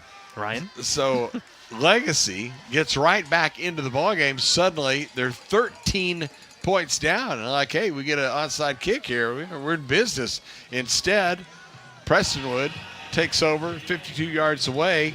One play later in the end zone, and this one is pretty much now gone into the ice box. Kalen Kelly has gone to the scoregami page. Stop that. And I know it could be results-oriented, but I'm always thinking with about 7.5 minutes, man, you can afford to kick it deep, especially with the way Prestonwood plays. They still play pretty fast. You probably can get at least a couple more possessions. You just have to count on your defense to stop it, but they get great field position in one play, and boom, this thing is probably done and dusted. Well, and he's lining up for what looks like a little bit of a pooch, but into the wind, that thing's going to hang up in the sky for just a second, guys. You might give your coverage team enough time to go run underneath this thing. Let's see. 49-21 Parrish in the fourth quarter up over Liberty Christian. Just to update that score, is that pooch kick down around the 25-yard line and is hauled in there. And Ty Gilday, along with a couple of his teammates, up to finish off the return, and it will be Legacy's football as we are down under 7 minutes to go in the game, 6:44. We were telling you about some of the sponsors earlier in the half. Want to finish those out. We mentioned Vista Physical Therapy. We mentioned Sky Ranch, Milestone Electric, and Levi's Locker. Some of the proud partners.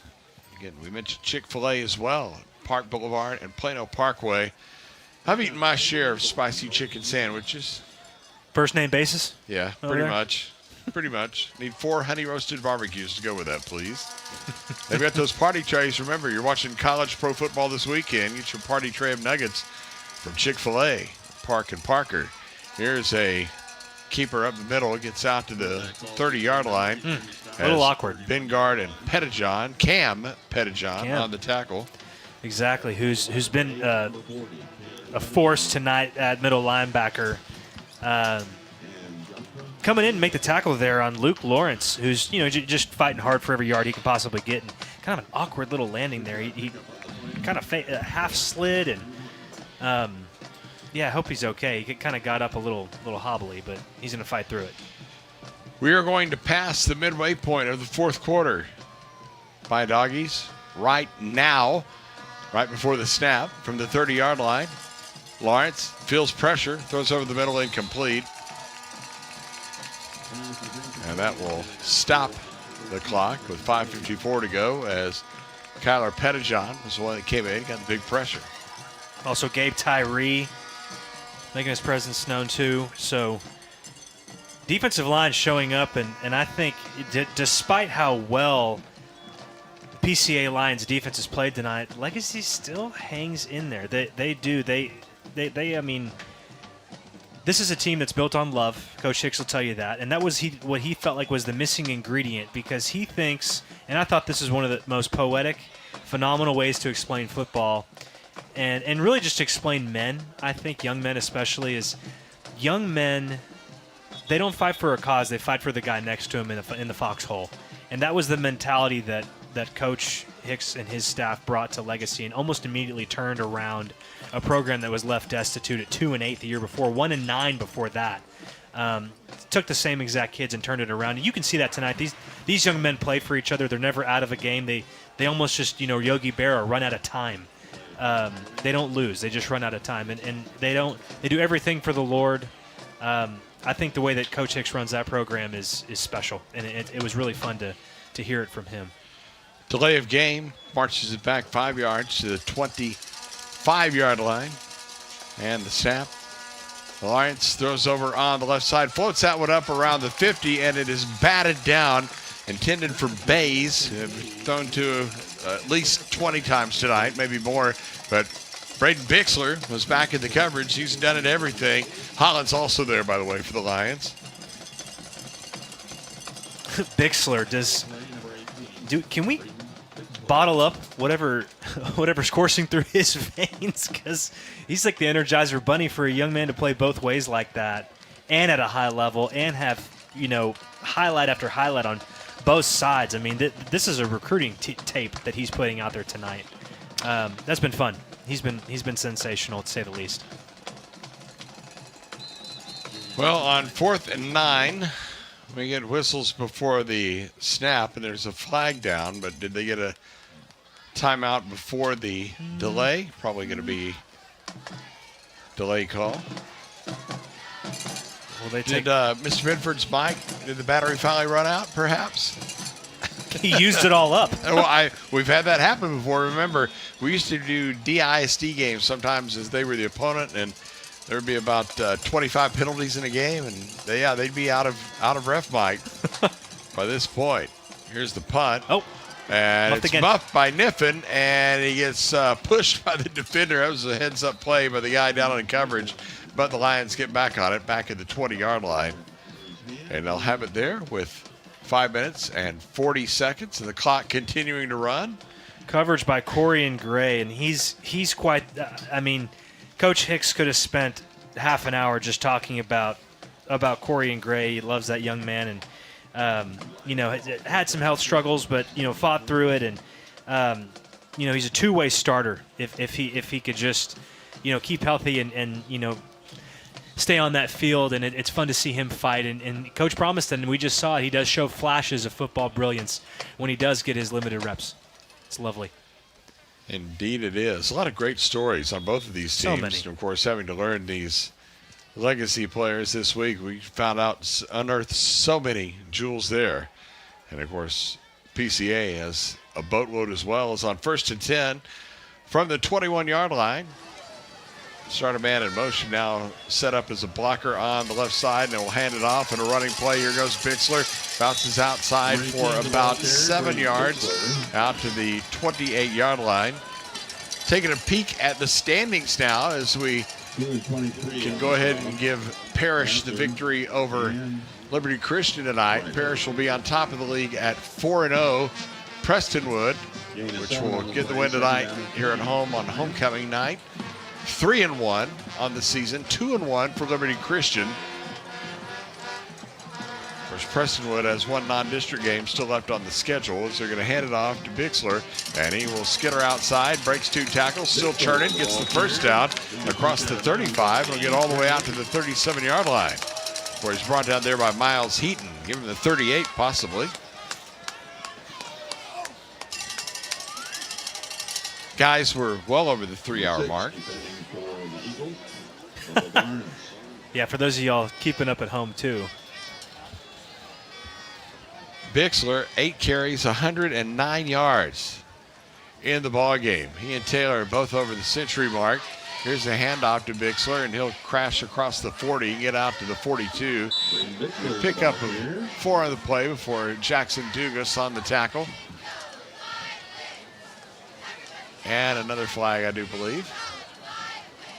It's going to be a personal foul chop block against Prestonwood, so it's going to cost him 15 yards. For those that don't know, Dave, a chop block. You just block him below the waist, and I didn't see it. And now, or you're coming in from outside in on a defender, which I mean I agree with. You don't need any ACLs that, in that regard. What I do miss is now you can call illegal, or not an illegal procedure, but a personal foul. If you're a linebacker and like you have a pulling guard and tackle coming towards you, used to be, I made a living on this, you could go for knees and create a pile. Now you can't do that anymore. Here's a pass over the middle. It is caught across the 45 out to the 50 by Tyler Shaw, the speedy junior, who hauls that one in. Razor on the tackle, but it's a gain of 28 and a Prestonwood first down. What a fine excuse to just keep developing some timing, in-game timing between Glass and his receivers. And Shaw, I feel like if they could get that relationship to where it's unconscious, kind of like Niffen, that relationship's just progressing a little better than Shaw. Shaw, man, he's just dynamite in a barrel. When he can get up and go, if he can get a ball in stride, he's just a goner. Glass 19 of 27, 329 yards. Is going to hand it to Bixler, and he's going to barrel ahead for about 8 yards before Barnes makes the tackle. The 2 and 6 on the stop, Rasser and Barnes. Down to 3 minutes and 32 seconds left in the ball game. Second down 1, Lions. 555 yards, Ryan Metcalf tells us, total offense right now for the Prestonwood Lions, who have the legacy 40-yard line. Going to be a play fake, airing it out. Glass throwing down around the 10-yard line, a jump ball. Who came down with it? It's the Lions, and it was Junior Niffen who hauls it in at the 10-yard line. What a catch by Niffen, who went up, and again, a jump ball with Miles Heaton, and it goes for 30 yards and a first down. Man, and Heaton is the only two-way starter on that team. He's a gifted cover corner, very fast, and has been challenged by injuries and finally back from an ankle and a knee. They expect big things from him, just like that play, but it was Niffen who ended up with the football, 50-50 ball, and Lions end up coming down with it outstanding. And here comes Bixler, touchdown. Yep, Bixler. Well, David takes over the job. Took him to the house. Touchdown. He's so fast. Yep. I'm just going to leave now. You don't need me anymore. You've been wanting to do that since 9:25.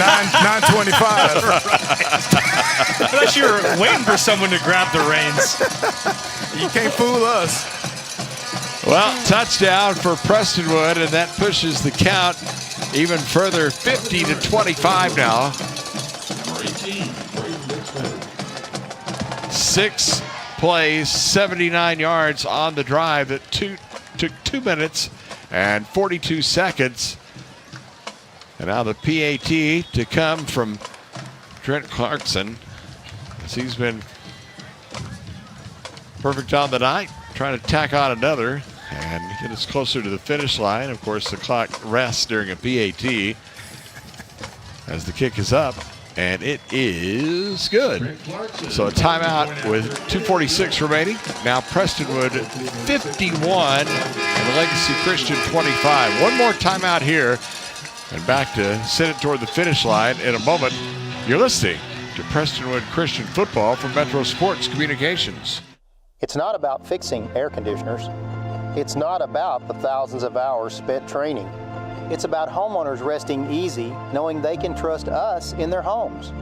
It's about keeping a family cool and comfortable in the dead of summer.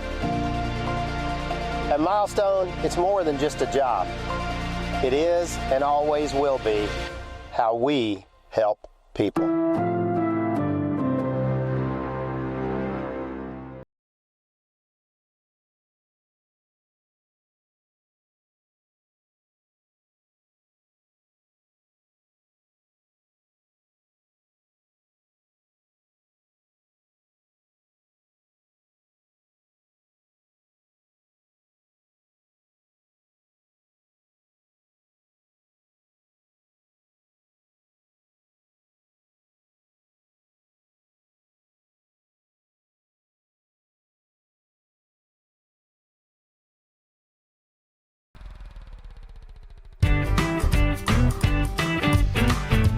Well, points aplenty here tonight at Prestonwood, 51-25. Under 3 minutes to go as that kickoff is going to go out of bounds again, and I know that Mr. Clarkson didn't want to do that, but anyhow. Oh, the ball lands right next to Coach Yantis, and he's already waving for his kicker to come and have a talk with him. You just kind of head down to the other end of the Yeah, you just go to the locker room. That's what I was going to say. Head straight to the locker room. You don't need me anymore. Go give a JV kid your jersey and helmet. Again, next week, it is a big one at Parish Episcopal. We'll be on the air at 6 o'clock for countdown to kickoff. 7 will be the kickoff of the ball game between these two Titans and District 1. And first place is going to be on the line because right now Parish has it. And both Prestonwood and Liberty Christian going to be one game back. We'll see how that one shakes out next week. A lot of state champions at Parish, and see if anybody can knock them off this year. As the pass over the middle is going to be dropped as it was in the midst of Gray. I thought he had it, but he was in some traffic there, and it shook free at the 35. Stops the clock with 2:40 to go. PBU by the umpire. 12th man. Did a nice job. I always love that. Love having an extra guy. Hits him in stride, though. I mean, that it was a perfect pass. Perfect pass. And he had room to run also after the catch, but he just couldn't haul it in. Don't know if he was hearing a couple of footsteps with someone coming there, but just dropped it. From the 30, quarterback Lawrence, after faking the handoff, will flip it out in the flat. They couldn't bring him down the first tackle try, and Bays eventually gets spun to the turf as they'll get him down just across the 30. Cam Pettijohn has been a busy guy tonight for that linebacker spot on the tackle. He just kind of threw him back. It wasn't a tackle. It was hey, just get out of here, okay? Yeah. Well, Bays was pinballing around off of several Lions before finally Cam Pettijohn says, okay, that's enough. I've had it. I've heard that a lot in my life, David. Well, 2 for 13 on third down tries. Is going to set up the screen, and they've got the pass completed, but immediately feet taken out from George Proctor, who makes the reception. The senior gets his first grab here. And there's When you're a pickup on the play. Grant Edwards, the right tackle, got up a little bit slowly, a little bit gimpy. Right. As he heads back to the huddle. Big Grant Edwards, he's got that brace on that knee, and he's the technician of the bunch, but one of those dudes that 6'4", 280. He can go and he could probably play at the next level too if he just stays healthy. I'm curious, fellas, to know the evaluation of this from Coach Yantis after the game because I can't wait. 51 points. You'll say, man, what a great game you guys had, but it felt like they left so much out there. It could have been way more crisp. And knowing that you have a huge game next week that could decide first place in the district, you got to clean those things up to while you're going to celebrate a win on homecoming. You always do. Yeah. It's just, man, there are some penalties, turnovers. It's just a Pick lot six. of things. Yeah, right. They're going to have to clean up. There's a ton, and I think, Sam Jones calls in sick. Defense doesn't give up but 6 points. So defense played great. Special teams was phenomenal. I think you're right, Donnie. We've kind of been saying it all game, scratching our heads, saying they just can't quite put it together. I don't understand yet. They succeed despite themselves, but it's a testament to how good the coaching can be and how good these players can be if they're all moving in the same direction. If they're all moving in the same direction, this is a stodgy legacy team. That offense can be scary good. Low snap back to the punter. Dragus puts the foot into it. Bixler is going to take it in at the 30, get back on across the 40 and out to the 43 with 1:44 to go, as it was Corian Gray who came in to make the tackle. And that'll be Prestonwood football with, again, 104 seconds left on the clock. A reminder, stick around. The Global Strategic Postgame Show coming up. We're going to hear from head coach Donnie Yantis after the game. We'll have our offensive and defensive player of the game. We'll interview each of those. And, of course, David Stoltzman will have the highlights of the ball game. There's plenty of those to pick from. We'll have stats for Brian Metcalf's board and head toward the finish line of this one. Celebrate homecoming 2025 in style here at Prestonwood Christian Academy. Yeah, remind me, Chuck, I have your garter in the car. I got you for homecoming. Thank you very much. Just so nice. You've never gotten me anything in the past, so I feel really pleasured here. Thank you. From the 43-yard line, snap it to glass, going to hand it off, and straight up the middle goes Bixler as he's going to get to the 44-yard line. It was Keller Walters, beg your pardon. Keller Walters on the tackle. You know, it's funny, you get late in the game, you're still seeing some guys you've seen, and it's private schools football because you don't have 80 people on the sidelines. Right. You're getting your third and fourth teamers. They don't exist. No, they're not there, and it makes it fun. I mean, you just, especially if you're a competitor, right? You know, it was always, I mean, me personally, you know, playing at a big 5A at the time, now 6A, and you know, halftime you're cutting your tape off and you're like, I really want to go get some more film out there, and I really want to go get some more plays. From the 44-yard line, they're going to go to a knee. Luke Glass says that's it. Let's take this one to the house. They'll have to do it, I think, they'll have to do it one more time. So we've got 47, 46, 45. Maybe a 14-second difference. Do it one more time, and I'll put this one in the win column. Yeah, again, looking at next week's forecast, up in the upper 70s, right around 80 degrees. Should be a beautiful Friday night for that game at Parrish. Crispy. Yep. Perfect. Going to have that one. There's one more knee, and that will do it as the clock is going to run out. And for the Prestonwood Lions, all the memories of last week's loss over in Argyle to Liberty Christian have been erased for the time being as they improved to 3-3 on the year, 3-1 in district play. And the Eagles of Legacy Christian, really good team. Man, I enjoyed watching them play. They fall to 4-3 and 2-2. Handshakes, middle of the field. These two worthy competitors tonight. Final score, Prestonwood 51 and Legacy Christian 25. Stick around. The Global Strategic Postgame Show coming up. We'll have interviews, we'll have highlights, score stats, and more. Stick around. You're listening to Prestonwood Football right here from Metro Sports Communications. Make your dream outdoor space a reality with Aquaterra Outdoors. From full-service design to construction for landscaping, pools, and outdoor structures, we offer everything you need for your ideal outdoor environment. With years of experience and a commitment to excellence, Aquaterra Outdoors, elevating outdoor living to the next level. Contact us today at 214-387-8333 or visit our website aquaterraoutdoors.com and start your journey to the ultimate outdoor experience. They say few things stand the test of time. Because to stand among and to stand with, to stand in and to stand firm comes down to what you stand for. So we are workers unashamed of the truth and leaders led by our Creator. We are servants with an eternal perspective. In heart, in mind, in action.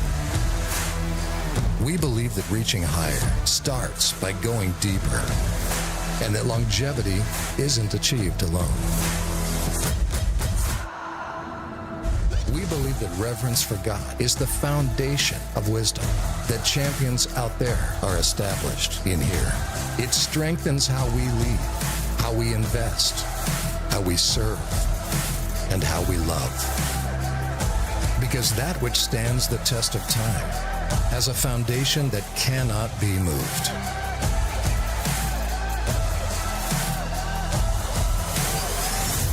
Prestonwood Christian Academy, established for life.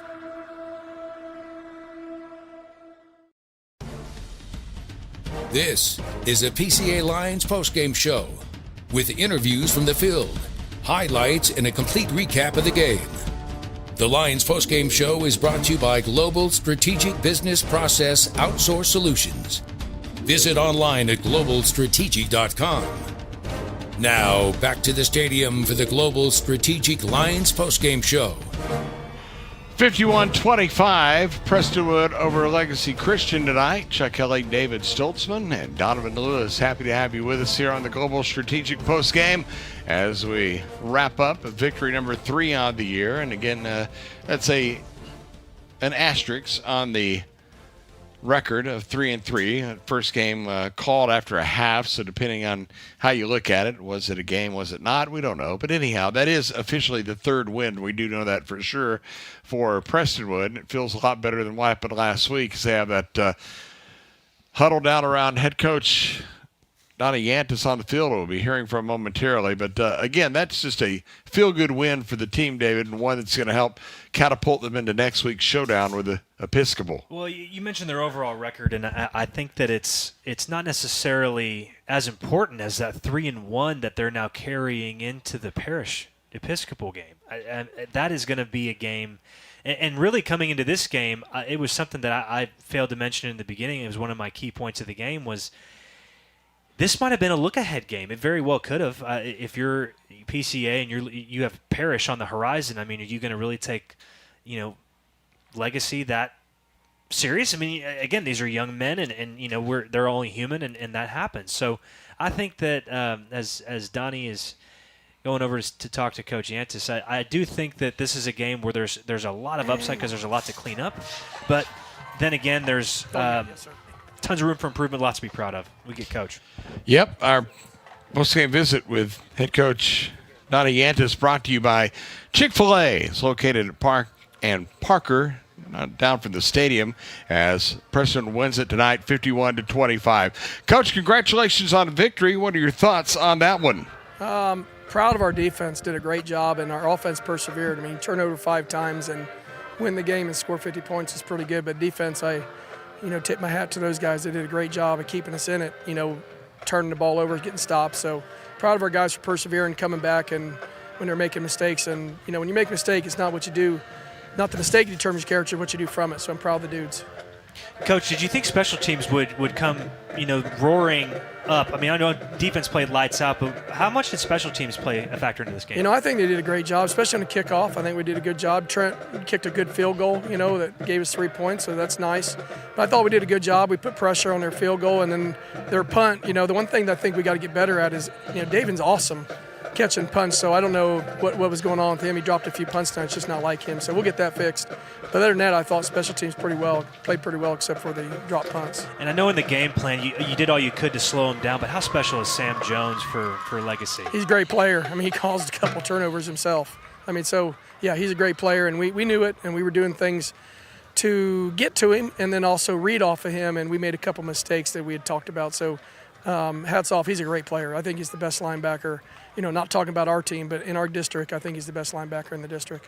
And now I know offensively you feel like maybe, between the penalties and the turnovers, you might have left a lot out there, but are you choosing to look at it optimistically or pessimistically? No, I think you got to. I mean, I'm proud of the guys. I mean, that's a great district win, and we got a big one next week. But obviously, we got to clear up the some of them just silly mistakes. Like sure.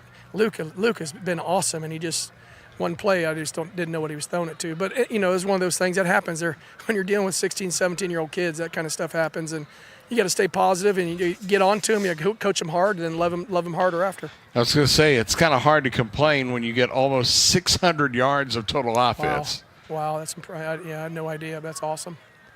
So again, with the big one next week, I know you haven't even peeked ahead, but you're right here on the field with Parrish taking care of Liberty tonight handily. Yep, like I thought they would. What was the score? Yep. Well, I'm going to get it for you right now, okay. But I can tell you that it was a it was a handy victory, and now looking ahead to that game First place is on the line. You mentioned the pregame show, how important it is to get that top seed. So how big is that game going to be? It's for the top seed. So it's one of those things that we're excited about. You know, anytime these two teams play, both our teams bring their best. Dan's a great coach. They do a great job with their players, and it's usually a dogfight. So I expect nothing less than to be a dogfight. Our kids will be ready, and we'll let the chips fall where they may. We'll give them everything we have. We're going to update the board. The last I saw was 49-28, but we'll get a final and pass it along before we were done here. Well, Coach, congratulations. Enjoy that one, and congrats on the win, man. Thank you, sir. Appreciate you guys. God bless you. Go Lions. That is head coach Johnny Yantis. A short timeout. Player interviews coming next. You're listening to Prestonwood Football, and the postgame brought to you by Global Strategic. We'll have more after this timeout. You gotta dip your chicken strips. Hey, this is Kiani. And this is Tabitha. And a little thing we love about Chick-fil-A chicken strips is all the different sauces we can dip them in. I like to line up all my favorite sauces so that in every bite I have a different flavor. Then with the tenderness of the chicken, the juiciness of it, it's all there. And for me, I like to mix my sauces so I get a little tang and I get a little sweetness all in one bite. That's just a recipe for a good time, you know? That's what makes it for me. Like, that's what does it for me. That's what I'm saying. Real guests paid for their testimonials. The Children's Health Andrews Institute is helping me get back into the swing of things. They're getting me back to reaching new heights. Back to sticking the landing. Back to setting goals and scoring them. Back to more than a game. As experts in everything from orthopedics to performance training, we specialize in getting DFW athletes back to doing what they love.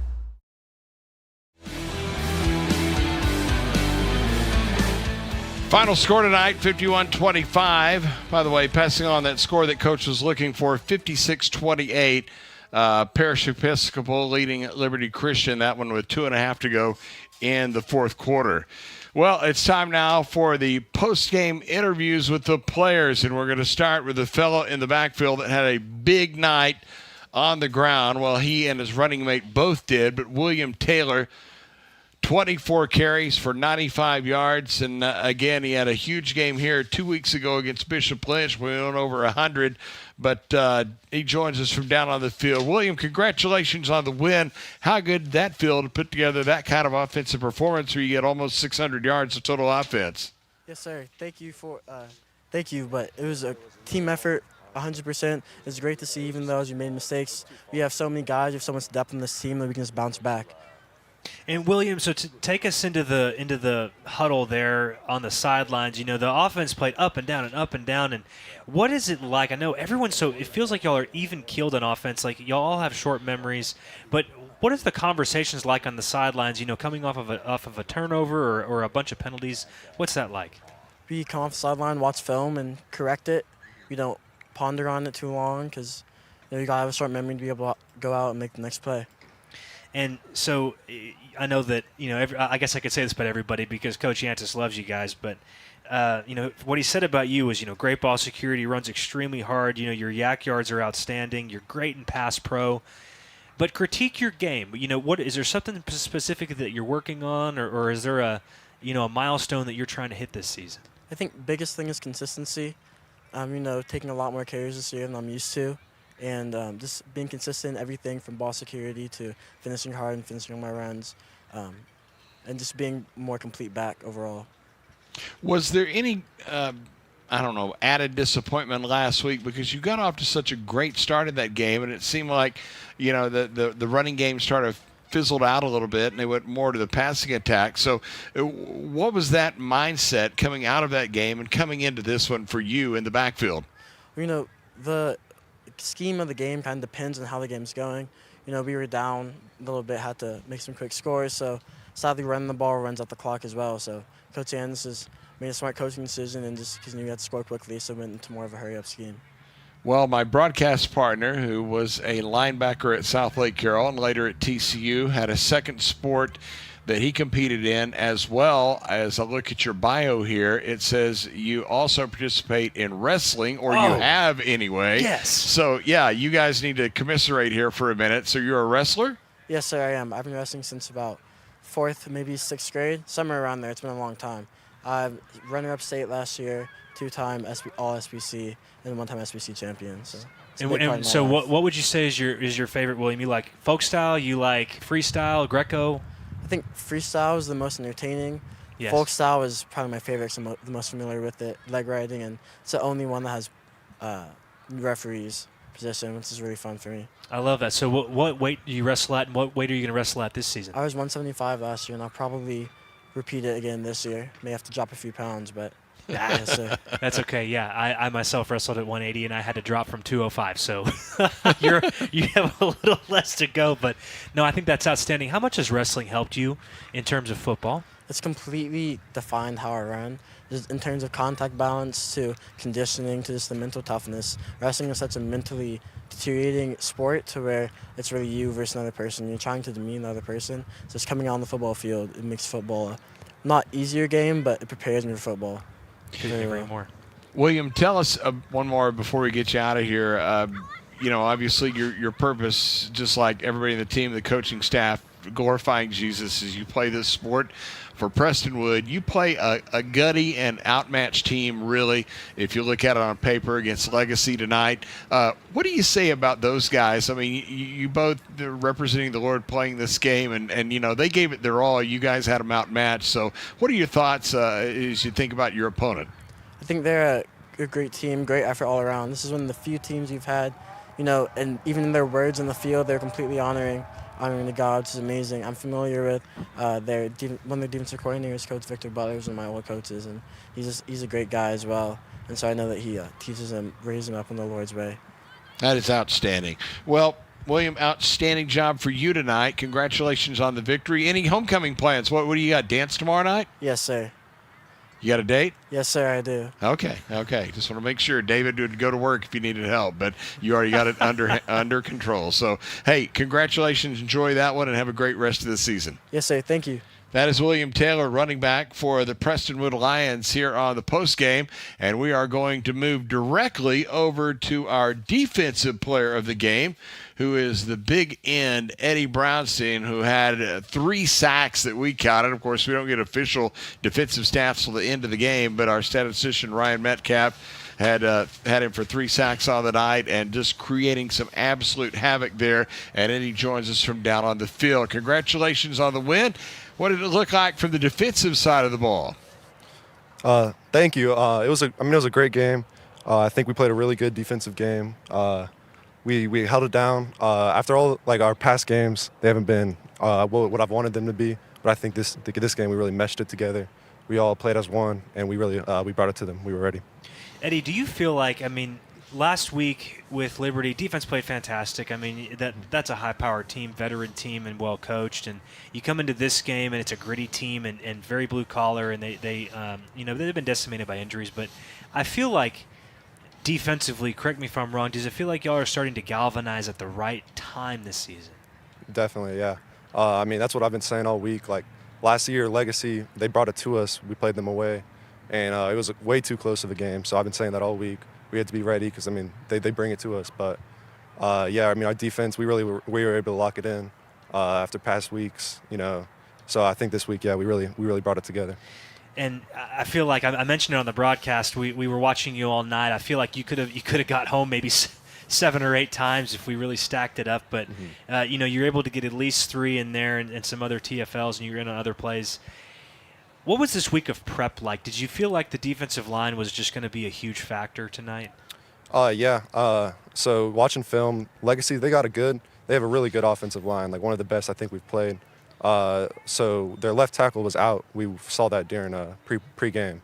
So that was a good thing for us. So we weren't really prepared for that, but it was good. They had a smaller guy in. And, this was one of the most important games for us as a defensive front, just because they trust their offensive line. We've been saying that all week, too. So, yeah, we really had to bring it to them. And so tell us about your preparation and what's it like during the week? Are you more of a film guy, or are you more of a, let me just get my reps in guy? Describe what it's like to be you in terms of game prep during a week. So the way we run practice, we do a lot of team and a lot of scout team.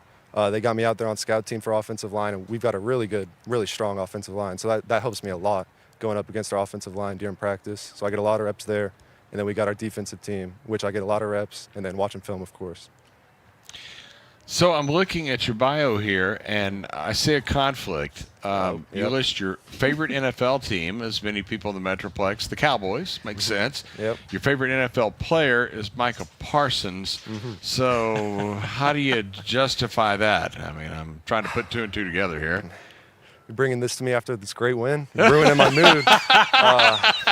Hey, if it wasn't Chuck, the Cowboys would have ruined it. So, it's just tough. It's tough out there, isn't it, Eddie? Yeah, it really is. I mean, I was so upset. I mean, I loved watching him play. He's one of the most fun defensive players to watch out there. I mean, he's small, but he can move. And he can get to that quarterback. Even on run fits, he's great.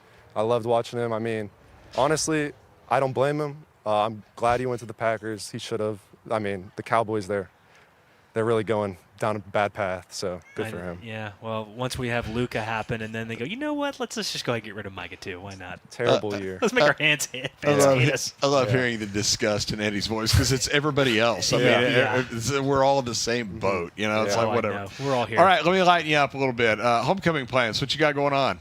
I mean, I got a big day tomorrow. Sadly, we got to be here tomorrow at like 9 a.m. So it's going to be rough. Hopefully, I'll take a long nap. And then we're going to take photos. Then I'm going to Del Frisco's. There's a big nice. Group. Yep. So that'll be fun. Then we're going to the dance. And then after that, we got a party up at one of my friends' houses. That'll be fun. Nice job. What kind of cut do you get when you go to Del Frisco's? What are you going to have?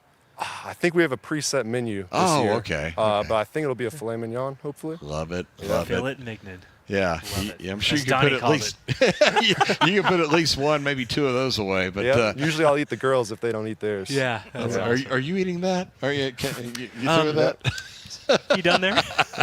Eddie, hey, congratulations on the win. Really enjoyed watching you tonight. You look great. Yes, Congrats, sir. and Thank you. enjoy that one. Yes, sir. That is Eddie Brownstein. He was phenomenal tonight on the defensive side of the football for that end position as Preston wins it tonight by a final score of 51-25. We'll take a timeout here on the postgame show. It's brought to you by Global Strategic.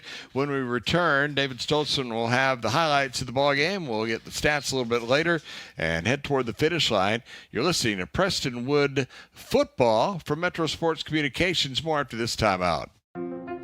From the long-lasting and reliable heating and cooling systems we send out the door, to the friendly and knowledgeable dealers who go the extra mile. With a no-hassle replacement limited warranty, you can trust Comfort Maker to deliver outstanding service and performance, keeping you a step ahead with advanced technology and exceptional comfort. To find a Comfort Maker dealer, visit comfortmaker.com.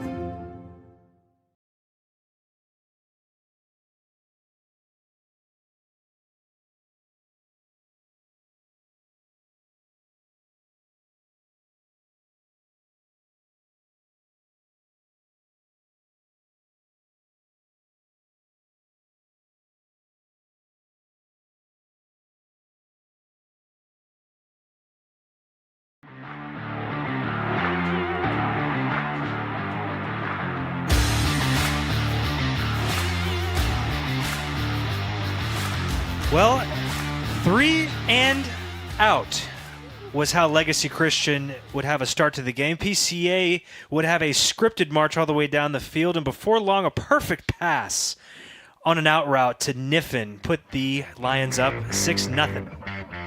Glass going to throw over on the left side. Pass is caught. Into the end zone goes Junior Niffen. Touchdown, Prestonwood Lions. 7 yards. Extra point would make it 7-0.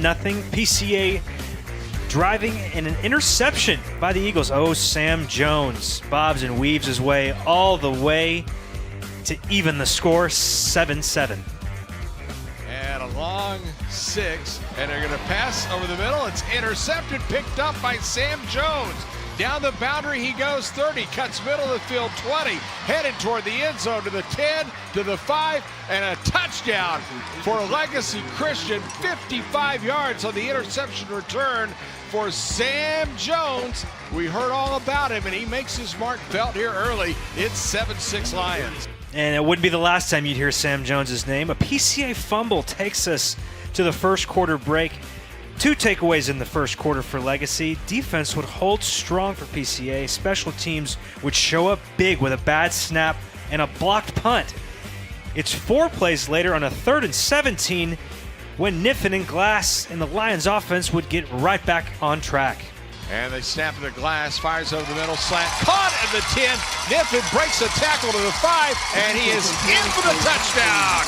Junior Niffen had a couple of scores right here against Bishop Lynch 2 weeks ago. Hauls in a 30-yard reception from Luke Glass, and the Lions are back on top. It's 13-7. 3 and out yet again by the defense, and it's not too terribly long before, Luke Glass would find, this time, the speedster Shaw in stride over the middle. They'll try it again, a pass for the end zone, and it's caught. Touchdown, Tyler Shaw. Well, the junior, who had a couple of catches and a score against Bishop Lynch, hauls that one in from 14 yards. And now the Lions put a little bit of breathing room between themselves and the Eagles. It's now 20-7. Penalties began to stack up against the Eagles. Big sack from Pettyjohn, and then finally a blocked punt sack on the punter, and a golden opportunity wasted by a strip fumble by Sam Jones. There he is again. The Lions defense would return the favor. They would have their own forced fumble, and then it was mighty Bixler who finds a crease. So now the Lions from the 20, got to hand it off, coming downhill, running back near side, inside the 10 to the 5, Bixler, touchdown, Prestonwood. 21 yards on the burst for the sophomore, Braden Bixler, who, as David pointed out, was a bit of a spark plug last week against Liberty Christian.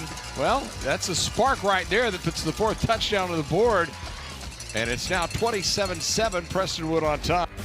And the second half would come to an end with a heavy boot of Jack Dragus of the Eagles. 28-10 is the score that the Lions take into the locker room. 3 and out again seems to be a theme. Start this time for the Lions. Both teams exchange punts. PCA, deep in their own territory, picks up a 3rd and long after a penalty. A.J. Morale picks up a first down, dragging tacklers one by one. It was just one play later, though. Luke Glass, guess who, would find Mr. Niffen on a skinny post. Here's the snap, little play fake, pass over the middle, caught. Here comes Niffen. It's a foot race. 20, 15, 10, 5, touchdown, Prestonwood Lions. As all the way to the house for 66 yards goes Junior Niffen, and it's now 34-10. Extra point makes that score 35-10. Lions maintaining a comfortable lead until an interception by Legacy Christian. Luke Glass throws his second of the evening. It's a wheel route by the man who had the pick 6 earlier. It's Mr. Sam Jones. But he's going to air it out. Has a man wide open down at the 5-yard line, and it's caught, and walking into the end zone is the receiver, Sam Jones. A little wheel route and hauled in the 26-yard strike from Luke Lawrence, and now it's back to a 19-point game at 35-16. Believe it or not, Sam Jones would reappear like a nightmare later on in this game. A clock-eating PCA drive takes us from the 3rd quarter into the 4th. PCA would try for a field goal. They extend their lead 38-17. PCA trying to wrap up this game, and Sam Jones, my goodness, who rips the ball out for his second forced fumble and his second fumble recovery. And wouldn't you know it, you guessed it, Sam Jones ends up muscling it in from the 3. Here's a handoff on 3rd down and 2, burrowing for the end zone. Touchdown, Sam Jones! A botched snap on the ensuing extra point and a pump fake would make it a 2-point conversion, 38-25 Lions. It didn't take long for the spark plug, Bixler, to tack on another 6. First down and 10 from the 48-yard line. They're going to give it to Bixler, and he's going to get up the middle. He's got room, and he may go all the way. 20, 15, 10, 5, touchdown. 52 yards on that burst by Braden Bixler. And this 10th grader has just been sizzling tonight. Another defensive stop by the Lions. Boy, that defense played fantastic tonight. Another muffed punt, though, by the Lions. The special teams was such a bright spot. Couple of muffed punts tonight, this time by the Lions. And a post route to Shaw would set up this beauty by Bixler. Touchdown. Yep. I'm just going to leave now. You don't need me anymore.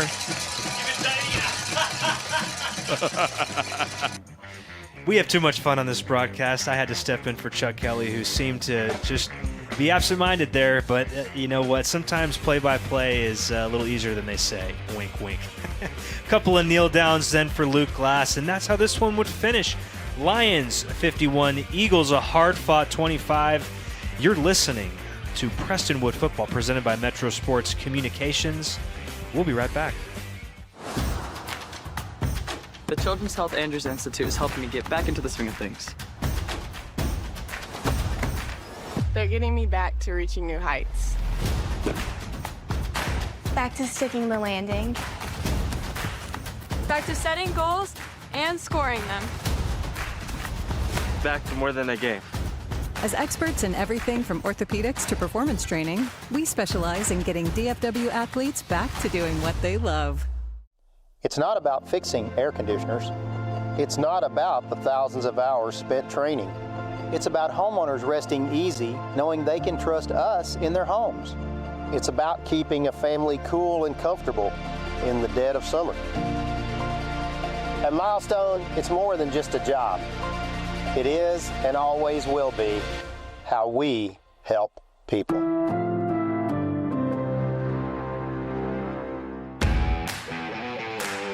Final segment on the Global Strategic Postgame as Prestonwood wins this one going away. 51-25, the final score. Here are the statistics. Let's talk about the team numbers first. For PCA, 594 yards of total offense tonight, 359 of those yards coming through the air, 235 on the ground. So it was a big night. Of those 594 yards, only 16 first downs. So do the math on that. That'll have you scratching your head for a little bit. But again, big numbers tonight, even in one that's kind of a dubious category, as the Lions did have 14 penalties in the ballgame for 122 yards. So Coach Yantis and his staff will certainly be working on that, as will they, the turnover category, where they had 5 turnovers tonight, 2 interceptions and 3 fumbles. So there are some things that will be on the drawing board come Monday. Now then, time of possession, they had 22 minutes and 44 seconds compared to Legacy Christian, which had it for 25-16. But some of the other numbers for PCA, they were 4 of 12 on third down conversions, 1 of 2 on fourth down. But again, that ferocious defense, 11 tackles by the line of scrimmage, 3 sacks in the game. You heard Eddie Brownstein in the postgame, how good he was. And Cam Pettijohn was outstanding tonight from his linebacker spot. And you know, the kid, the young one, the sophomore, Bixler, offensively and defensively. I mean, what can you say about the job he did as well? For Legacy Christian, again, outmanned tonight, tons of injuries, and just kind of trying to punch up and try to land a knockout blow at some point, but they were never able really to get into the game. 159 yards of total offense was all they had. 172 through the air. They lost 13 yards on the ground, did fumble 1 ball away, and had 9 penalties for 40 yards, 11 first downs in the game, again, compared to the 16 for PCA. Third down conversions, they just had no luck at all. They were 2 of 14 in the ballgame on third downs, 1 of 4 on fourth downs, and they did have a pretty good game defensively. They had 7 tackles for loss by the line of scrimmage, so pretty good night there. They did bow up, and again, just the credit to Doug Hicks and his staff and the way that they are, you know, absolutely so talented in certain areas, and again, they'll be much better when they get everybody healthy and get everybody back under the same roof. Or they do have some guys out for the season, so that's not going to change. Individual numbers for the Lions. pretty good night for Luke Glass as he goes 20 of 28 for 359 yards, 4 touchdowns, and 2 interceptions. We mentioned in the backfield Braden Bixler as he goes for 129 yards and 11 carries and had 3 touchdowns on the evening. William Taylor, our offensive player of the game, he had 24 carries in the game for 95 yards and helping to add up those totals in the running game, which again 235 for PCA. Another huge night for Junior Niffen as he follows up on a 100-yard plus game last week in the loss over in Argyle against Liberty, but tonight 10 catches, 169 yards, and 3 touchdowns for Niffen. Morial had 4 catches for 104 yards. AJ big grabs from his tight end position, and Tyler Shaw wound up getting into the act a little bit. He had 3 catches for 56 yards as well, and Gio Darasaw 2 catches for 22. For Legacy, it was Luke Lawrence who went 17 of 32 tonight for 172 yards and a score. He was under siege all night, 8 carries, and of course that sacks get caught in that department for minus 23 yards. And again, the running attack, nothing to speak of. His lad carried 12 times for 13 yards, and that just wasn't going to get anything done against this defense, which just pinned its ears back and wouldn't let them get going. But as far as a great receiver, Brennan Bays. Now remember, they're missing 2 key standout wide receivers from the entire season. I mean, they're already down in the depth chart, but man, Bays stepped up big time tonight. 9 catches, I should say, for 80 yards to lead the way for this team. Nobody had more than 1 catch, with the exception of Noah Morabito, as he had 2 catches for 31 yards. So you add all that up, and it was a 51-25 victory. By the way, here's a couple of ad notes from Ryan Metcalf's board. PCA averaged 8.9 yards per play. Legacy averaged 2.7 yards per play. So that's that tells you a little bit about the story. How about the big plays? Legacy had 1 play over 20 yards in the ballgame. 1. Now, you look at PCA, they had 10 plays over 20 yards, 6 plays over 30 yards, and 4 plays over 40 yards. That is a big play offense. Again, 51-25 the final score. David Stoltzman rejoins me here in the booth along with Donovan Lewis has put a final lid on this one. And you know, a feel-good night for the team, hearing from the players, hearing from Coach Yantis. I mean, this is one that tastes good, that homecoming victory, and they're going to enjoy this one. I like how focused they were. I think, you know, given the distraction of homecoming as it is at points, you know, we spoke to the players, and hats off again to William Taylor. What a fine young man. And, you know, steady Eddie Brownstein, man, he's just a force. So kudos to those seniors. That's a lot of fun. I think, though, it just goes to show you the important parts of football. Yeah, turnovers are, especially when they stack up, turnovers and penalties can really affect a game.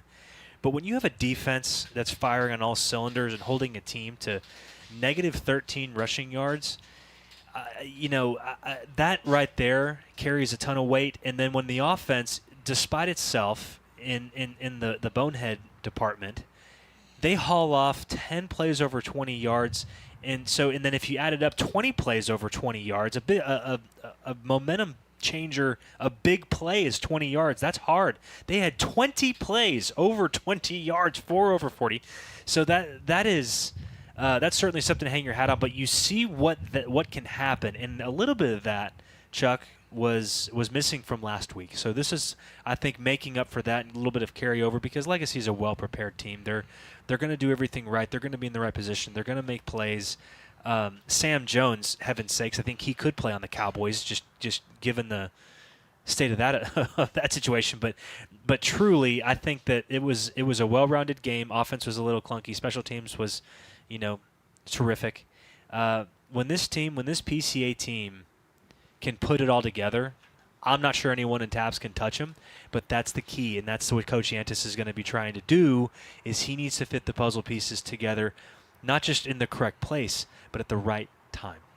Donnie, aside from a bunch of moms and a lot of happy people, what did you see tonight from field level? Yeah, it's all about the win, and you have to get that. That's number one. That's the most important. But styles make fights. And I know Coach Yantis, I love what he said in the postgame, Chuck, to you guys when he said, hey, I'm going to coach them hard. I'm going to love them harder. That's what it's all about. They know the mistakes that they're going to make. They can't make against certain teams. So they're going to know they're going to have to learn from this game because they have a big one next week. And I don't think it was the look-ahead factor. I really, truly don't. I just think maybe some of the distractions of homecoming and everything that goes with it may have gotten to them a bit. But it's all about preparation and making those. It's always such a thin line between success and failure in this sport. And you can ride it through a game like this sometimes and get away with it. And then sometimes against a really good team, you just can't and you'll get destroyed. So I think you'll just take all the good from this game, make sure you coach that up, and make sure that you to let them know that they can't make those mistakes next week or it will be a different result. So, again, the win is what's important, but it's how it gets done and how you can improve later on in the season to get to where you want to be.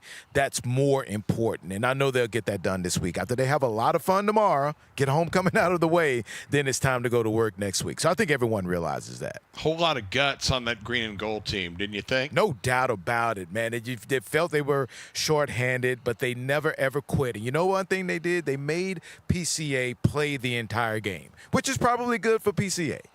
Sometimes you can take the foot off the gas. Don't know if the defense took the foot off the gas because they had such a dominant first half against Legacy. But, man, they did not quit. And I think that could only help Prestonwood Christian in going further in the future as far as this season goes. So you're right. A lot of guts on the other side. A good game to watch. A clunky game because of the penalties. But, it is what it is. There's nothing you can do to avoid that now. You just take the win and you learn from it. Final score in that Parish Episcopal Liberty Christian game, 56-28. Parish doubles them up. So, again, the standings at the top of TAPS 1-1.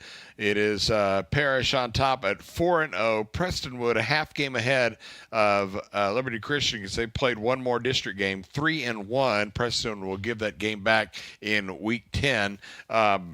And then Liberty Christian right now at 2-1. So those are the ones at the top. Bishop Lynch, I didn't get a final on their game tonight. We'll check on that. But, again, those are the big three. And pretty much next week, just like Coach Hantis said, first place is on the line. Simple as that. And, again, if you missed the pregame interview, what he said was that they are – really looking at that first place because you get that easier seed. I don't want to say easier. Whereas if you finish second, third, you're going to be playing with somebody in your district or somebody that you're familiar with. So anyway, that's going to be kind of crazy. So Bishop Lynch, by the way, we can't give you. They won tonight by a final score of 55-3 over Nolan. So actually, that moves the Friars up to 2-1. So they'll be tied with Liberty Christian right now. So that's a good update there to pass along. So Bishop Lynch tied with Liberty Christian. So again, setting it in your mind again, Parish at 4-0, Prestonwood 3-1, Liberty Christian and Bishop Lynch both at 2-1. Still 3 weeks of football to be played in the regular season, so we'll see what is going on after all that smoke clears. Want to say thanks to everyone. Our first home game of doing a football game here at Prestonwood. I got Parish on the brain. Be there next week, by the way. Prestonwood and for Shannon Purcell, the athletic director, and again, the staff, just I could name them all, but a ridiculous amount of support here to help us and to help us get this first game under our belt, and just a tremendous place, and all the folks who we talked about last week, a spectacular place to call a game, and the courtesy and everything, just A++. That's what my partner David Stoltzman always says. So tip of the cap to everyone here, and we certainly look forward to the next time we come back. Next week, we'll be on the air at 6 o'clock on Friday at Parish Episcopal. We'll have a 7 o'clock kickoff, 1 hour countdown to kickoff to get you ready for that one, and that will be a big one right here on PCA Plano Athletics.org, and we'll have all the play-by-play. And, of course, if you want to go back and watch this game, I know it's on YouTube, Prestonwood Lions football. So there's various ways to watch it. You want to go back, there's your choice. want to try to do this from memory. I want to thank all of our staff tonight. We had a couple of new interns. I know Brooke was one. I want to tip the cap to Brooke because he was awesome. And one other partner, we're going to get his name and pass it along next week. But thanks to our camera people for being a part of this one. Of course, our audio crew, Barry Walters, who comes out, spends about 6 hours getting ready for the broadcast before it even starts. He and Michael Clark, A+ out of that slot there in the video and the audio side of it. Couldn't do it without them. They were tremendous tonight, as always. Thank them very, very much for what they did. Of course, our statistician tonight was Ryan Metcalf. Now, an interesting note, not to pat someone on the back too hard to make their head expand a little bit, but we had one shortfall in the personnel department tonight. We did not have a scorebug operator. Scorebug's the scoreboard on the bottom of the screen that, as you're watching the game. Well, we had a combo tonight. Spotting is a tough job because you're watching who makes the tackles and all that. So the guy that did the spotting also did the scorebug. Now, is he going to get paid twice for that? Maybe we'll see. 6 or 7. We'll whatever. You can talk to HR. Yeah, talk to HR about that. No, that was Kalen Kelly. That's my son, and he made a choice to come tonight and be a part of this, broadcast, and he is the MVP. Star of the game. I've never seen anybody do 2 jobs at once and do them both very well. He was the MVP? Yep. For sure. Yep. A+ job there. So thanks to Kalen a whole lot. For Donovan Lewis and for David Stoltzman, Chuck Kelly wishing you a very pleasant good night. Again, homecoming goes well for the Lions, 51-25. The final score, they defeat Legacy Christian. Until next Friday, 6 o'clock from Parrish. So long from Prestonwood. Be blessed. Have a tremendous weekend and good night.